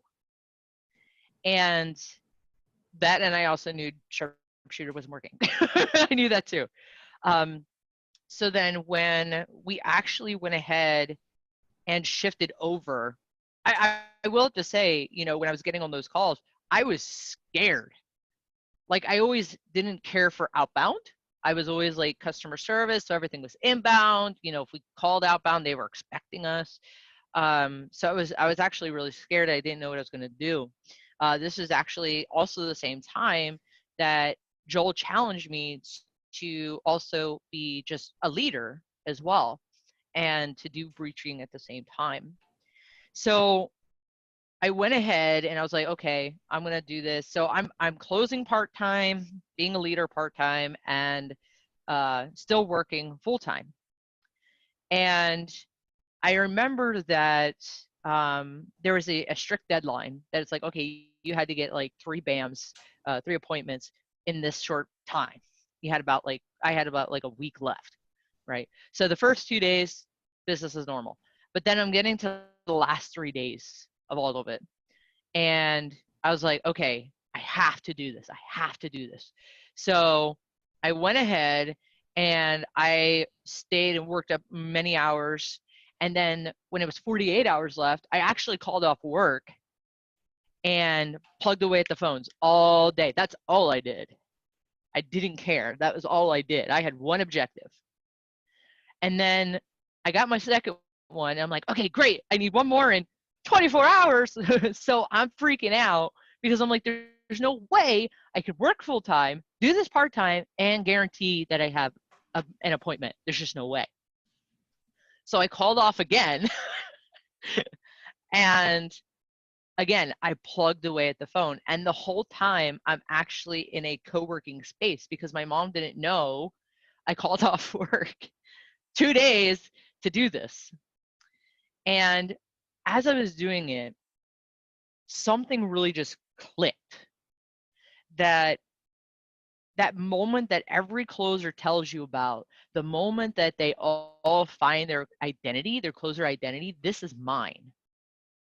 That I was able to go call the phones, and I made a different version of outbound calling for myself. And I tell this to even my closers, that I made it that either I'm laughing at the end of this call or they're laughing at the end of this call, but I'm not getting off that phone until somebody giggles. And that made me feel less scared. Like, as silly as it is, it made me feel less scared, which then made me more relaxed and actually made it where one of my BAMs was there 2:00 in the morning. And it actually converted at the same time. So that was really my moment that I was like, holy crap, this is what I was supposed to do. That's why that wasn't working. That's not what I was supposed to do. This is what I was supposed to do. And then share with us about the $9,912 in commissions. Yes. So after this was all said and done, about a week later, Joel comes up to me and says, Christy, I have this wonderful opportunity for you. There's just one problem. And I was like, I gave you a really big problem, a really big challenge. Yeah, you gave me a really big challenge. That you said, I have this amazing opportunity for you. I think you'll do really well at it. But you can't work at your job and do it at the same time, because you can't, be a leader, do this opportunity, and at the same time work a full-time job. It just won't work. It's impossible. So you need to make the decision to either quit your job and to do this. Now, he obviously did it in a more closer fashion, but it was pretty direct. It was pretty direct. It was pretty direct. It was quit pretty your job direct. and don't get this opportunity. That was pretty much it. And I was just like, can I think about it? Like, because it was a really big thing to drop one. I knew it was going to happen eventually, but the one thing I kept thinking of is my past results do not support quitting a job yet. It doesn't support, it supports them growing, but it doesn't support, I just stopped. So I was thinking about it. I was having a lot of anxiety. Oddly enough, no depression, just anxiety. And I was, talking to people, and I was not sure. And I was just like not fully there. And then I remember that I was doing other things. So then I forgot about it for a minute. And then our next meeting came up. Joel's like, okay, so what's your decision? I'm like, oh shit, that's right. I had a decision to make. And I just said, yes, I'm going to go ahead and quit my job. And he was like, okay, when are you going to get this done? I was like, well, give me 3 weeks. He's like, why 3 weeks? And I was like, 1, to give my job 2-week notice, and another week in case I hesitate. But I'm going to get it done in 3 weeks. So I actually did it the next day, and because I did not want to leave as much days as possible. But I did it the next day, handed in my resignation, and here is the amazingly weird part. I got instantly sick. And I mean, like, as soon as I hit send on that email, like, I was doubled over in pain. I felt like I was going to throw up. I was sick to my stomach. Right? It was hard to move. I was like in a fetal position, actually. And I just was like, oh my God, I did that. I just did that.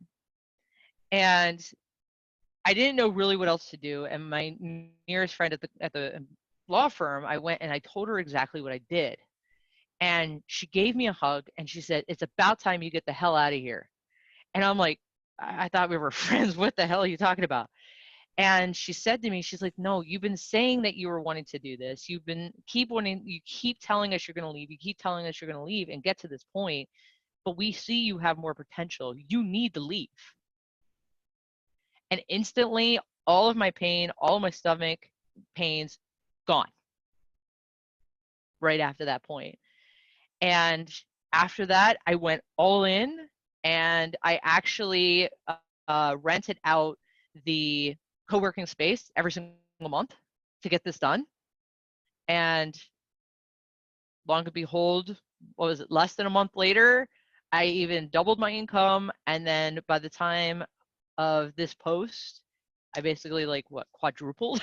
Five x your Yeah, income 5 times my income in about 2 weeks, of right, Christy? 2-3 weeks. yeah, it was only about 3 weeks, and it was phenomenal. It was phenomenal. And I told my mom this. She goes, "Now can you sustain it?" I was like, "Oh God."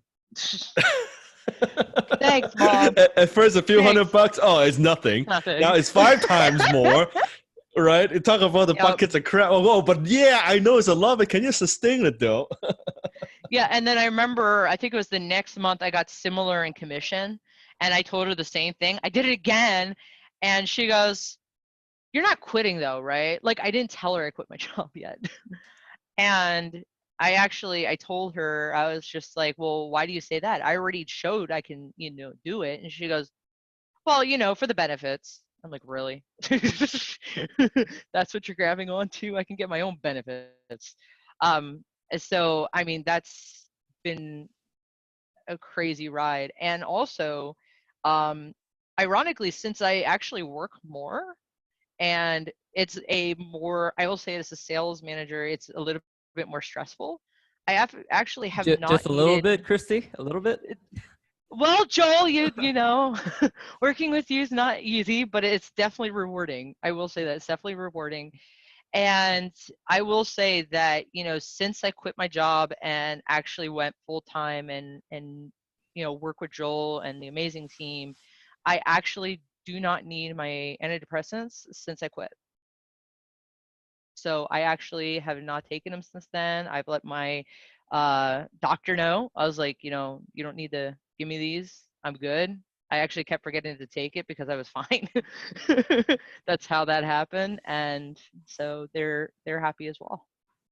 So, listening to Chrissy's story, how many of you could tell, like just the way that Chrissy shares her story, articulates her story, you would not think, even for a second, that she had depressions, that she had to go through a lot lower self. You might think, oh, well, Chrissy's just cool and she's confident. No way you could tell, right? Watch the old video. Yeah, So watch the good. old Yeah. video. You search, you watch the old video yourself, right? I think that's it's you will Yeah. find it more inspiring.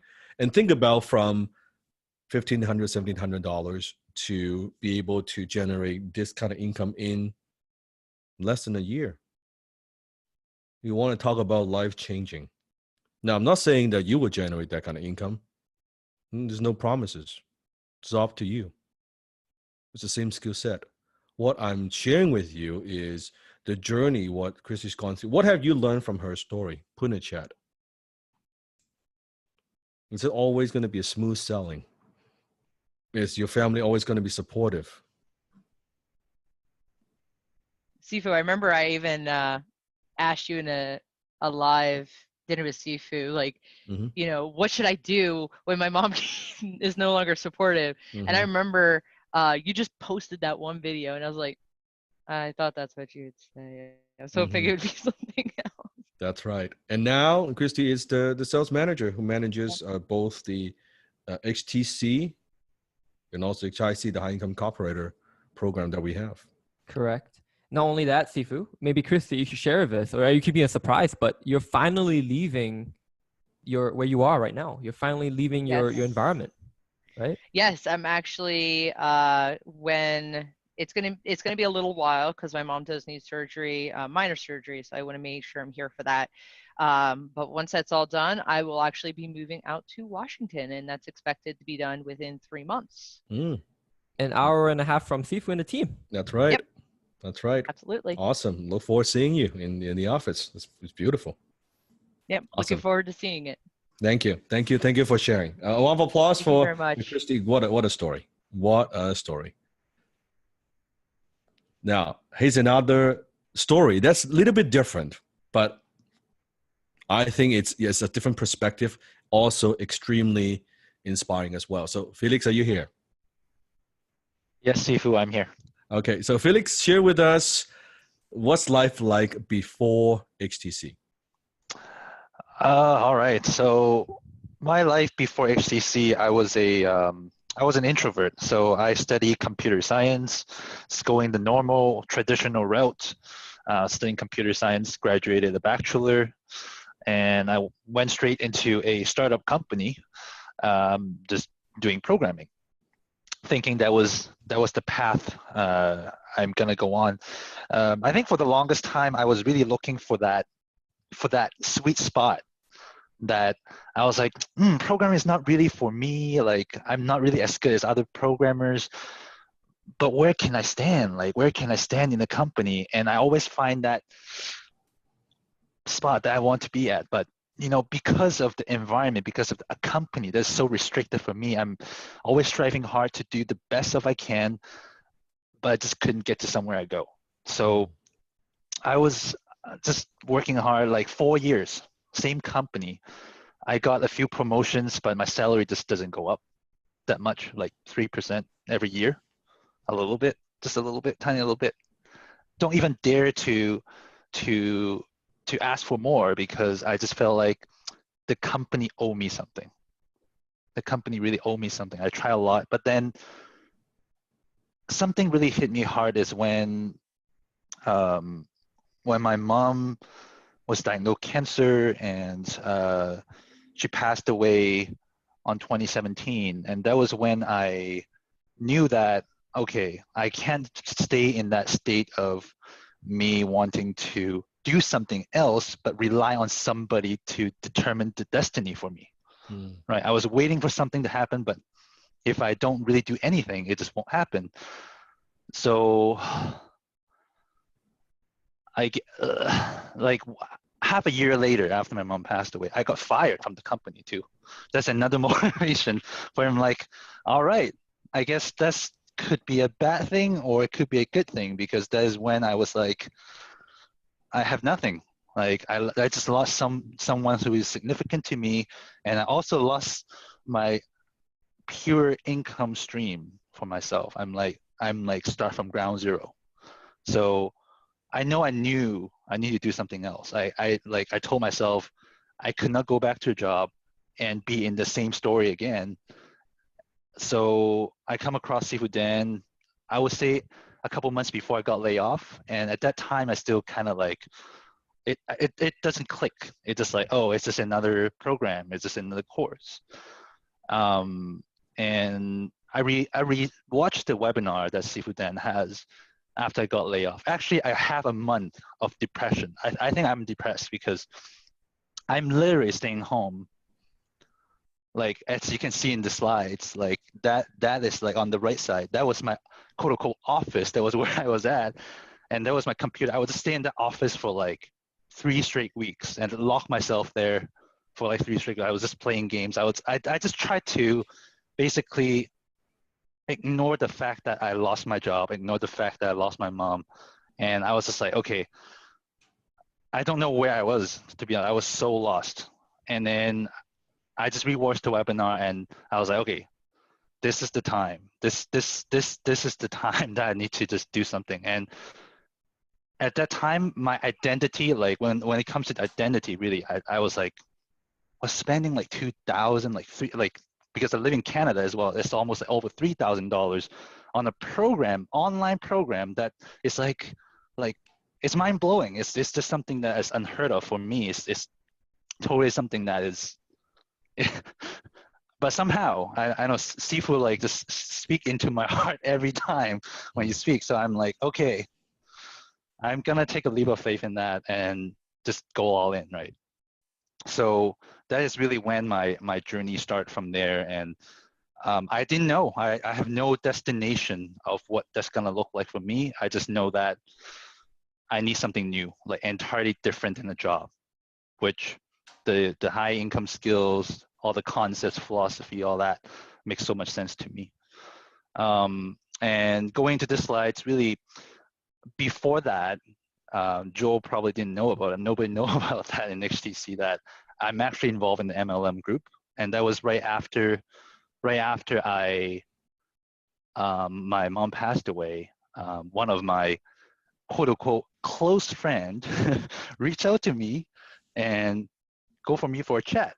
And For anyone got into like a MLM chat, it's like a similar tactics, right? They would go in, like have a long chat with you, and all of a sudden they would say like, "Oh, I have this mentor, do you know blah blah blah blah blah." But then, okay, I just wanted something else at that time because I was lost anyway. So okay, let's start something else, right? Let's try it. I didn't even know what MLM is at that time. I was just so stupid. I was so naive. But anyways, fast forward, I joined the MLM, not knowing that it's an MLM, just thinking that it's just another like, those kind of like self-improvement environment where I can just get a coach mentor to guide me to somewhere. But knowing that after a year, I joined the group, I know that, okay, this mentor is not someone I'm not really learning from him. And there's so much restrictions and all these limitations that what I can do within that. And because that group was the group that really lift me up because they have the family style where I can it gave me a lot of hope back after all these unfortunate things that happened to me. So after I graduated, this is the day, May 1st. I believe that was the last week of my season of HTC. Something is telling me it's really it's kind of in the middle of transformation. If I think back, something is telling me that, okay, whatever that you're doing right now with this MLM group, you have to quit. Like you can't just like stay in there because it's dragging you down. Like it's preventing you to go to that destination you want to go. So I had this weekly meeting with my AG. Back then we have the AG group, right? My AG leader. I probably haven't cried for a long time. I literally burst into tears, and I was like, I like even my AG leaders doesn't know what happened. Like I was just like, I told I still remember I told my AG, I'm like, hey Isaac, like today is just like I really think that I need to make that decision. Like I really know it, I really have to, but it's a really, really hard decision. I just don't want it. I'm a very pearl in my heart. Like breaking relationship is like cutting skin. It's like cutting meat out of my heart. So I know that when I have to quit this MLM group, that means likely that I wouldn't have any like close relationship with them anymore. It just hurts. But I know it's the necessary steps for me to get to where I want to go. But yeah, I made decisions to do this, and I just want to emphasize also that it is really HTC that helped me find who I really want to be, and really forcing me to go to face these kind of weaknesses that I have that I'm trying to always avoid and just stay comfortable. But now because of all these learnings that I have, I just go like, all right, let's do it. Although I don't know how to, and just do it, because every single time when I have to do something new, it's always easier than I thought when I start executing it. It's like, oh, it's actually not too bad. It's not too bad. It's like role playing. I'm sure everybody can relate to this. Is like when you're first role playing because you haven't done it at all. Like for me, I like sales is like it's like an opposite of what I used to do. Introvert, right? Yeah. Now, Felix, after you graduated from HTC, you didn't start getting boom just like Christy. It wasn't how long it took you to get your first boom. Oh, it took me 6 months, half a year. 6 months. You're Yes. paying attention to this? 6 months. Didn't get the first boom. Struggling, just like Christy, struggling. Wasn't even like during that 7 weeks. Wasn't like getting it very quickly. Role play. No, it was a struggle. It was difficult. Not so much different from you. And then what happened? What clicked? What was the turning point? The turning point is really after CIB. I make a switch because for the whole 6 months that I haven't made a boom, the only thing I was going after was my boom. I literally jump on every single opportunity that I can have. Just do whatever. Just try it, but something just doesn't resonate. Like you feel like you're hustling a lot, but you're just not getting results.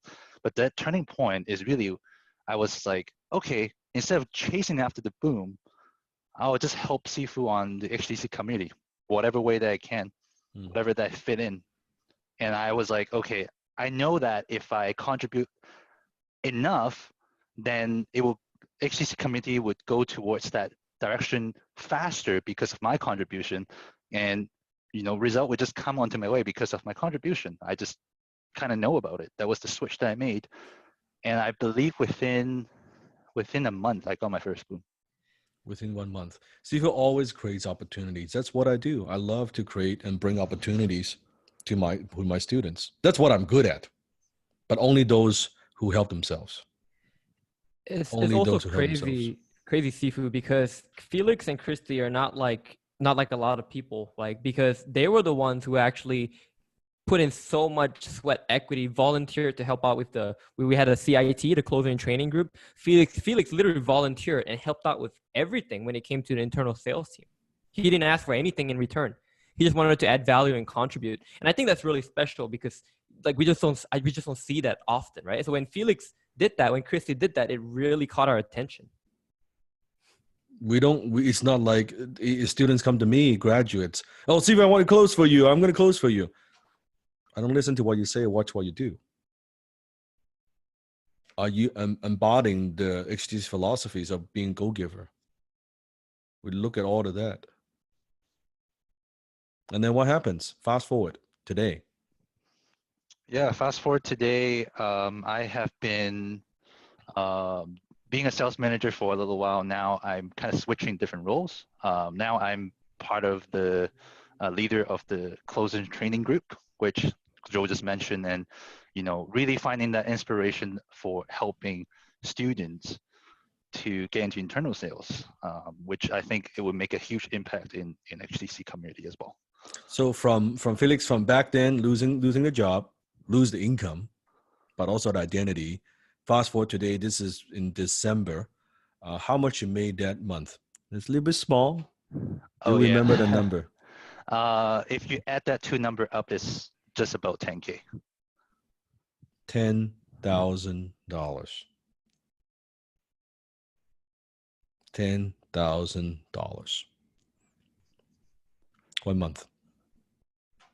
1 month. And how did you do that? By applying himself, by going all in. And you see now both from in the beginning, just finding his way, Christy finding her way, going through struggles, ups and downs, wasn't easy, wasn't smooth. Providing value, applying themselves to now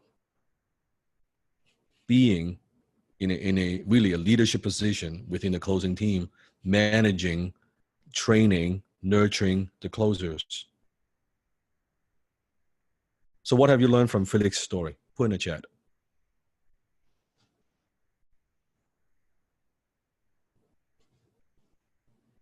And it's exactly stories like that that motivates me to keep teaching. When I hear stories like that,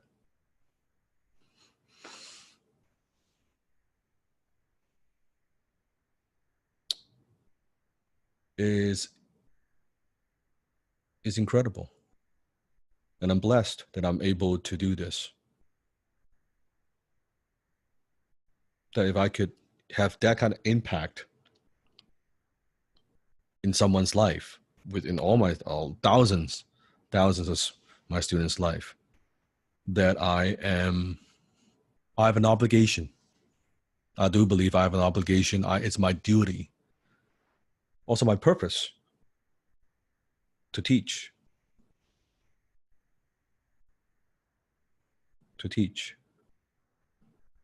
And be able to hear these stories every day. I hear these stories every day. So I'm blessed. I'm grateful that I can do this. That I can make this my career. So Felix, thank you. Thank you for sharing. Thank you, Sifu. So within the team, you hear Christy talks about BAM. BAM means like when we set up an appointment as it could be as a breacher, right? We would set an appointment. That's what it means. So when we close this out, we actually call it a boom, right? Joe, you want to go through some of these quickly? Yeah, really fast. I think the one thing I want to point out, congrats, Eric, by the way, well done. Eric is one of our newest closers, but he's quickly rising to the top. It just shows. But if you look at the process, look at the number of calls and emails. How much effort did Eric put in, right? 4 calls, 12 emails to get that appointment. And this is why the SWAT team make the most income. They get the highest percentages because they put in so much work. It's just fair. And I'm really proud of them for actually doing that and being so consistent, so persistent. So as you can see, when we say a boom, when we post a BAM post, we talk about how did they get qualified, right? Sifu teaches us, qualify for decision maker, time, needs, right, and money. So he shows about the urgency, decision maker. And if you look at the bottom part of the right picture, probability of closing by sharpshooter, 10 out of 10. If you were a sharpshooter, how would you feel about that if you saw that? Right? If you were a sharpshooter and you saw 10 out of 10, right? You would say, I would love to be here all day. I could do this all day, every single day with a team like that. That's why the team is so important. One more story. There we go. Peter and Sam. And Sam, by the way, Sam's phenomenal. He's one of the most consistent sharpshooters in our team. Sam's been with us. Sam came through Rising Stars. And if you don't know what Rising Stars was, that was all right, Sam. Yeah. I saw Sam commenting earlier. Yeah, he's in the chat. He came through Rising Stars, went through Sifu's Closers, and now been with the SWAT and Sniper team as a leader since the beginning. Very consistent sharpshooter. So you can see Peter, this is the HHO I was telling you guys about. Peter Schrank, well done. Hot handoff to Sam, right? And you can see Sam, like you look at the time. That was 1 a.m. Pacific time. Sam is in Eastern time, so that was 4:30 a.m. for Sam. Sam's like he just works like literally 24/7. Doesn't matter what time he's there, right? It's funny if you see our Slack channel, Sam is there whenever. Doesn't matter. So that's 4 a.m. Sam's time. He's awake, ready to receive a hot handover, and boom, right? HIC, SWAT assigned. 1 call closed, paid in full. I'm not gonna read the rest, but you can see that's incredible. By the way, could you see that unlike a lot of the fucking sales people, so-called trainer, we do what we teach. We walk the talk. Everything that Steve is teaching you is what we do. I show you that's what we do. Like how many of them could show you and take you behind the scenes besides talking about the techniques? How many of them running a team? How many of them show them this is what we do? This is how we do it. This is our process. What's working right now in the real world? That's the difference. And we're improving all the time. And one of the reasons why Sifu is so passionate about creating opportunities for you,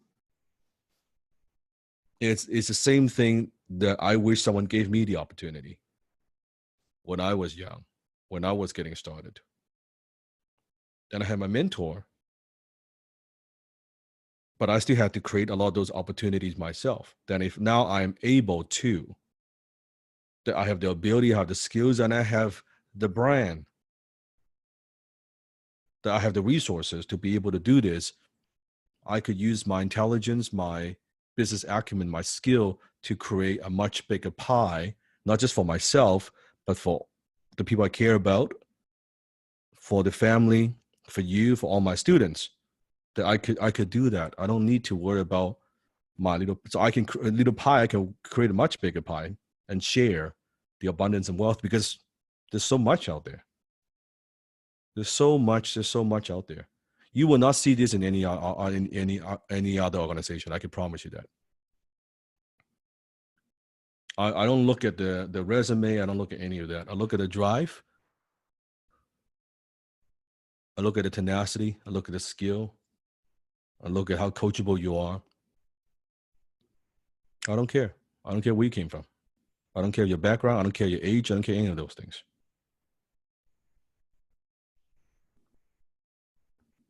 Secret number 5. Now we are 4 hours, 30, almost 30 minutes in. We're at secret number 5.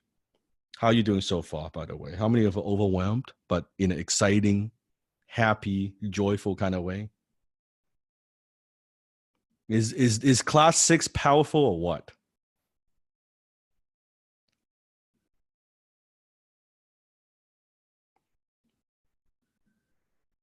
Are you going to go back and listen to some of the different segments? Does that give you a better idea how we do what we do and why we do what we do?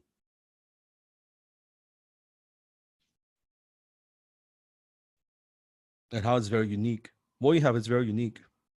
There's no place like HTC. There's no doubt. There's no place like HTC.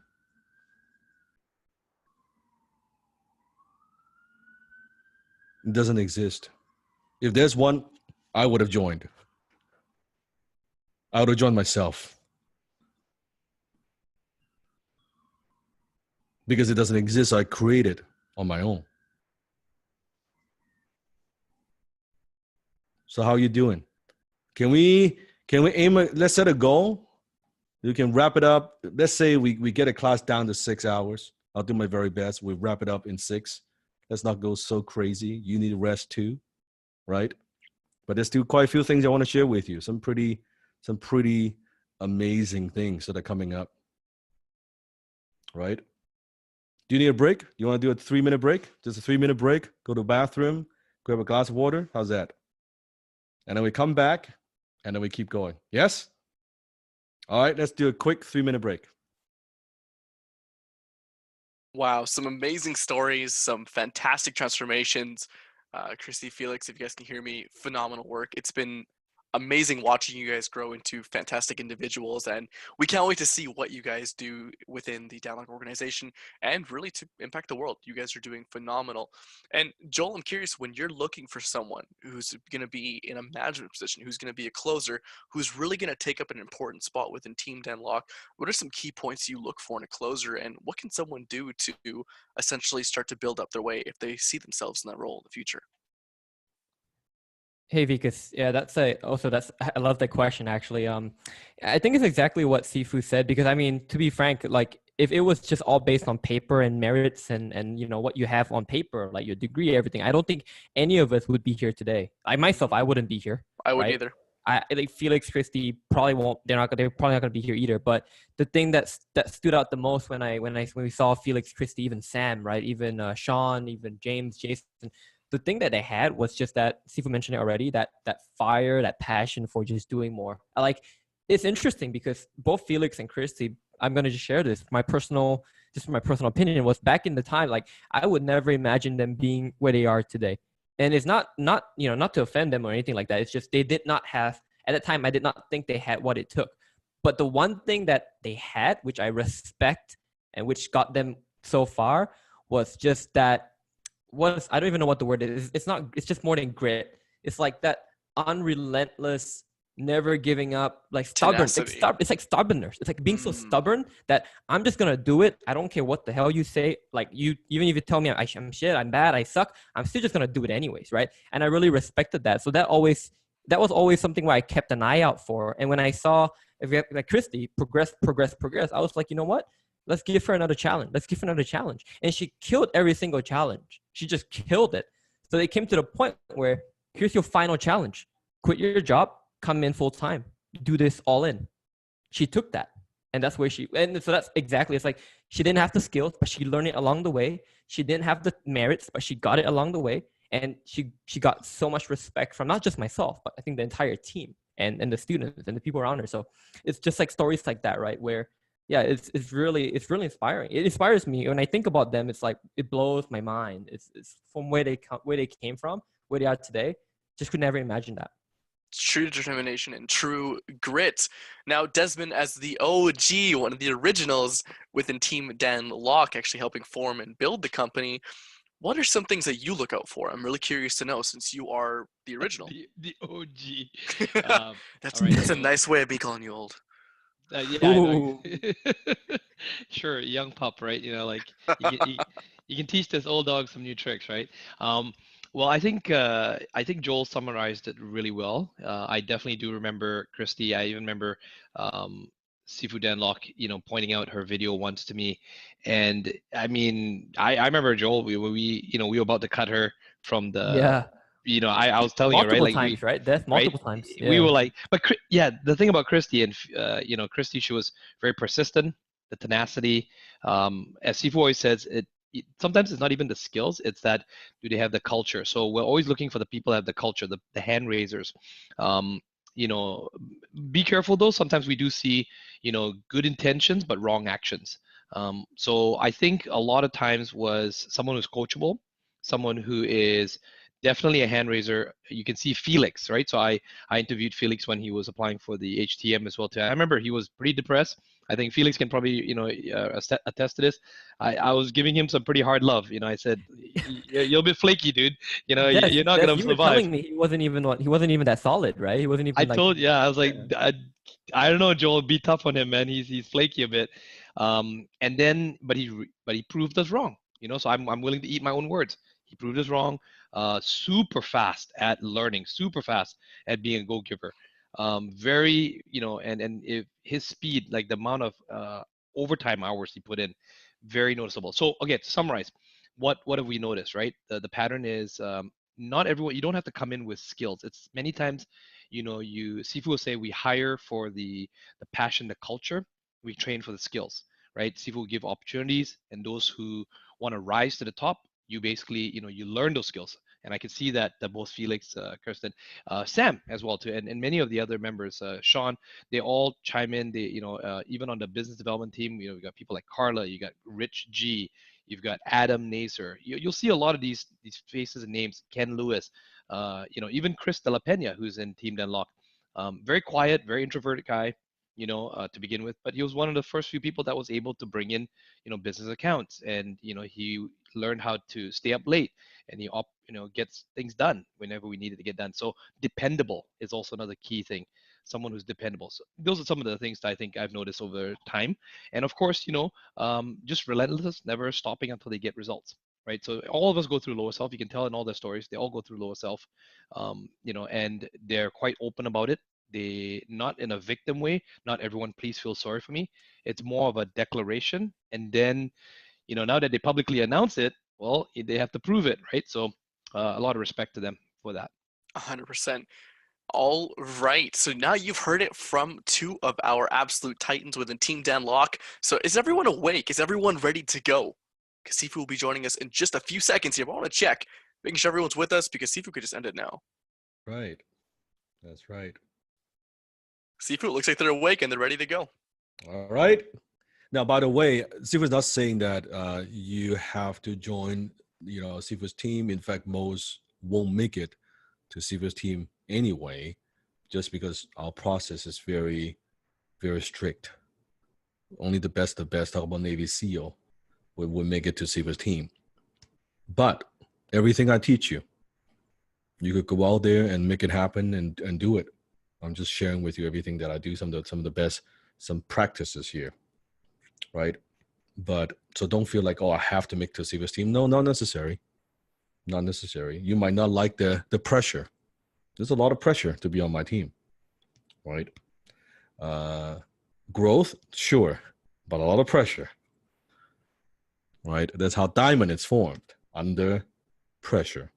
You can talk to anyone on Sifu's team, anyone, any role, they will tell you it's intense. You have no idea how intense it is. You cannot fathom. It makes HTC look like a fucking what was it? Catwalk. A walk in the park. It's nothing compared to what's on my team. This is like easy, casual. So secret number 5, become a well-rounded closer. well-rounded closer. What I mean, think about martial art. If you are only a boxer, think about the Mayweather fight with Conor. How many have seen that?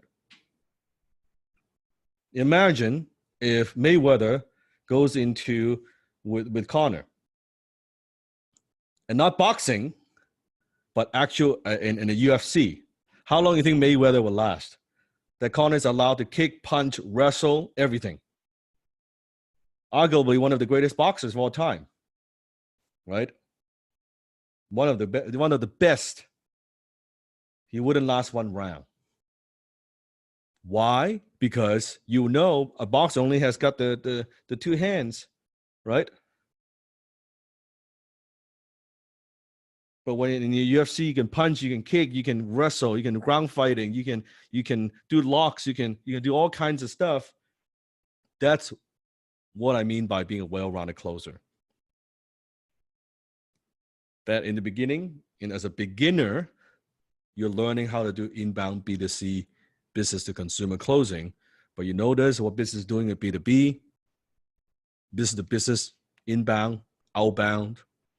Also B2B, where if you are a marksman, you are a breacher, you're doing B2C, business to consumer, outbound closing. As a closer, the more skills, the more tools you have, the more well-rounded you are as a closer. So let me demonstrate. Let's talk about first contact call. This is HTC. How did you do outbound the HTC way? Almost all the salespeople out there doing outbound, they're doing it wrong. Okay, they are doing it wrong. So what's first contact call? So think about when you get a call from people, or someone try to quote unquote cold call you, right? Have you ever received a cold call before? What was that like? What was that like? How did they sound? Annoying, nasty, bad, right? Salesy, needy, yes, big, giant, green monster, right? So the first thing that most people get wrong is when they do cold call, they're trying to close that sale with a phone call. That's like the biggest mistake of all. Okay, so the first thing Steve is going to teach you is I'm going to teach you a little bit about outbound. Now, this wasn't part of what the 7-week TC curriculum. So this is really a bonus. I want to give you a taste of what outbound is like. You could use it. You don't have to use it. But I want to give you a taste because that's what we train at a high level. But just to give you a taste of what it's like. Because I don't want you to think about, HTC only do in. So from now on, if anyone says, HTC, we only do inbound, please do me a favor, slap them on the face.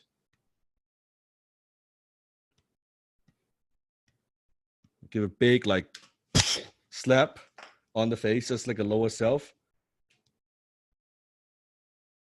It's not HTC only does inbound B2C. It's only what you have learned.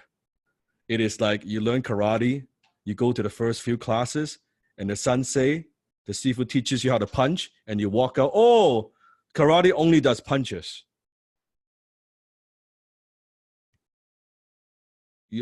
You're white belt, you're not there yet.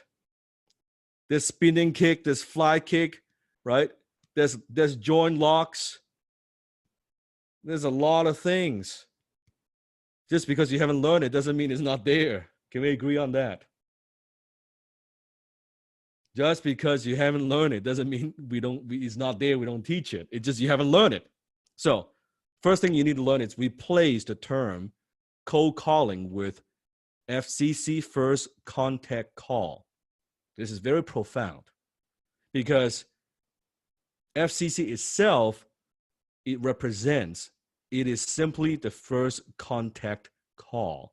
We are not trying to close the sale. So in XTC, we don't call that cold calling. It's first contact call. Do you see how that already changes the meaning of it? It's a big difference. So we don't do cold calling. Cold calling isn't closing. It is much more aligned with lead generation. We are doing the first contact call to generate a lead. We are not using FCC to make sales. How many times, think about when you got those calls? Think about when you got those cold calls calling you to sell something. How many of them try to make the sell on the spot? Right? They try to, whatever it is they're pitching. They call you out of the blue. They're not asking questions. They just dump the garbage on you. Like, blah, here's the feature and benefit, right? They throw up the feature and benefit on you. They try to get every word in before you hang up. No, that is not the purpose of that call. So when you're doing outbound, understand that it takes more than one phone call to close them. So what we do is we use the phone, right? We use the first contact call as one of the methods to generate leads. Does that make sense? So just like the breacher or the marksman, when they're talking to the prospects, they are qualifying, and all they're trying to do is to set up the call for the sharpshooter. That is it. Period. So you see how this one little nugget right here, right now. So when in a business account, an influencer, I'm looking for people to do cold call. I said, okay. So who's going to close the sale? Oh, no, the cold caller, that person will close the sale. I'm like, okay, immediately I know you don't know what the fuck you're doing. Amateur. Right? Thinking that one or two closers could do the breaching work, the marksman work, the striker work, and the sniper work. You don't get it. So I know that business account needs some education. I need to show them that dog doesn't hunt. It doesn't work. Right? Now, it should be the first contact call. It should be a part of the overall strategy. If a business account comes to us and say, okay, we only do 100% of lead generation with like just cold calling, thanks, but no thanks. It means they don't understand at all. Now, if they're doing a lot of marketing, if they have other things going on, they want to add this, or they're already doing some of this as part of the strategy, is that okay? Absolutely. That's normal. For B2B, I mean, we have the whole business development team going out there doing outbound, going on LinkedIn all fucking day. That's okay. We drum up business, big business. We don't wait. We do our marketing on top of that. It's like, I want to have multiple, remember what he was talking about? You want to have multiple flow, right? You want multiple flows. So that's just another flow. And when you try to close that sale on one phone call with the first contact call, that's a lot of pressure on you. That's a lot of pressure on the prospect. Wouldn't you agree? So what we want to do is, you want to do your homework ahead of the time. Okay. We generally speaking, use first contact call for bigger opportunities, right? We're talking about what? 10, 20, 30, 40, 50K and up, right? For bigger opportunities. And we know exactly who we're calling, or at the very least, the person's title or position. If you need to ask, may I speak to the owner of the business? You're doing it wrong. It means you don't know who the hell you're talking to.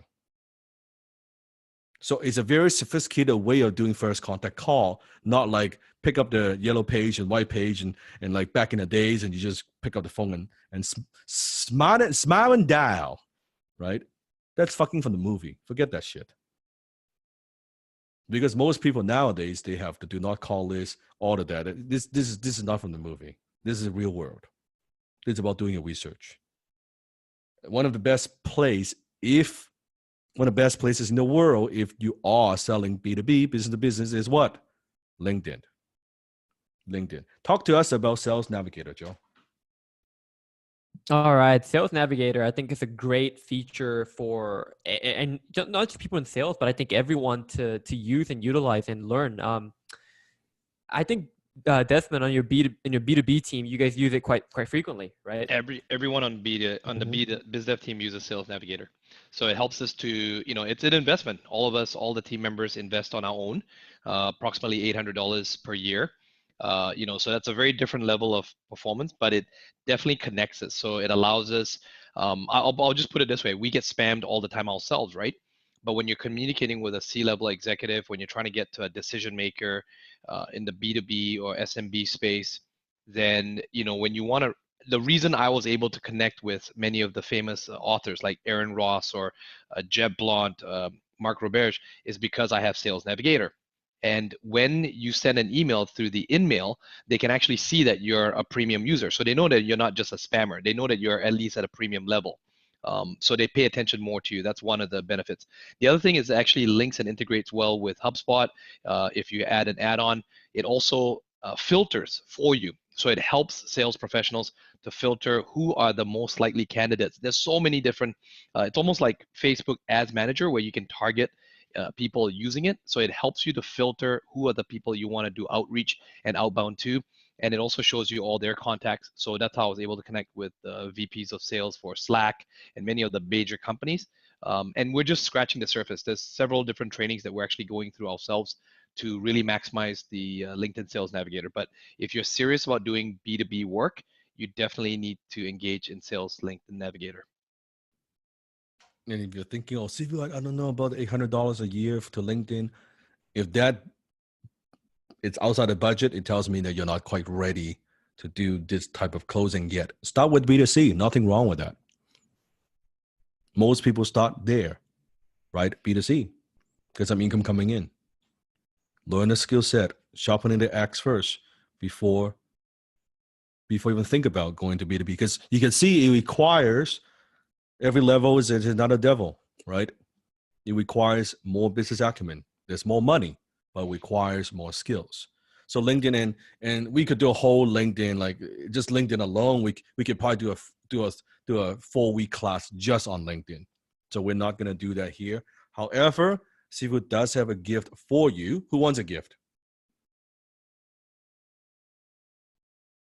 That we have put together. We've taken some of the best practices from your brothers and sisters who have successfully used LinkedIn to land some of these high ticket partners and influencers using LinkedIn, not spamming. And we put that together in a simple LinkedIn guide specifically designed for you for HTC.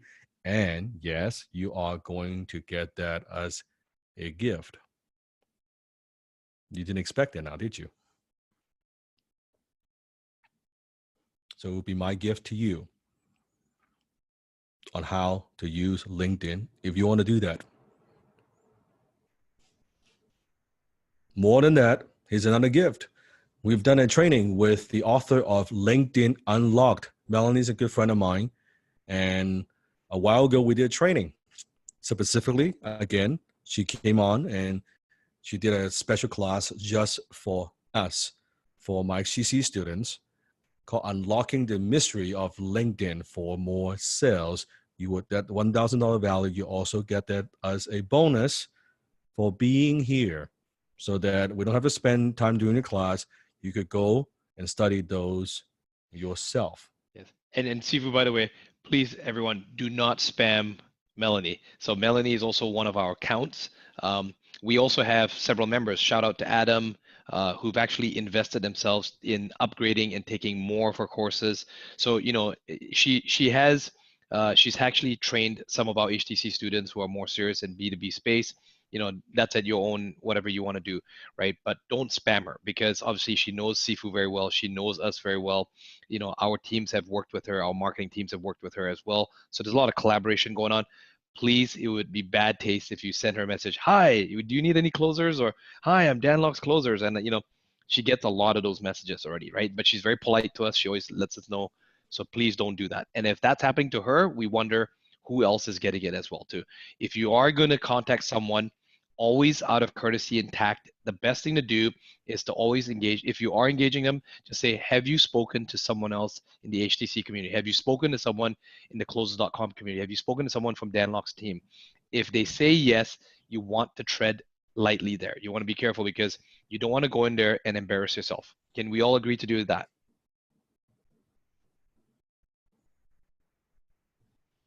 And they always let us know.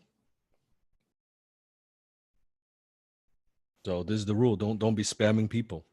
Okay, don't be anybody. Hunter. Hunter's a very, very good tool. So there are many apps out there. We just want to show you one. Okay, so don't think that Hunter's the only one, but it is another tool in the B2B space if you're looking at getting the email. So if you're doing outbound, one of the first things that you want to do is be able to try to get the person's email. And there are many tools out there that help you do it. Hunter is one of them that helps you to scrape the internet, and you're likely to find probably not, you don't want to go directly sometimes to the decision maker, but maybe to someone within a similar department or a different department. And then through that email, you're able to then, get the information of the decision maker, the person you're trying to contact. I'll give you an example. If I'm trying to contact the VP of sales, maybe through Hunter, I found the email of another person from a different department, and I email them, and we use a Columbo technique as well too, even in the emails. Oh, I'm trying to get in touch with this person. Did I type the email incorrectly? And then they reply to me, and they actually sent me the email of the person I'm trying to reach. So then I use that person opened the door for me, helped me get in, and I'm able to get the actual person I'm trying to contact. So Hunter is one of the tools that can help you to get emails. Do your homework. Many of these tools, there's a freemium to it. You can use a little bit of it for free, but once again, don't be cheap. If you're trying to do business and you're trying to do a B2B deal, what's the cost of doing business? Maybe you might need to pay for some premium, of these services to get access to the higher level services. Great.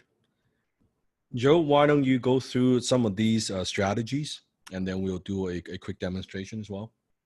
Yep. So when we talk about FCCs, especially on our team, the internal sales team, right? The biggest thing is exactly what Sifu said there. We don't want to sound like a typical salesperson, right? We learned that in HTC. So when we say, like what the Sifu teaches in class, right? Whatever people that do unsuccessfully, people that don't do it right, we do the exact opposite. We just go against the flow, against the grain, and just go completely 180. And the key here is actually when, be authentic, be bold, that's about the confidence, right, that you have. So this slide here, what not to say or do, these are just things that, a typical salesperson would do. And we've heard this a lot. Like, how many of you have gotten calls and actually had some of these comments, right? Had some of these opening lines where they say, hey, you know what? I'm just calling some people in your area, right? I'm just going through my records. Now, that's just so gross because it just shows you how much they don't really care about you, care about us, right? As a consumer, as a person, that you're just going through sort of an automated list of things, right? It's like, oh, you're just a name in my sheet. Like, how does it make you feel? You know what I mean? You're just a list, right? Exactly. I'm updating my database. I just want to reach out to you. And by the way, you and I have not spoken before. We're gonna cover that later under the pattern interrupt slide. But that has more context, and it's also a very interesting way to open. This right here is like, again, it's about the tonality, about the authenticity, right? The boldness. If you sound, you and I have not spoken before, and if you sound just unconfident, it's just end of the call, right? It just kills the entire thing. Okay, and then the next slide, what not to say or do. This is a big one, show and tell. And this is actually, interestingly enough, I think it comes from when we see, if you go to even cities like New York, right? You go to big cities, you see a lot of performers on the street when they, have you seen the show and tells? Maybe watch the YouTube videos, like these really impressive salespeople who sell things like knives or like blenders, right? In the street, right? They have a really impressive show and tell. Now, but when you translate that to a phone, it becomes off because there's no visuals to pull you in. There's not much even auditory audio to pull you in, and it's just awkward because it's just a pitch fest. They're just pitching to you on the phone. It's like, here's the features and benefits. Here's the features and benefits, right? So definitely don't want to do that. I'm not trying to sell you anything, right? We've got that before. How many of us have got that, right? That's an automatic sign of, yes, you want to pitch me something. You are here to tell me something that you want me to do, that you want to get me to do that, right? I'm not trying to say anything, but you know what? You want to. Joel, and the way it would sound, right? It's like, I'm I'm John. I'm with ABC Company. Are you familiar with this? Or it's like, hi, hey, look, I'm not trying to sell you anything. Or the next one is, hi there, excuse me, do you have a few minutes to talk? You're talking to a salesperson as soon as they start saying that to you. So what happens to us? We shut off, right? Most of us, automatic mechanism, we shut off. We hang up, or we just say, no, no, thank you, no, not today. So that's not the HTC way, right? It's the cold calling way. And you can see immediately if someone calls you like that, I mean, that's you automatically you want to hang up. You don't want to listen. You don't want to waste any time, right? Stop telling people who you are in the beginning. No one gives a shit. No one cares. That's a big no-no. That's a very, very big no-no. So don't tell people who you are and what company and products. Nobody gives a shit. They don't care. Oh, I'm with so-and-so company. Nobody cares.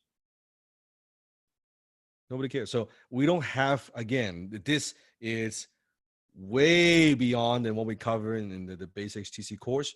What Steve is going to teach you is just to give you one technique, one simple technique that you can use if you are doing first contact call that's extremely effective. I've used it over the years, and you won't believe how effective it is because it's so counterintuitive. Are you ready? Are you ready? And Sifu, before you even go into that one technique, just so you guys know, like, you heard me earlier on when I did the role play, and we talk about a lot of the closer who are the closer ready. Many of them have gone on for more advanced training, and it takes time. It takes a lot of role plays, and we do cover more advanced techniques. But once again, that takes several different lessons. So we will give that to you in due time. But for now, Sifu is going to give you one technique that's going to show you it's going to blow your mind. Okay, so go ahead, Sifu.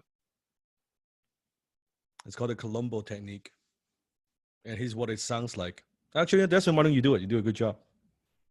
Okay. Hello. Hello, this is Dan. Oh, hey Dan. I'm I'm so sorry. My boss, I think, left your name and phone number on my desk. Okay. And I just came back from lunch. And he just told me to give you a call. So All I right. feel kind of embarrassed. I'm not really sure what this is for. Do you happen to know anything about this? I don't know who's your boss. He's Dan Locke from closes.com. Okay. Oh, we and I have the same name. Okay, from closes.com. What's this about? Well, I mean, closes.com, you didn't fill up any form or anything like that, right? Your company is maybe not needing some sort of remote sales team or anything like that? Remote. Okay. Yeah. I mean, okay. Pause. Off the role play. So, what the Colombo technique is designed to do, instead of interrupting, it is designed to you're basically acting ignorant. Remember, we want to be a psychiatrist to read people's mind. We also be able to. We're getting back to people. I'm getting back to you versus, hey, this is ABC Company. You don't know us, but here's what we're gonna do. No, I'm not trying to sell you anything. No, it is so effective. You have no idea how effective this is, and they would be confused. They would be totally confused. And from there, you already have to. Again, we're not trying to close on that first call. We're not trying to do that, right? It could be as simple as I'll play. Desmond, I'll call you. Okay. Yeah. I sell web design service. Okay. Hello. Yeah. Hi. Is this Desmond? Yeah. Desmond speaking. Who's speaking? Oh, hey, Desmond. Hey, my name is Dan Locke. I'm so embarrassed. I don't even know why I'm giving you a call. I just got a note here, a postal note from my assistant. Have your phone number and your first name. Oh. I know this sounds so weird, but I don't even know why I'm calling you. Could you help me out here? Which company are you calling from? I'm calling from ABC Web Design. Oh, does this have anything to do with like web design or getting more traffic or anything like that? I mean, you wouldn't be interested in anything like that, would you? I I think I might have filled in some forms maybe a couple weeks ago, online. But Oh, okay. Why did you do what? that? Well, just curious. We want to upgrade our websites and stuff like that. So, I mean, we haven't done it in a while. I've been putting it off. And yeah, is that what you guys do? You guys do web designs? Yeah, some of it, but I'm not expecting like this kind of call. I actually need to jump on a call in about 5-10 minutes. Why don't we set up a time so we can do a little bit more in depth? Take a look at the website and see if we could help you or not. Maybe not, but Oh, maybe yeah, I we guess. can we can go from there. Yeah, sure. Yeah, because you kind of caught me off guard, but yeah, okay, yeah, that's a better idea. Why don't we do that? Okay. Yeah, I've got a couple of questions, and also, yeah, if you can help me out, then yeah, I'd love to find out more about what you guys do. Yeah. So why don't we set with tomorrow? Let me take a look at the schedule here. Would tomorrow 1 p.m. work for you? I got something at 1 p.m. Can you do 2 p.m.? I might have to move the thing. Yeah, I can make it work. Okay. Yeah, Also, two, what was two. your name again? Yeah, my name is Dan. Dan. Okay, Dan. Okay. Yeah, so And 2 p.m. I don't think we need more than 45 minutes. I'll keep it within 45 minutes. okay, And I'll okay. take a look at the website. And when we jump on the call, I would actually, Desmond, what's the best email to reach you? Send it to Desmond at tubeyonhorn.com. Okay, Desmond at tubyonghorn.com. And what we're gonna do is I'm gonna get you send you a report. That Okay. will give you an overview of your website, no charge. You can take a Oh, look. And so when we jump on the call at 2 p.m., then we'll actually go through some of these things. You can see where your traffic is coming from and how we can actually, if you want to we do your website, we want to make sure we do it right. Make sense? oh, yeah, it makes sense. Yeah, that'd be perfect. I didn't expect that. Okay. Thank you. Okay, so I'll talk to you tomorrow, 2 p.m. then. Same number?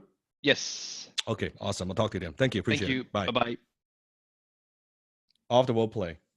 Short 3, 4, 5 minute qualify. That's it. Does that sound like a cold call to you? No.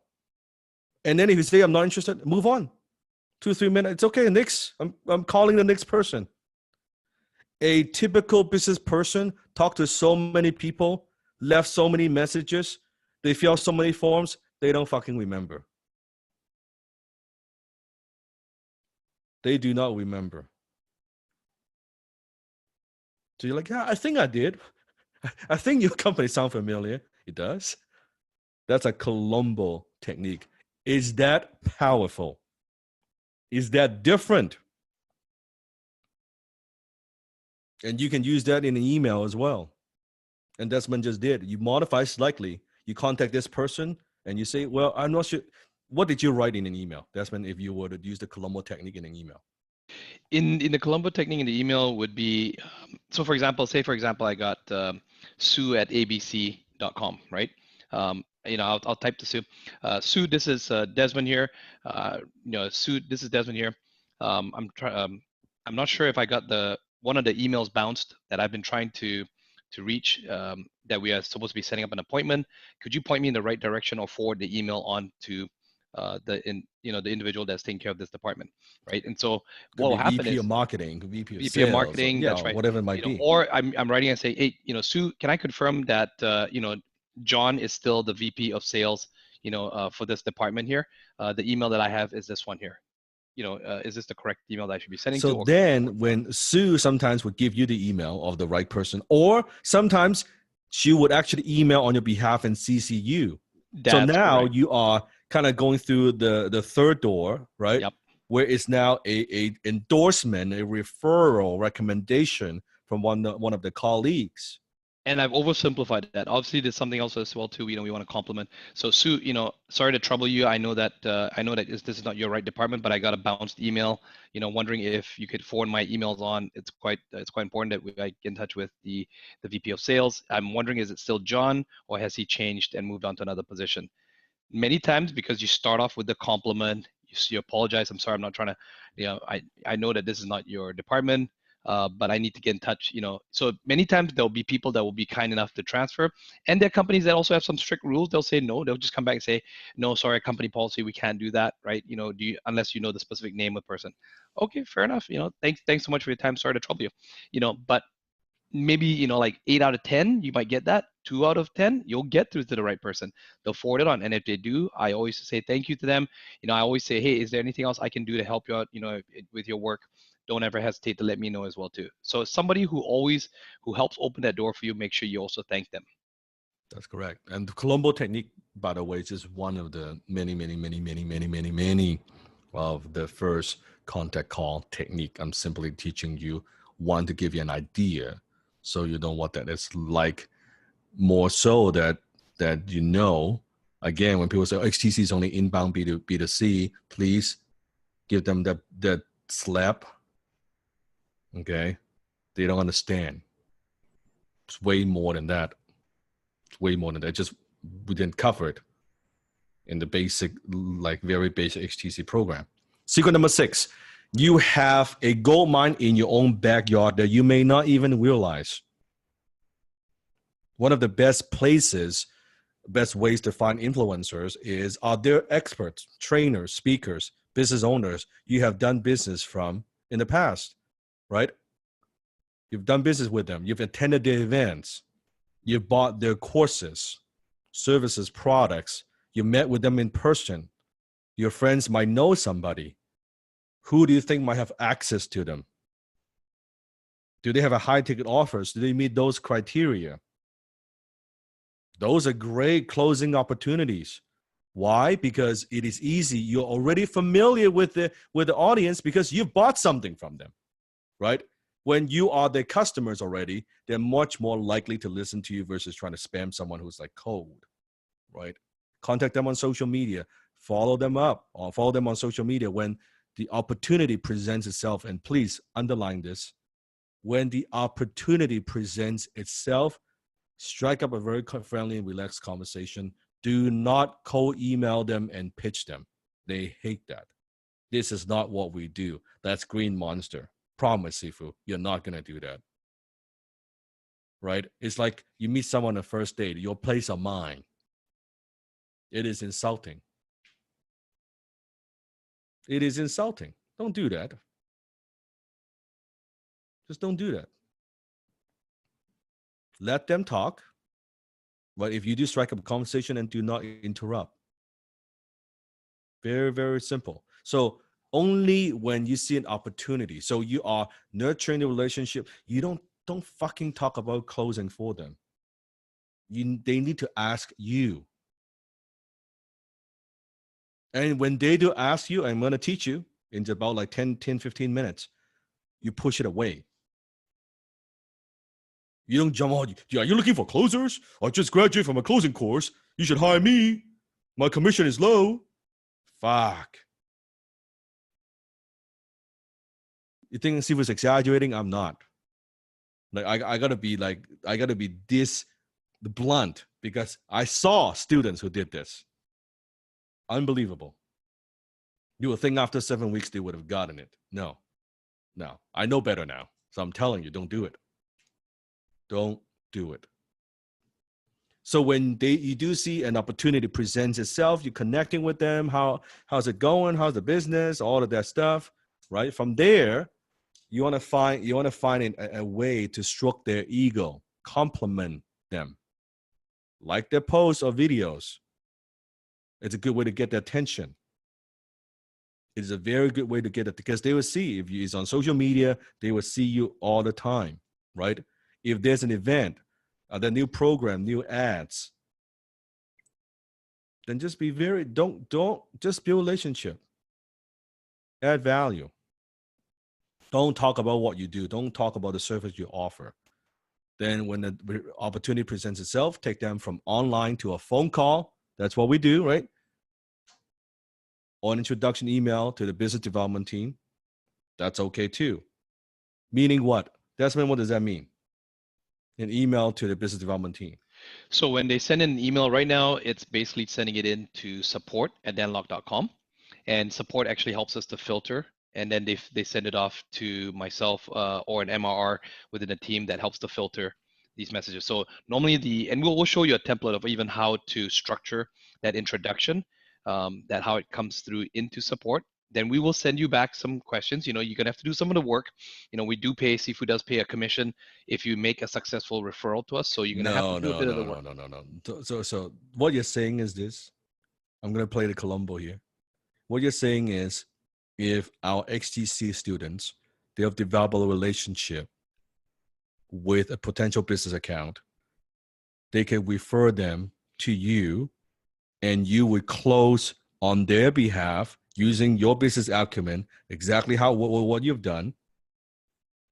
Set them up as an account, charge the upfront fee, let's say $10,000, and how much will we pay them? 40%. So they'll get $4,000 out of that $10,000 simply by making introduction, not even having to close. No fucking way. That's correct. In fact, one of your sisters, Stephanie, did 3 in 1 month. So you she can made do the math. $12,000 That's correct. part-time. Yeah. Making some introductions. But you wouldn't want that kind of money, would you?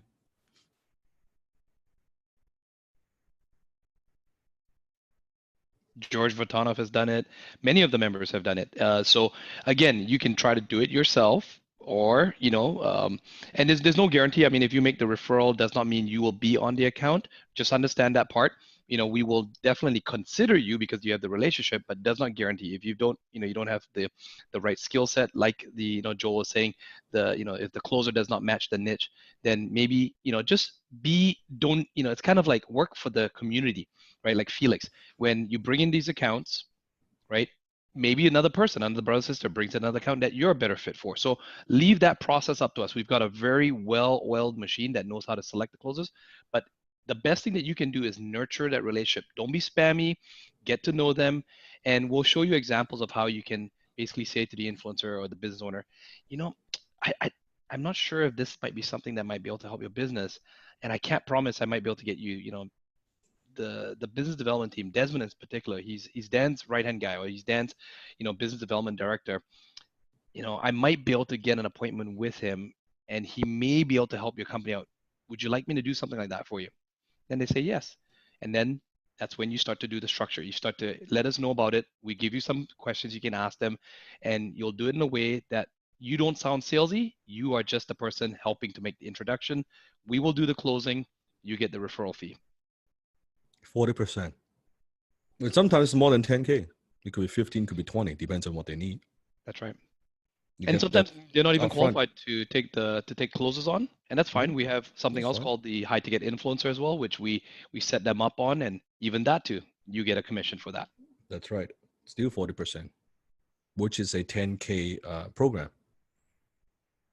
So $4,000 for making some introductions. And how many would want Desmond to close for you?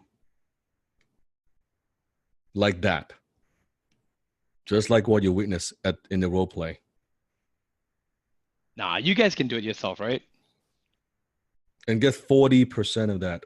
Now, is it possible the business kind of you refer that maybe it's someone that you know, maybe someone you have done business with, that you may not be the ideal closer? Is that possible? Maybe you just purchase that program, yeah. Maybe your brothers and sisters, they may be. Let's say it's someone in investing. Right, that that's not your thing, and that's okay. You maybe you're more passionate about many other industries. Here's the beautiful part, Sivu, because also I'm a shameless plug here. I know we're trying to move on, but we also manage the copywriters.com. So sometimes when you are speaking to these business owners or these these influencers, and again, even if they're not a good fit for maybe say closers right now, we maybe help them set up with high ticket influencer. But what we definitely do find out is many of these people, they almost always need copywriting. So it's not exactly 40% on copywriting. It's slightly just a little bit lower, about 35%. But if you made that introduction, 35 for a subscription, 25% for a one-time gig, you would still get that commission. No. So, yes, if you what are the odds? Is that what I agree on? Yes, you did. No, I'm teasing. Of course, that's what I agree on. Connie did, and Connie's gonna be like, "Oh shit, Desmond, I'm gonna get a phone call from Connie." No, see if he wants to pay you, because to me, what's better than rewarding my students, you, for referring business to all of us to bring more business to the family. Yeah, and we track it all. That's why HubSpot is really good. We track it, so once you've done that, you made that referral, we can see that you were the person that did it. Then the AEs, the account executives, the closers, right, the sharpshooters, when we close the deals, you're marked as the referrer. That's right, teamwork. So maybe they think they need closers, but actually they need some copywriters. And then from copywriting, having the funnel done, getting the email copy done, all that, then It maybe leads back to 2 months closers. leads back to closing. This That's is right. why Sifu is only interested in 2 market: communication in print, closing in print, closing on the phone. Those 2 markets alone are massive, massive, massive. So you can create your own dream 100 list. Make sure that when it comes to referring business owners, farm, don't hunt, don't email them, spam them, and say, oh, talk to Desmond, and then you try to do that. There's no relationship being built. It should take a few months, right? Sometimes, more than a few months. Yeah. Adam, who's in the chats right now, is really good at doing that with the German community, Yep. and he does it bilingual in English and in German. And he's nurtured a lot of relationships with big business owners. Sometimes 3 months, right? Adam, just type in the chat. Sometimes it takes you 3 months, 4 months, And- 6 months even. And what's the best way if one of our students want to refer, what's the best way to reach out? The best way would be to first submit an email into support@danlock.com, and you Yep. want to put in the subject line potential influencer referral, potential business owner referral, right? That way, when support sees that, they know that they're going to probably send it off to the business development team. Mhm. You want to give us as much details as possible. Yeah, How not just, long have you talk known? to this person. It's not like that. That's right. Not a simple short one sentence. This is where you want to give. Don't write a novel, but do give us key important pieces of information. Even that too demonstrates your business acumen. Whether you know what information we're looking for, such as what is their business, links to their funnels, their pages, what's their price point. How long have you known this person? If I'm to get on the phone with this business influencer and I mention your name and I say, how long have you known John, for example? How long have you known Susan? And what would they say? Would they say, "Oh, I don't know John. I just met him last week," you know? Then that's the gray area there. You can't, is that a referral or are you just spamming Mhm. people just trying to get a referral Mhm. commission? We will Right, so need you to edify, right? Edify us in That's terms right. of when you're making the referral, That's right? correct. We're gonna do most of the work. Desmond's gonna do most of the closing, but you gotta introduce us properly. Does that make sense? Yes. You gotta edify us, so then it makes his job a little easier, so you could get your commission as well. So it's about farming, and when you're farming, they might come in. Some may be ready 2 months, some may be ready 6 months, some may be ready 12 months. To me, the referral, that should be, it's like a side gig that you do. You're closing your own, but from time to time, if you refer a couple a month, that's $4,000, that's $8,000. There's nothing wrong with that. Does that make sense? Your little side, if you refer one, that's probably $4,000 more than what most people earn in a month. Wouldn't you agree? It's good money. It's very good money. And they would be happy because that business account, that entrepreneur, that business owner will be taken care of very well. Look at our process that we have, right? They will thank you for it. When you spam, here's the type of emails that we get. Here we go. Who's going to read this for me? I'll read this one, Sifu, because I'm very close to him, and he's a good friend of yours too, Sifu. So God damn it. Yeah. I I got this. know. I got this. And you read it first. Yeah. So if another HTC high ticket closer reaches out to me cold, not knowing anything about my business, telling me they will close more high ticket offers for me, I'll throw up in my mouth.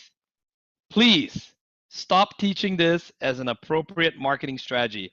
And HTCs, stop doing this. It ruins your cred. Oh, and ask for your money back from the person who taught you this. Did Seafood teach you this? Is there any 1 minute we think I said go spam? So then I had to reach out to this person. Turns out, actually, I know he doesn't know actually HTC. It's mine. It's my program. So I reached out to him and I said, "Hey, buddy, I apologize. Who was spamming you?" So we had to do a lot of damage control. Yeah. And And finally, it turns out also he was getting, when he realized that he was getting from some of the what do you call it, the imposters. yeah, it's actually then turns out they're actually not my students. God That's right. damn it. I know. And then it turns out when we told him about copywriters.com, I said, hey, Yeah, so now he becomes a client. yeah, and he loves everything and he refers so many clients to us. It's like, what the fuck? But I had to do damage control. So Yeah. all these fakers and posers saying that, they're my students, that's the problem. But we almost lost it, guys. And this is just one. We're very fortunate that he's really good friends with Sifu, and he was able to even he apologized to Sifu as well too, and he said, "Oh, I'm really sorry," and he took down his post. But the moral of the story here is how many of these go unchecked? How many of these are happening, and we don't know about it? So when you spam influencers because of lower self, because of desperation, number one, you won't close the partner because you come across desperate. Remember the business acumen, the posture. Secret number two, you make no money. And you kill all future referral opportunities, and you then get no repeat business because there's no trust being built. You with me? There's no trust, right? You will ruin the brand, and that affects all your brothers and sisters, including yourself. Then you have no friends left. How many of you would not tolerate one of your brothers and sisters spamming people, ruining our brand? Yeah, you just won't. Sifu, I was at an event once, and I was sitting next to a business owner, and one of our closers at that time, who was in the Rising Stars, actually spammed him on LinkedIn. And he literally reached over to me as we're eating lunch, and he showed me his phone. He goes, "Is this one of your closers?" Right? And the guy, you could totally tell he just had copied and pasted in LinkedIn, and that's what we constitute as spamming. Okay, even like that's one example. But I'm sitting there with him, and he literally looked over at me. He says, "Is this one of your guys?" That's how often it happens. These kind of things. It's embarrassing. Embarrassing. So if you're a professional, how many of you are professional? You are a professional closer. Then behave, act like one. If you need help, you're not so sure. Maybe it's like, oh, is this okay? Is this not okay? Ask. Ask. You can easily post within the HTC family community and just ask. There's nothing wrong. It's like, oh, I'm not so sure about this. Should I do this? Would this consider spamming? Ask. By the way, if you're thinking most of the time, well, would that be considered spamming? Chances are, guess what? It is fucking spamming. If you're questioning about it, yeah, it is spamming. It's pretty obvious. It's pretty obvious. It's like people on diet. Well, eating that ice cream, is that considered cheating, on my diet? Yes, it is. You need to ask. It is. Remember, act as a team player, not as a lone wolf. Can you do that?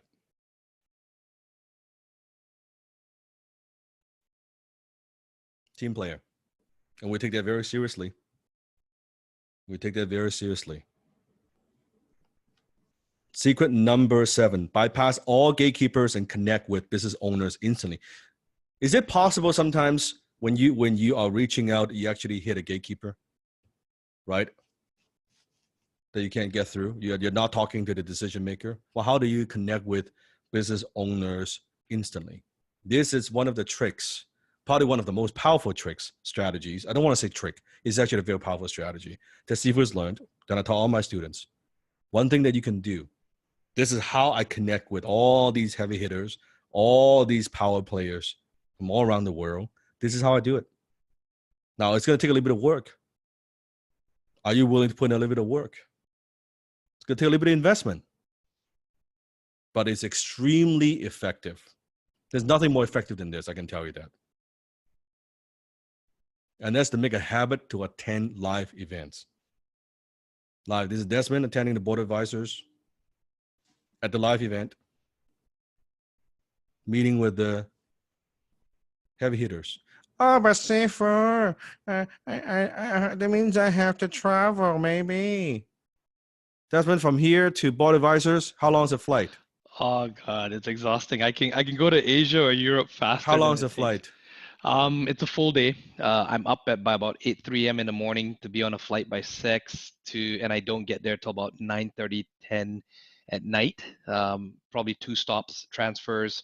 It's pretty exhausting. And So then how to many come back, hours? total time I spend probably about 18 hours, 18, 19 hours just to get there. Far. Yeah. Far. So why the hell you want to go? It's worth it. Once you get there, the just one connection could be $100,000 deal. Could be it's big. Yeah, but what's the investment for board advisors? $25,000 a year. Yeah, 25K a year. Now, I'm not saying that you need to spend 25K a year. There are many events that cost way less. Yeah. But we like those expensive events. I'll explain why in a moment. Yeah. Plus it's 5,000, usually in airfare and hotel to each time you go there. So if you're going there 3-4 times a year, you can add that extra 20,000 on top of the 25,000. That's right. Now, you're not at that level yet. It's okay. But there are many events locally. Maybe you could go, or somewhere close by that's within driving distance. Okay. Why events are so powerful? Here's why. Because an event, you are there in what I call a closed environment. What is it? Closed environment. So with the board advisors is a 3-day thing. Whoever you want to meet or that you have a potential to meet, they're not going anywhere. This is not like they're working from the office, that you're interrupting them, trying to get 5 minutes. They're not going anywhere. They're there 1, 2, 3 days. And usually, even board advisors, it's not a huge group. You have multiple opportunities to connect. Going to lunch, going to dinner, connecting during the break. You are talking to them directly. There's no gatekeeper. You are there, right? And if you're using HTC technique, you will know how to talk to them. When people are in the environment, when they're working, they don't want distraction, they are busy. But when they're in a networking mode, they're open to having conversations. Does that make sense? When people go to events, they're like, yeah, I'm here to meet people, right? I'm here to expand my network, right? I'm here to learn. That like it puts them in a very, very, mindset, a frame of mind to be more open. You get them a couple of drinks, even better. Go to Blue Ocean. So when I go to an event, if they're all CEOs and stuff, I'm talking to CEO right here. And I'm here, I'm connecting from there. There's no gatekeeper, there's no assistant, just me and them. Easy. Does that make sense? This is simple. Nobody does it. I'm telling you. Everybody's too fucking lazy. They think it's like, oh, I'll do an email. Oh, fuck that. When I'm trying to connect with some heavy hitters, I want face to face. That face to face, that accelerates trust. They've met me, they've seen me right there. Right? Accelerate. Where's this all? Who are you? You're like, I don't know. Like, no. Right? It's so simple. See how to move into another CEO without being rude. I'll go into all that. So, Sifu, what kind of events should I attend? Go ahead, ask me the question. Sifu, what kind of events should I attend? For what we do as a high ticket closer, any events that target business owners, digital marketers, agency owners, coaches, consultants, speakers, and experts. Those are more likely to have high ticket offers. Local or national. Events, especially that teach them how to get more customers and generate more revenue. I'll give you an example. Let's say if there's a digital marketing conference that teach digital agency owners on how to get more clients. How many of you think that they might need some closers? And how many closers are going to be there? You're gonna be in a room with 2, 3, 4, 500 digital agency owners. You will be the only fucking closer in the room. It's like, what is it the saying? like it's like you're shooting fish in a barrel. Is like when my students go to these events, it is unbelievable. Unless you don't fucking believe me. Unless you've done it, you don't fucking believe Sifu. I know that. Because every time I teach it, no one believes me. They go to the event, the influencers are following them to the fucking bathroom. They can't stop talking. They buy them lunch. They buy them dinner.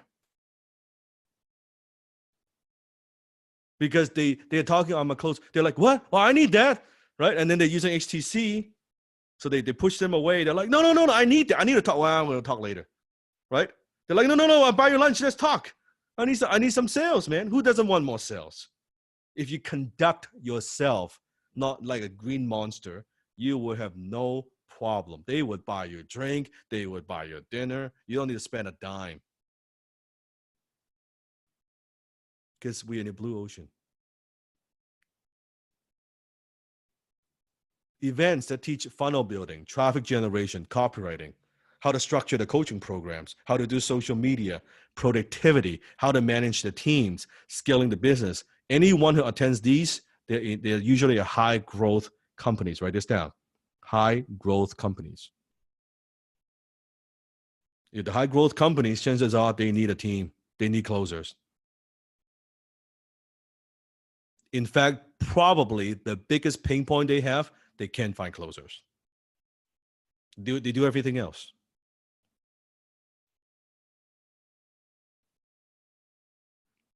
So going to these events, they don't have to be expensive. They could be $20, $30, $50. They could be $100. They could be $200.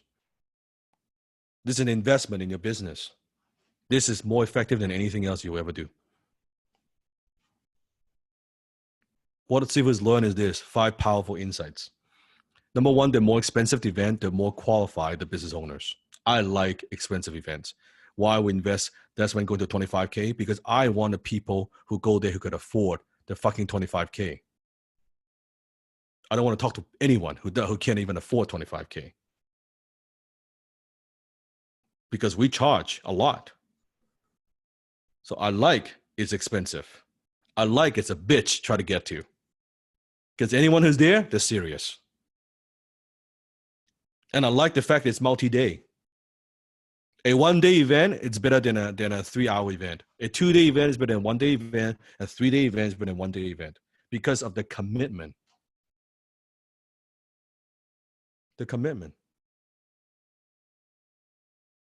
3 days is not going anywhere. Great. And the more targeted the event, the easier it is for you to connect. So if you go to an event that's like a big crowd, but it's kind of generic. Let's say, I would say like a motivation, there's like Tony Robbins, that's very generic, right? You have all kinds of people. I would much rather go to something like very targeted on just one thing. Example, let's say I go to an event where it's all software founders. Oh my God. If it's all software founders selling B2B, how many of them you think they need closers? Oh my goodness, right? I can't walk through the crowd. Forget it. They tear me apart. My shirt will be off. They're so excited. No joke. Right? And bigger isn't always better. Like sometimes the best events are like small, intimate. Could be 50, 30. Because I think I can connect with people. Like I prefer small event. If you are a woman closer, where's my Wonder Woman closer? If you go to an events that are for female influencers or business owners, you won't be able to stop them from talking to you. My goodness. You want to talk about blue ocean? Within a blue ocean, you go to one of the events who are for women business entrepreneurs, and you're closing in a non-salesy, non-pushy, ethical way, you will get a lineup. You will get a lineup. And one of the best ways you could do this is Sharing is caring. When you go there, if you go there try to close your for yourself, what Steve has learned is it's very easy for you to come across very salesy. Although I told you not to, although you're aware that you shouldn't, but it's very easy to come across because if you think about it psychologically, if you're very good at closing, you should be already very busy. I don't care if you're busy or not, but think about the perception. If you're a very good closer, you will not have time to take on anybody, right? You just won't. So when you go there, it's much better. So I'm not even teaching you to just have the frame of a doctor. I'm teaching you actually going with the mindset of, I'm not here for business. I don't want business. I'm going to give you some of the lines or some of the scripts that you could use, right? This is why the class is long. There's so much I need to teach you. It's like class 6. So if you're busy, you're not desperate, and you're not looking to get business. So you're there to kind of try to get business for like to make a referral for brothers and sisters. Then you have this very casual, non-attached kind of a mentality. You would not. How many of you have been to networking functions and everybody trying to hand out their business cards and try to get business and shit like that, right? Isn't that a turn off?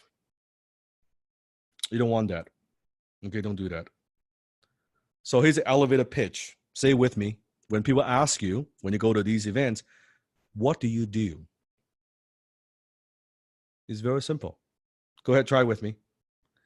I'm a high ticket closer, or you say, I'm a closer.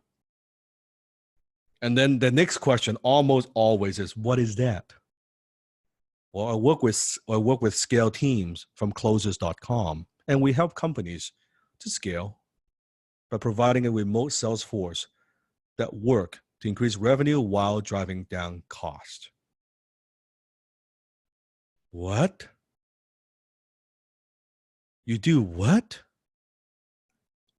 I need that. That sounds interesting. Tell me more. Well, sometimes I'm a closer. Like I like sometimes very, very casual. Hey, what do you do? I'm a closer. I close premium products and services.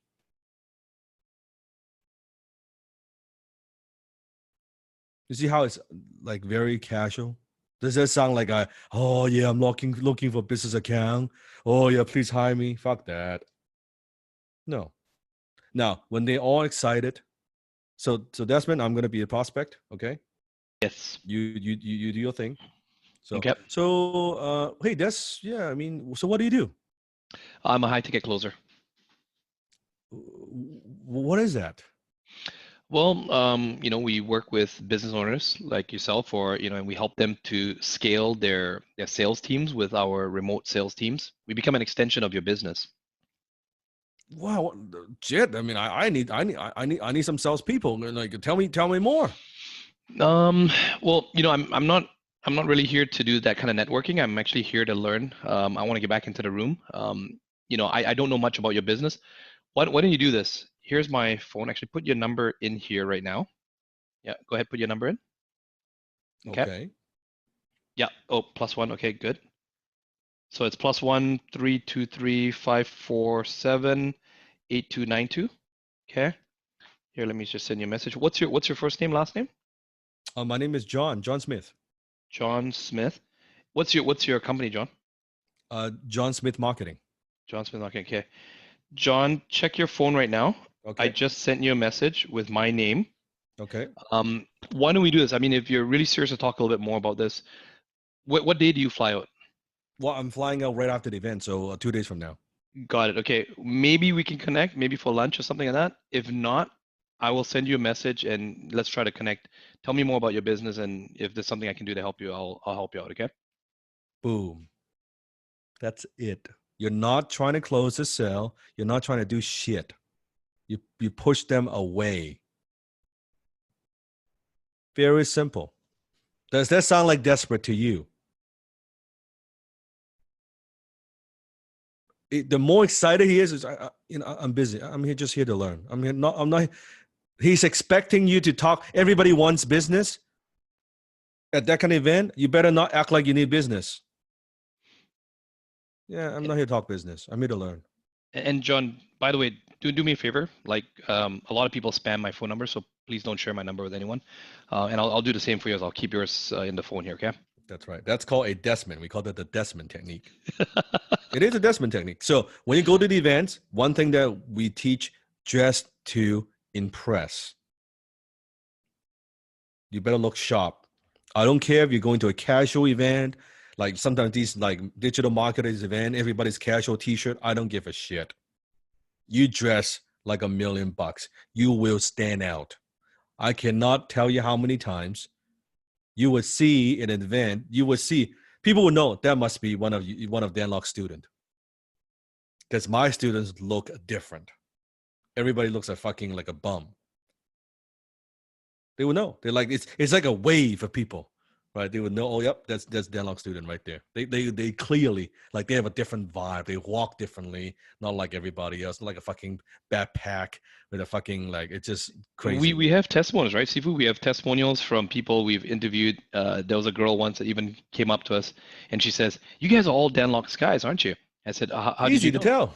Yeah, and she Easy goes, to "You tell. guys are all the best dressed here. You guys are the most best dressed, the most polite, the ones who, you guys walk as a group. Yeah, we stand out." Yeah. So dress to impress. Use the same HTC technique to connect with people. Do not hand out business cards. Do you know why you don't want to hand out business cards? Because when yes, it ends up in the trash. It puts them in control. You give them a business card. Now what? Do you hope they'll call you back? They'll never call you back. And then you email this and that. No. Get the phone. You want the number directly, not assistant. No, you want, because the minute that Desmond sends me a text, he's got my phone number. He can text me and set up the time from there. You don't bypass all of that stuff. Now, if you give them your business card, you're just waiting. If they give you a business card, right? Now, when you try to call too much, try to contact them too much, you sound desperate. A text is very simple. So even when you follow up, it's a very simple, hey, you still interested in doing this? You want to talk? One line. And then when you get them the phone, you just do simple HTC skill, everything that you've learned so far. Okay. And there's a Desmond. There's Desmond in action, doing exactly that. Talk to them. Here's a number. Very simple event. And you walk out with 10, 20, 30 contacts. And from there, how many account, how many influencer we need to make 6-figure income? One. So this is the technique. We call it a Desmond. So we say, oh, we pull a Desmond. That's what it means. A Desmond, connect with people, get the phone number. Simple. Simple. Don't make it complicated. This works in dating too, by the way. This works extremely well. XTD, high ticket dating. You have no idea. Not desperate. You're not trying to woo the person. No. Like, I'm busy. Give me a number. If you try this, damn, I'm telling you, if you walked up to someone, so simple. Just hand them the fuck. It's so simple. You should thank Sifu if you're single. Walk up to someone you like, open the phone, just walk up to her, hand her the phone. Lady, if there's someone that's confident, good looking guy, like sharp, not like good looking, but like sharp, clean, walks up to you to say, I think you're so pretty. Can you give me a number? And just hand her the phone. Have her enter the number right there on the spot. Your closing ratio will be so high. She would be shocked.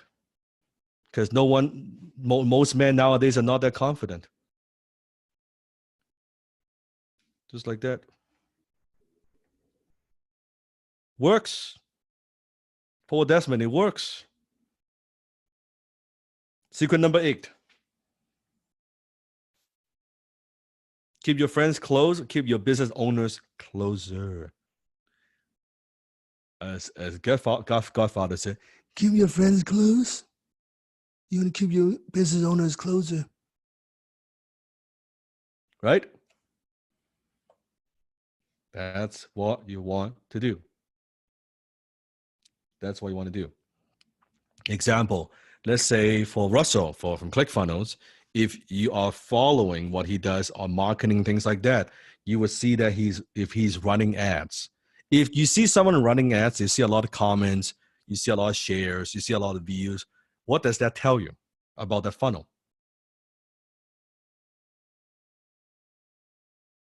It's working.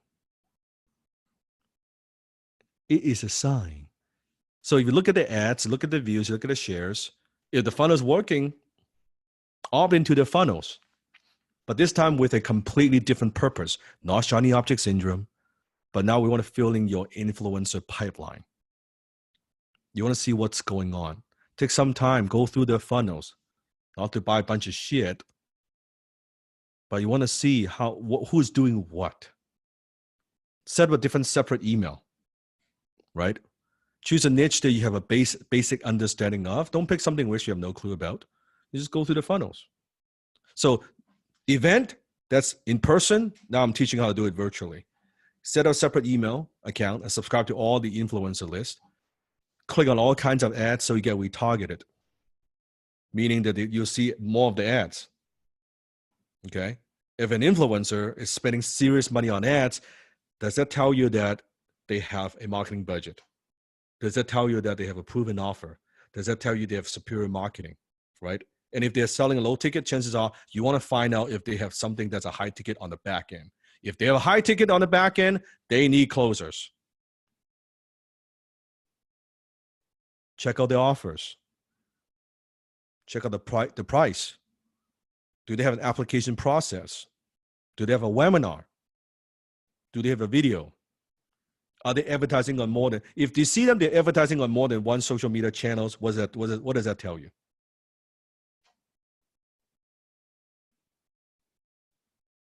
It's growing. The company is growing. They've got budget for marketing. So finding that 10 out of 10 business owners that meets all the criteria has a lot to do with timing. Maybe someone is launching a new product. When you're on the list, you will see it. They will tell you, hey, we're going to launch this product. Oh, okay. Then if the timing is right, you're on the list, send an email. Hey, so-and-so, I just noticed that congratulations on the launch. I follow your work for a long time. Love what you do. By the way, your video on this has profoundly impacted my life. Stroke the ego. I'm just curious, like, when you this launch, I noticed you have got this offer here, 10K, 5K, 20K offer. I'm curious who's closing for you. Are you looking for a scale team? Oh, yeah. Oh, if it is, then get on the phone. Go from there. Or make the introduction to Des. He can close for you. Either way, doesn't matter. Timing. Again, I'm going to use a dating example. Not that he doesn't like you, not that she doesn't like you, just maybe timing. They're not in the mood for relationship. They just got out of a relationship.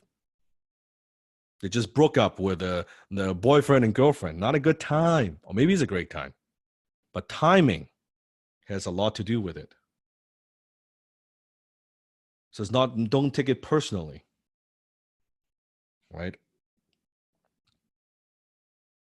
It closes in black. Sifu's got multiple awards. One of the awards that we have is a 6-figure closer award. And last year we gave a lot of awards away. And this photo doesn't do it justice. It's a beautiful, beautiful award. This is when you have earned over $100,000 in commissions as a closer. You get one of these. And then we also have the 7-figure closer award. That is when you have closed over $1 million, meaning $1 million in your pocket, not total sales, $1 million in your pocket. As a high-tech closer, you get one of these. $1 million. So struggling closers ask, where can I find influencer and close for myself as a closer? So let me ask you the question. Now, do you have challenges finding influencers? Has Sifu shown you the ways, multiple ways, to find that ideal business account?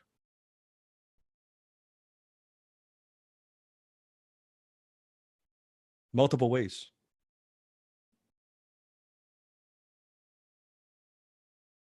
And what's very interesting is I could tell you, if you actually get it, you will know that they're everywhere.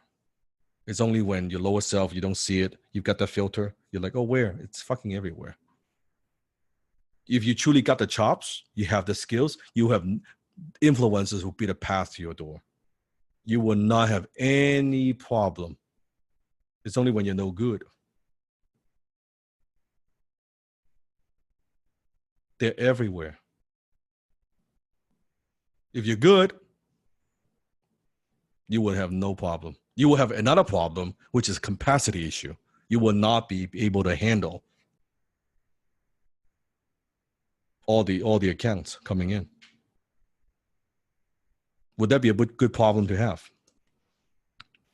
A 6 or 7 figure closers ask, how can I be part of a closing team and contribute to the greater organization? Can you see the power of being on a team?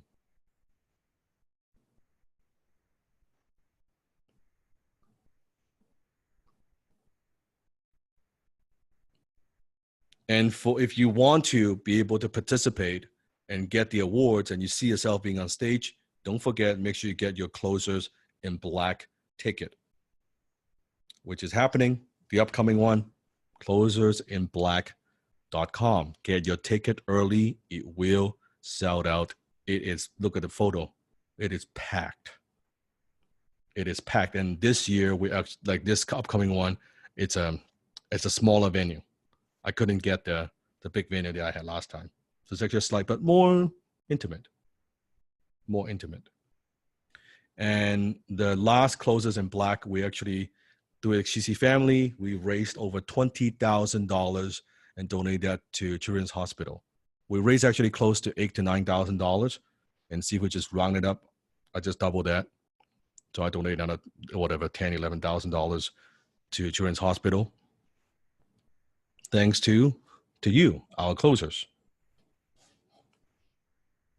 So making money is good, but also to making a difference. Who wants to make money and make a difference at the same time? That's what we do. This what we do. And this year, I'm certain the number will be bigger. Much bigger.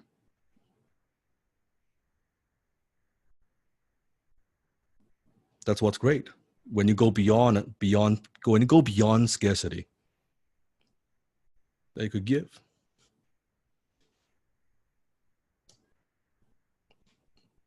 And the model that I got from, I want to give credit, it's actually from my good friend Brian Scudamore, who started off 1-800-GOT-JUNK. How many of you have heard of 1-800-GOT-JUNK? Yeah. Now you may not know, but 1-800-GOT-JUNK is actually a $400 million company. It is a franchise company. Just hauling trash.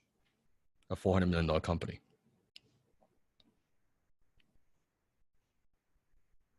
And when I sat down with Brian and I explained to him about my business model, and he gave me some pretty powerful insights. So when Brian started 1-800-GOT-JUNK, right, at a time, he's got some competitor, but at a time, it took him 8 years to get to $1 million in revenue. 8 years. Now, even $1 million revenue is not bad, but it took him 8 years. It's a long time. And then if we find out that, you know what, he needs a system. He needs to put systems in place. So then I asked him the question, what are some things that he did? So then he decided to franchise the business. And now he had people from all over North America buying the 1-800-GOT-JUNK franchise and be able to hit $1 million in revenue like in a year. So someone purchased a system, purchases the franchise, and what took him 8 years to do, now they could get there in 1 year. So I asked him what's his secret? Well, he said, well, in the beginning, when they were trying to do all kinds of things, no different than someone gets a little truck and just like ping the number, and then they go out there and just haul trash. There's no standard. Can you see? There's no quality control. There's no standard. That's the freelancer. Yeah, that's like fucking freelancer versus 1-800 Got Junk. Do you see a difference between this and this? And he said, that's what I do. So I put a higher standard.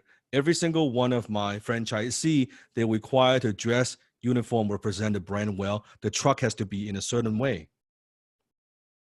And every single job order goes through 1-800 Got Junk, meaning this. Let's say you hire 1-800 Got Junk. You got some old furniture you want to throw away. You call them, 1-800 Got Junk. And afterwards, they do a great job. 6 months later, you need some garbage thrown out again. You don't call the person. Who do you call? You call 1-800 Got Junk again. All the opportunities, all the gigs come through a centralized place. And from that centralized place, it got dispatched to everybody else. He said, Dan, if you want to grow a company to that kind of size, that's what you need to do. You need to have a place where all these opportunities, you got to help filter. You got to help to see, to be able to dispatch who is the best for that opportunity. And you centralize all your marketing under one brand. Then your company will grow, your people, your team, they would grow, and they would make more money faster, easier, with less headache. Do you think his franchisee deals with accounting? Do you think his franchisee deals with legal? No. The headquarters handles accounting, legal, finance, you name it, they do it all. They only focus on one thing, providing the service, period. Now, we're not doing a franchise, but can we learn from a successful franchise that is doing $400 million a year? You bet. So that's what Sifu did. I took the idea and I launched closers.com. And as we speak, we are upgrading, working on taking the platform to a whole new level. You'll see in a few months. Nothing like what it looks right now. It would be way, way, way, way more powerful. Way more powerful. You cannot imagine it. You just don't bother. You cannot imagine it. So that's what we have. All the opportunities coming in, no different than if you have an opportunity, refer that to Desmond. Yeah. So Sifu will not stop you from going out there and doing your own thing and kind of like in this picture, being individual closer. That's fine. I taught you the skill. Go for it. I'm just saying that this is what we do. This is what we are building. And how you do anything is how you do everything. How you do anything is how you do everything. Now that's interesting. This interesting little message. Joe? Yeah, and this was actually unfortunately sent to me about a year ago, actually, right? This is actually from a while ago, but it still happens today. So, hi Joel. In these days, I got called by some of your colleagues of HTC who proposed themselves to close for me in my business. If you're interested, I'd like to also know from you how you work and everything. Hope to hear from you. Bye. The reason he's asking me how I work is because I used to be an HTM leader. So he knew that, right? But he was saying that the people that were spamming him. So I said, Daniel, that's interesting. Sorry you had to deal with that, man. Did it come across as spammy? We will address that. And then I said, what are your package price points and offers like? Thanks. And he said, hi, Joel. Yeah, the approach was pretty spammy. Haha. It's not a great thing. Not great at all. There's another one. Yeah, this one's an email that came in. If you guys look at the date, it wasn't actually not too long ago, September 22nd. And, writes into me and says, I'm wondering why your closers don't even try to actually close when I hire them. They don't even bother to overcome objections, and they do not follow up. Instead, they waste the expensive contacts that I know of it. I could have closed them. So what's the story behind this one? This one again, I hired some HTC closers, some freelancers that were flaky. First of all, like showed up late on calls, sometimes missed calls, and again, then when the influencer, whose English is not as good, that's why he was depending on the closers, pointed it out to the closer just said, oh, well, screw you, I'm going to go after another account. Didn't take any ownership for it. Mm-hmm. So we had to do damage control. Yeah. Mm-hmm. Just because it was training in 7 weeks, it doesn't guarantee that they will be good closers. Doesn't mean that they have the habits of high-tech closer. They call themselves high-tech closer. So then we have a very simple rule with HTC. If we get a complaint, and this is to protect our entire family, our brand, then you see why this is very fair. If we get a complaint like this from companies or influencers that you're spamming them, you will be banned from HTC forever. We don't do second chance, and there's no coming back. Because before we were like, maybe I'll give you a little slap on the wrist.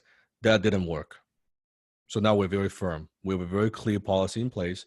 We get those complaints, those emails. We find out who that spammer is. If they are within our community, unfortunately, I do not want to do this, but Sifu has to do it for the greater good for the community.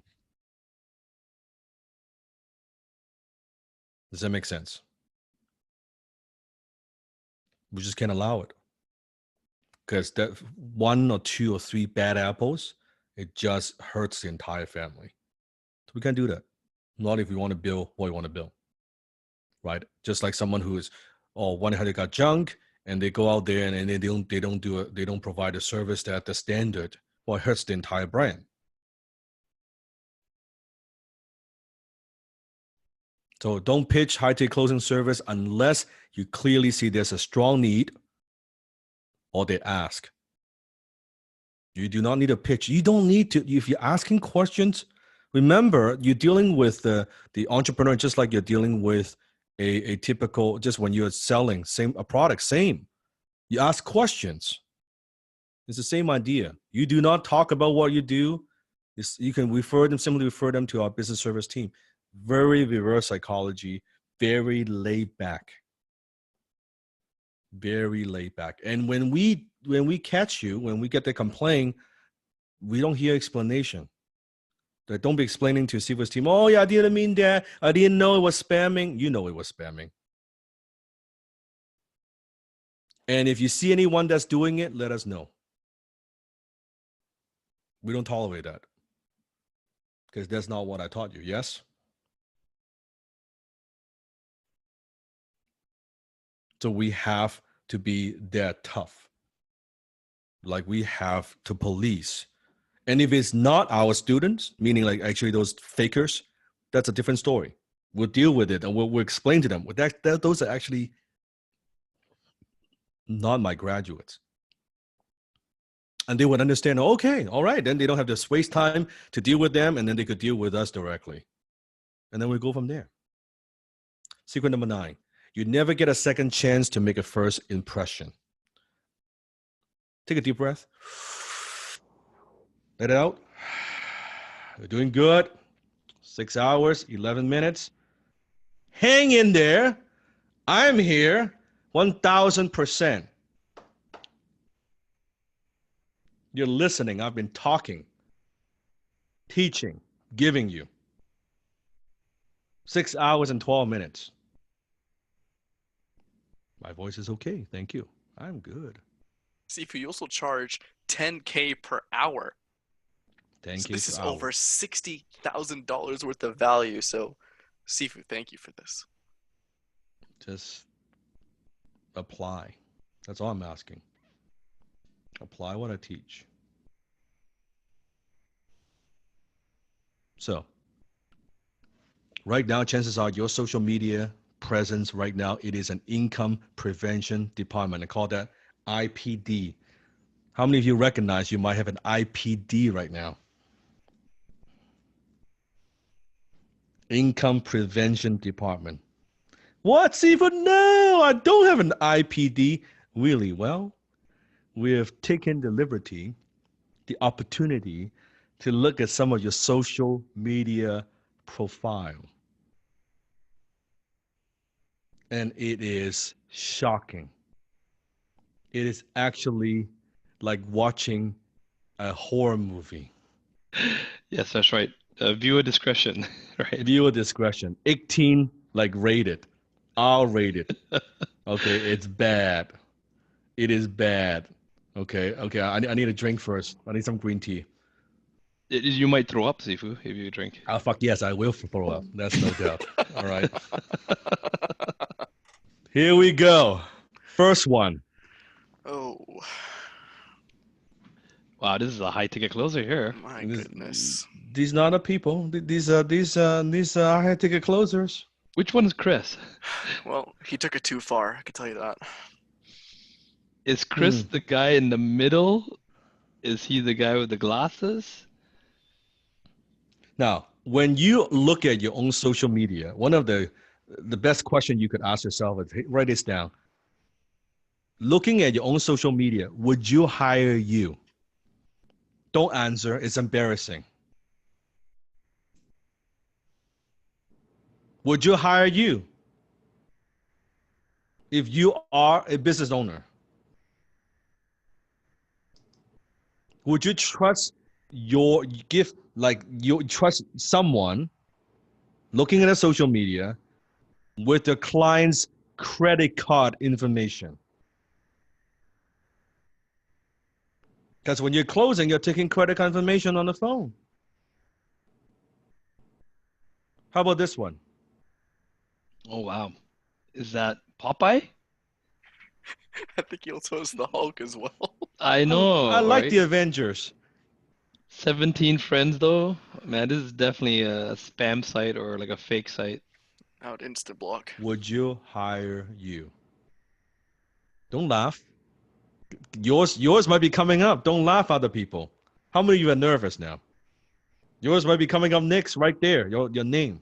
See if we're gonna throw you under the bus, man. Yeah, not trying to embarrass you. Well, actually, I am trying to embarrass you, so you fucking change. Tough love. Tough love, some tough love, okay? Some tough love from Sifu. There's another one. Oh, wow. I mean, for the girls, like, oh, that's so cute and stuff. You know, I like cats, but Where does that scream high ticket closer for you? nowhere. How about this one? Oh. The profile photo.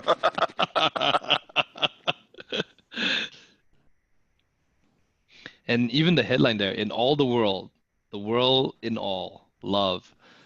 I mean, what is it? Like some sort of poetry? What are you trying to say? Um, yeah, nothing about being professional or being a high Oh ticket yeah, closer. but see for the entrepreneur, the business owner, he's not gonna look. She's not gonna look my social media profile. You would think they won't, Oh, they definitely do. and even if they don't, you think their customers won't?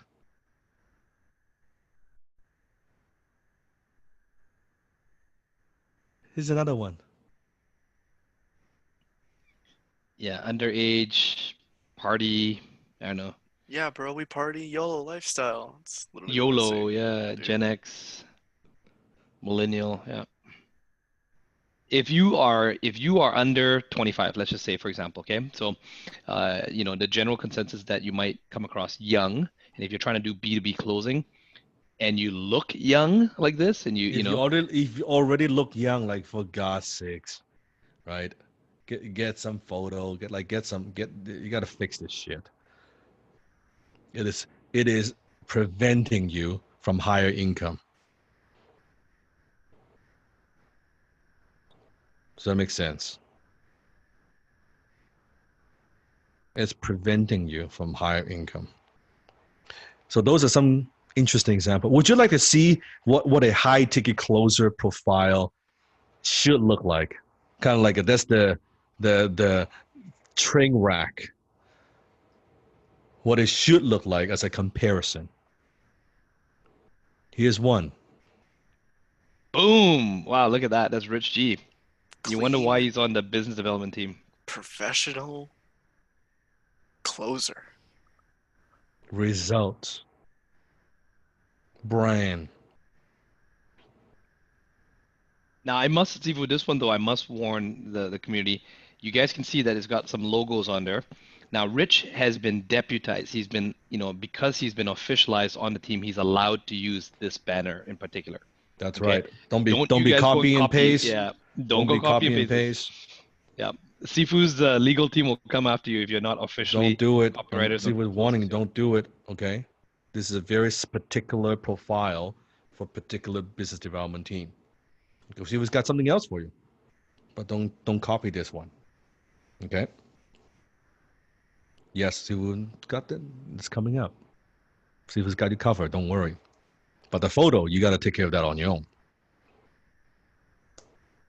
So this Vickers before. This is the homeless. You see, now you guys know what I'm talking about. You Oh see this? no. We just talked about millennials, YOLO. Now you know where I get it from, you see?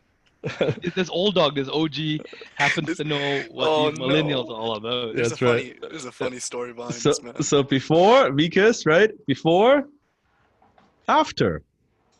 Mm. I personally kept that photo. That's the original one. He's been waiting for this for a long time. Long time because so Oh, I know he has. before, after. Do you see the difference?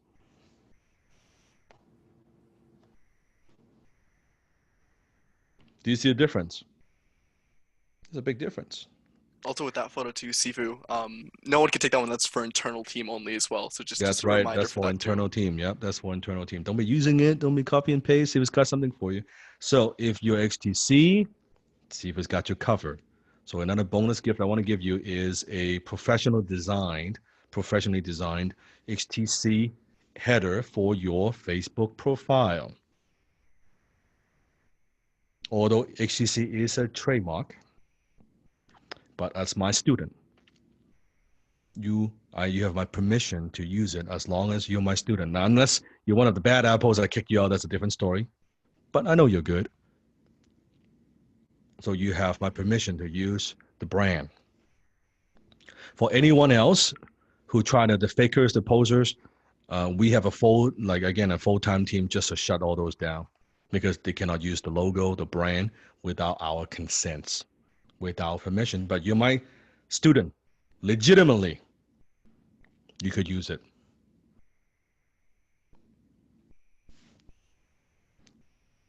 So that's for your Facebook. But Sifu, what about LinkedIn? I got you covered. We got the LinkedIn cover. So also the LinkedIn profile as well that you could use. And we have different designs. These are just some designs. We have multiple designs that you could use. So you don't have to worry about it. You don't need to hire some expensive designer and try to put it together. We've put it together for you. See if it's done that for you. And it's my gift to you, both for the Facebook and the LinkedIn profile. So now there's no excuse. Please, when I look at your profile, please don't just for my Sifu's health and well-being, just don't give me like a stroke, like a heart attack when I look at that. Make it look professional. That's the header. Now, in terms of the photo, we have some pretty amazing HTC before and after makeover as well. His best from before, that's good photo. It's nice, right? It's not bad, right? On social media, that's nice, right? That's before, but is that the high ticket closer image, right? Is that a closer? Is that a professional businesswoman? This is after. Boom! Give me a boom, Boom! right?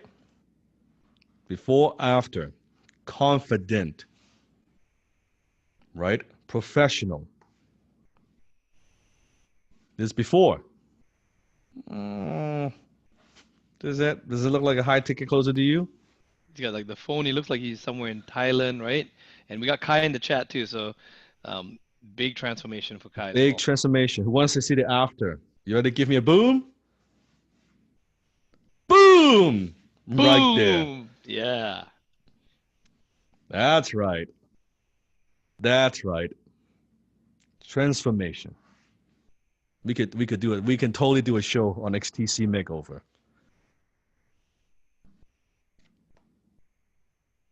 Before, Grace Lee. And Grace is also one of our leaders, also a very successful entrepreneur herself. That's before. After. Leader. Speaker. Thought leader.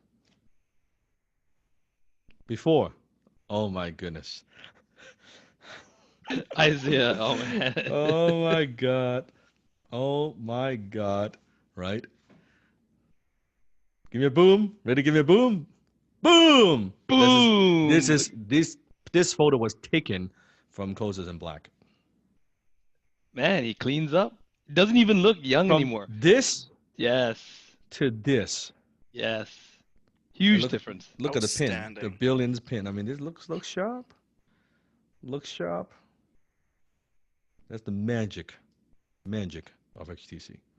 Julie, decent photo. Now, this is not a clear resolution, right? Julie from before, Julie now. Powerful. You can see Sifu in the back. Desmond right there, speaking, presenting. Are those some pretty powerful transformations? You bet. Do you think other sales training program will have that kind of effect on people? Teaching them some script? No. No. As a high ticket closer, you no longer could afford to use social media for pleasure. You now use social media for profits. The only reason you go on social media is to use it for profit. Sifu goes on social media, use it for profit, for income, for impact. I don't use it for pleasure. If it's not for brand, if it's not for impact, if it's not for reach, I will not be on it.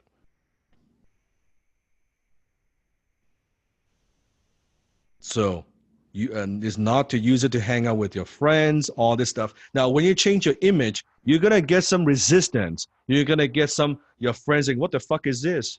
None of your fucking business. That's your reply.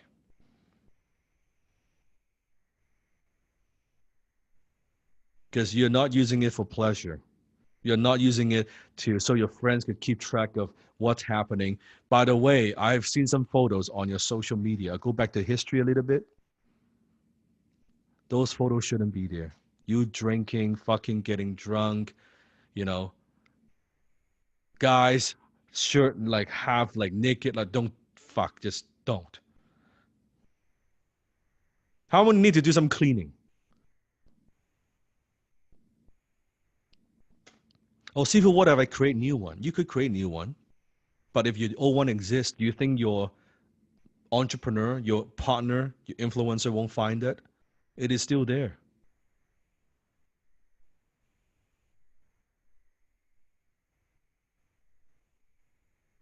Remember, most people don't become who you want to become. You're too attached to who you've been. Your old you must die. And for some, so then your new you can be reborn. For some, it would be an incredible, liberating process. You look at some of old photos, you say, that's not me anymore. I don't want to be like that anymore.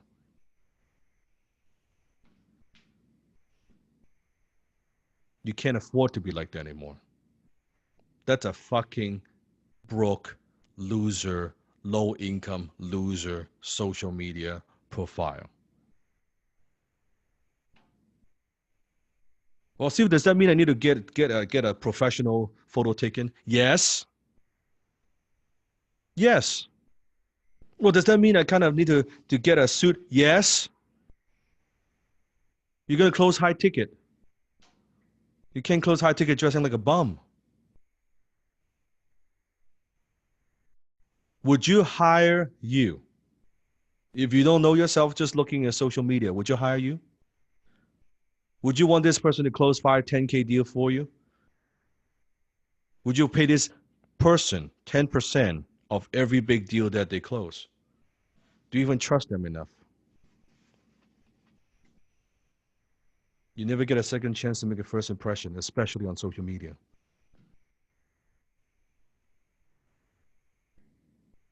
Here's a little bonus tip, and then I'll go into assignments. I want you to look at these two, and by the way, for my graduates, don't say anything. So look at these two photos. So when you leave a comment on social media, you notice your photo shows up, right? Just like your profile photo. I'm going to give you a huge tip right now. 1 and 2, like that, which is very normal, right? Very typical profile photo. Now I want you to pay very close attention. Very close attention. This is profound. This photo. Now this is Sifu's profile photo. What's the difference between this and this? What do you notice?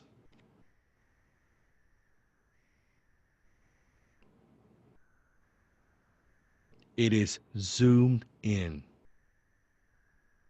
They could see my eye contact. By simply doing something like this, very, very simple, you're looking at them. You're looking at them. And I purposely choose back then when Sifu didn't have the millions and millions of followers on the pages. I want to show it to you because I was using this strategy back then when we didn't have the following that we have. Because I want to demonstrate to you it works. So what happens when you leave a comment? Think about all the people, right? And if you're only showing your body, you can't see who they are. You see how when you zoom in, your photo stood out. When you're commenting in Facebook group, when you're connecting with influencers, they could see your face. This is why Sifu is teaching you within Discord, use your real name. Use a good photo so people can see who you are, so I can see who you are. Do you think if you want to, how many want to join, how many think you have what it takes to join Sifu's closing team? Do you think you want to be memorable? If you make a video, would you be more memorable?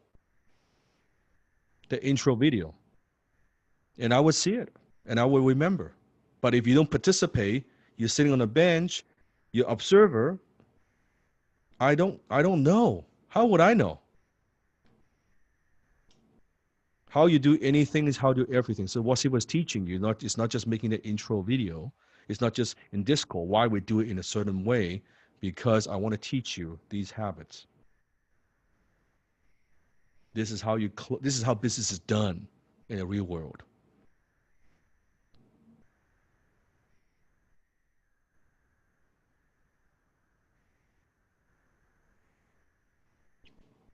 And after you build some trust through social media, again, don't try to close deal on a post and a private message. Private message them, get them on a first contact call, right? We'll talk about this already. You could use HubSpot, schedule once, or Calendly to have them book a time with you. I like that when they book a time. Any of those software would work. Because when you call them, you're the salesperson. When they call you, the expert. So they're talking, you're connecting, you're not spamming, you're connecting, and they say, yeah, I'm interested now, or I need some help. Well, you know what? Here's my booking link. And just give them booking link. And that's it. Right? Now, this is an example of that. Desmond?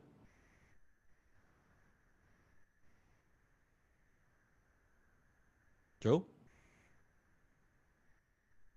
Sifu, yeah, I got it. My mute. Oh, you got it, Des? Yes. Yep. So this one's actually written by Sugroup, and he says, so he's introducing me to a business owner. He says, Desmond, please meet John. And I connected with recently where he expressed a desire to utilize high ticket closers to help scale his sales. I detected some synergies and think there may be scope for us to help him do this sustainably and seamlessly.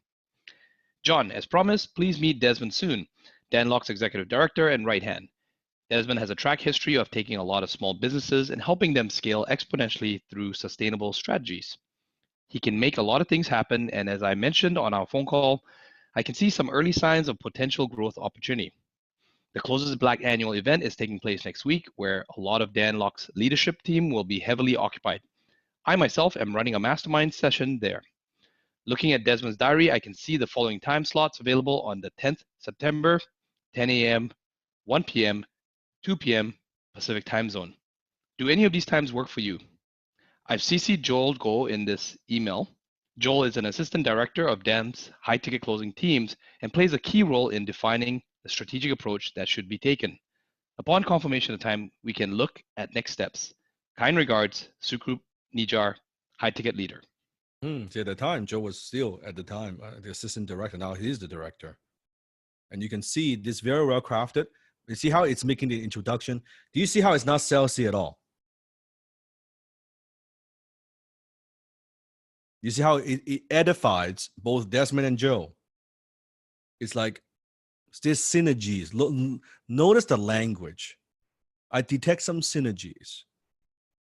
Sustainably, seamlessly, scale exponentially through sustainable strategies. These are very sophisticated language.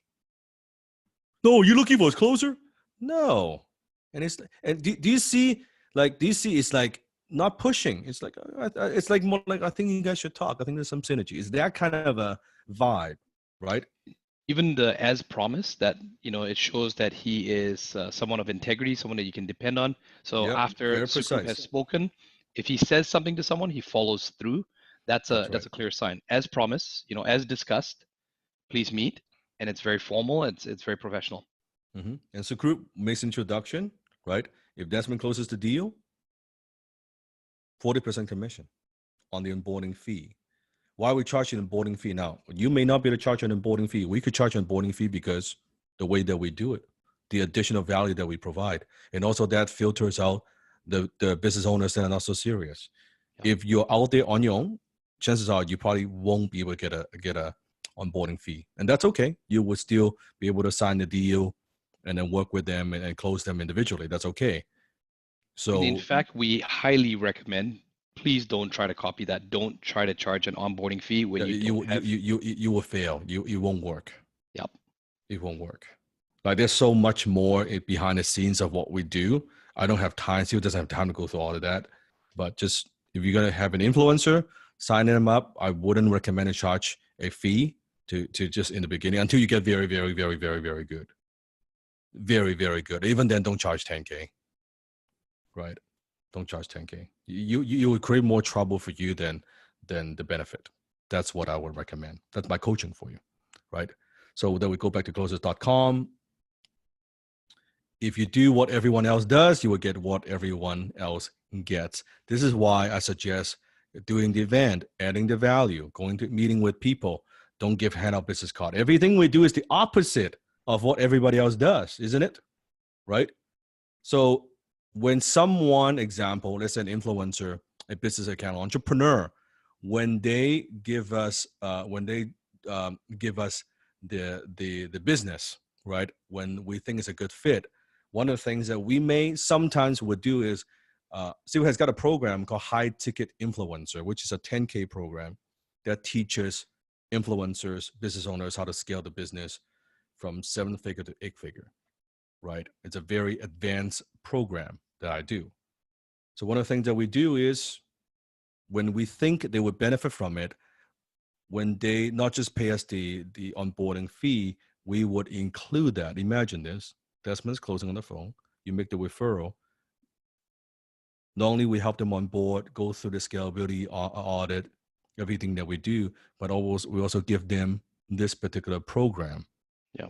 And then Seafood, actually, the backstory, everyone, is you got to understand, Seafood did not need to give this, right? We actually, the 10,000 onboarding fee actually does get applied to members like who are in the management team who don't make commissions and to cover their costs. So that we actually lose money. Seafood does it because we want the influencers to succeed. Now, even in this season, we have a member who is actually going through high ticket influencer and actually getting results. And Sifu, I know that Dawn Freeland as well too, because I helped her. She came to us, she wanted closers.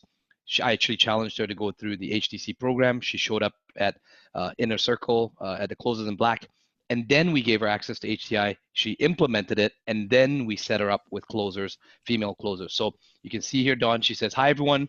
Quick update. As I go through the high-ticket influencer content, I've consumed Module 1 now and wrapping up Module 2. Chris opened up all the modules for me and from the high-ticket influencer. Such great content. And Sifu, with your permission, I've got another one which was not able to be posted on the slides here. This is from Ralph. He says, hi, Desmond. In the last 30 days of my business, I never had courses with such an impact on my daily business and success. We made 100,000 in January 2020 so far. Never had that before. Averaged about 30,000. More to come. The pipeline is growing. It seems that the HTC, HIC, and HTI were the missing pieces. Please thank Dan. And like Dan says, the glass ceiling that I could not go through yet, I also got a new understanding of scale, and that there is a huge difference to growth. It seems to be so simple, but it's hard to find out without a mentor. There's so much noise in the marketplace. So true. Have a nice weekend, and thanks for accepting me into the program. That's awesome. I didn't know that story. That's great, and makes me happy to hear the story. So that's the B2B side when Sifu is mentoring other successful entrepreneurs. How do they scale? So not only I am teaching you, giving you the skill sets. Remember what Desmond showed even in the slides, the pitch deck. In the B2C side, we equip individuals with high income skills. On a business, the B2B side, we help companies scale. Yeah, and Seafood, from time to time, a very small handful of HTC students who are business owners who do want to scale, they definitely apply HTC for their own business. Yep. They increase their own closing ratios. They Yep. help their own internal sales teams. But many times they are in a lonely place. They don't know how to do that. And I know I don't want to let the cat out of the bag, but there is something even better and more interactive, more hands-on than HTI.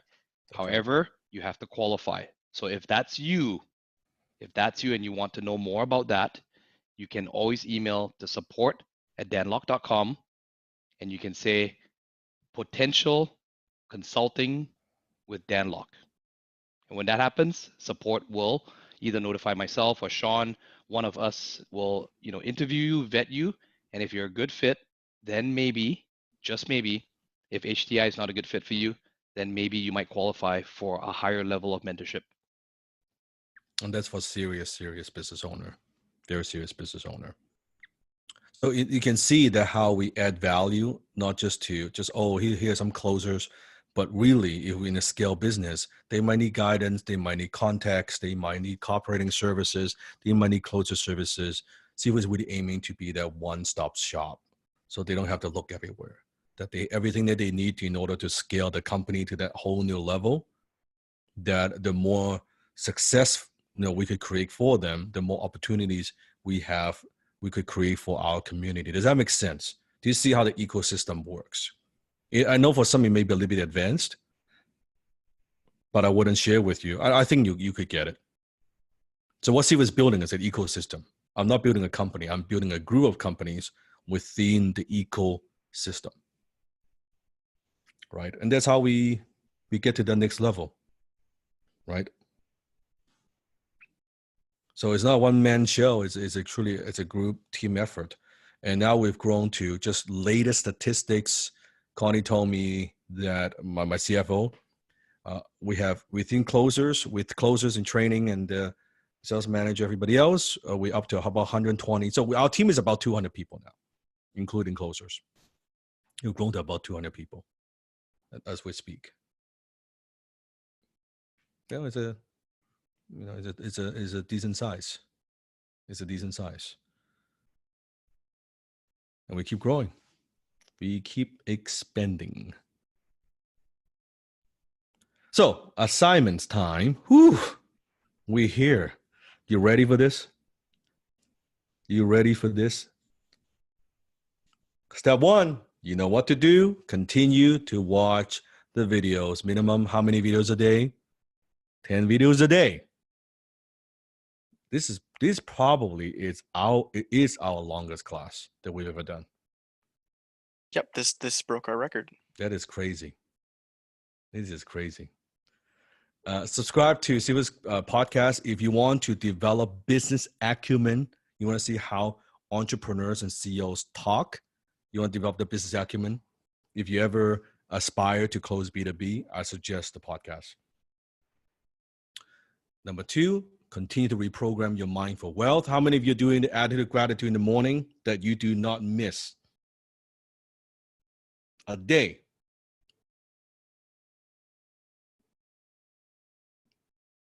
Keep beating up that lower self. HTC Creed out loud at least once a day. Develop that self-image. Notice Christy, notice Felix, what they said. There's a moment when they make that switch. For some, so for them, it's 6 months, 7 months later, months later.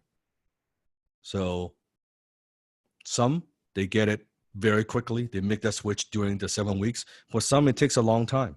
For some, it takes a few months. And it's not that, oh, I'm a high-tech closer, then I make the switch, I wear the cape. It's not like that. It is not like that. It is a moment. And every single one of my students who gets it, it's a moment. You will know. You'll always remember the moment when you actually switch. When you go all in, when this is your new identity, when this is, and notice the results when they happen. When Christy, 5 times the income, couldn't close before. Burner ship, boom. That's the difference. That is the difference. And I cannot make the switch for you. I cannot make that switch for you. I could only point you to the switch. I say, here's what you need to do. You need to have the identity shift. Because if you do high token closing techniques and all that, you're always just doing techniques. It's not who you are. Unless it's who you are, you're not going to tap into your full potential. Make sense? Number 3, listen to the recording of actual sales calls. Now you've done some role plays, and one of the bonuses you get, I promise you, is the actual sales calls and recordings. So we have unlocked, right? Unlocked those recordings so you can listen to them within the your dashboard, your members area, right? And my team has also uploaded a sample sales script for you as well, since you've been doing the homework, right? So for references purpose only, should you use the script word for what you do in close? No, it is for reference purpose only. Chances are you won't need a script. You won't need a script, but I want you to go through the exercise so that you see what it's like to put together the script. You may work with an influencer that might need your help to put together a script. Now you have that skill set. I want to get you ready. And then now the role play, here's the difference. You're going to put everything you learned together. This is the last week. You're going to play different types of jams. You're going to play the opposite jam. So if you're emerald, try to be a sapphire. Ruby, try to be a pearl. I want you to do the opposite. And I want you to exaggerate. Exaggerate. Be tough, be extreme. And the challenge is this week, you're role-playing as a business owner looking for closers. Kind of like what Joe and Desmond did. You're closing for a business account. You're trying to close them on hire you to be the closer for them. Does that make sense? It's going to be more, how many can see this is challenging? It's not so easy. Not so easy, but you could handle it. Okay, so that's the focus for this week in terms of role play. Update your LinkedIn and Facebook profile. You no longer use Facebook and LinkedIn for pleasure, use it for profit. It's there to make you money. Upload a better photo. Update your NXTC header. Update your NXTC LinkedIn description. Get rid of crap that doesn't serve you as a high ticket closer. Get rid of photos that doesn't serve you. You do not use social media for pleasure. You use social media for profit. It is a cleansing process.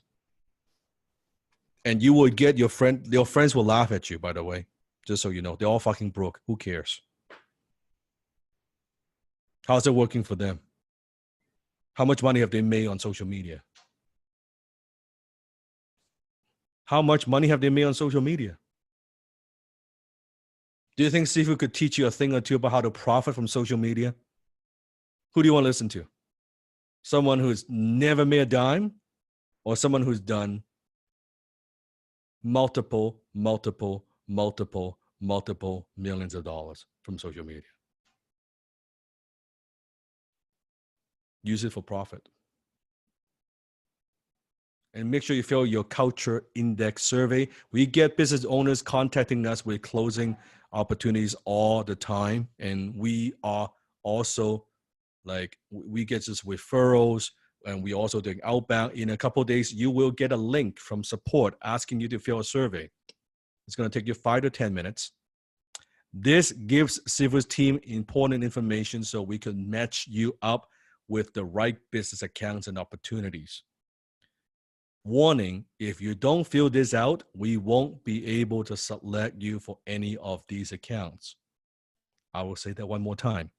If you don't fill this out, we won't be able to select you for any of these business accounts, because that's where we look. That's where we look. Make sense?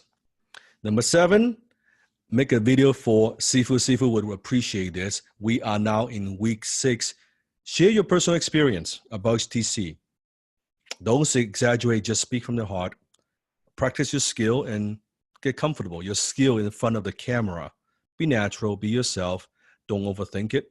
You will receive an email in a couple of days from So Tell Us, and it'll be asking you, if you want to just share your experience with other people who might be considering taking HTC. What has HTC done for you? What has it done for you? Okay, and don't exaggerate. Just speak from the heart. Can you do that? And so we'll also give you a filming guide. And now this filming guide is also very useful for you for the future when you make any kind of videos. If you want to sometimes connect with an entrepreneur, it teaches you how to make the ideal video. Selfie, just simple from your cell phone, and how you could connect with them. You will stand out when you send them a video instead of just a text, right? Instead of just a text. So this is a simple guide that you could use, that you could follow along for this particular video or for any video that you want to make in the future. When you do so, when you submit the video to the team, Sifu has a gift for you, and that is I will send you an exclusive High Ticket Closer t-shirt, not for sale anywhere else. When I ship you the certificate, you would get that. Okay. So you can see the HTC shirt, and we'll ship it alongside with your certificate. Who wants a t-shirt, by the way? Who wants HTC t-shirt? All right. You can see. And don't forget to submit all completed assignments to assignments at High Ticket Sales. If you have support questions, we are here for you. And we will announce the attendance rate after each class within 24 hours. Any questions you have, and share. If after you have cleaned up your social media profile, share how that feels for you, right? What that is like. And yes, we are just under 7 hours. You've done phenomenally well. Sifu, why not just do like a role play or something? Let's go to 8 hours. 8 hours, man. Like, holy shit. But good job. And thank you, Desmond. Great job on the role play. Thank you, Christy. Sifu. Thank you, Joel. Thank you. Yeah, Vikas, Felix, Joe, Vikas. Great. Thanks, We've Sifu. seen the Thanks, Vikas everyone. before, after. Now you know what it was like. the true homeless experience. The true homeless experience. Don't believe that Vikas is mother to Desmond, okay? Vikas is actually the homeless boy that we took in, the poor homeless child that we took in. Yes. And make sure you don't miss the last class. That's your graduation class, week 7. Role play like crazy. This is the time. This is your time to shine. Okay? And I will talk to you next week. And remember, you are closer than you think.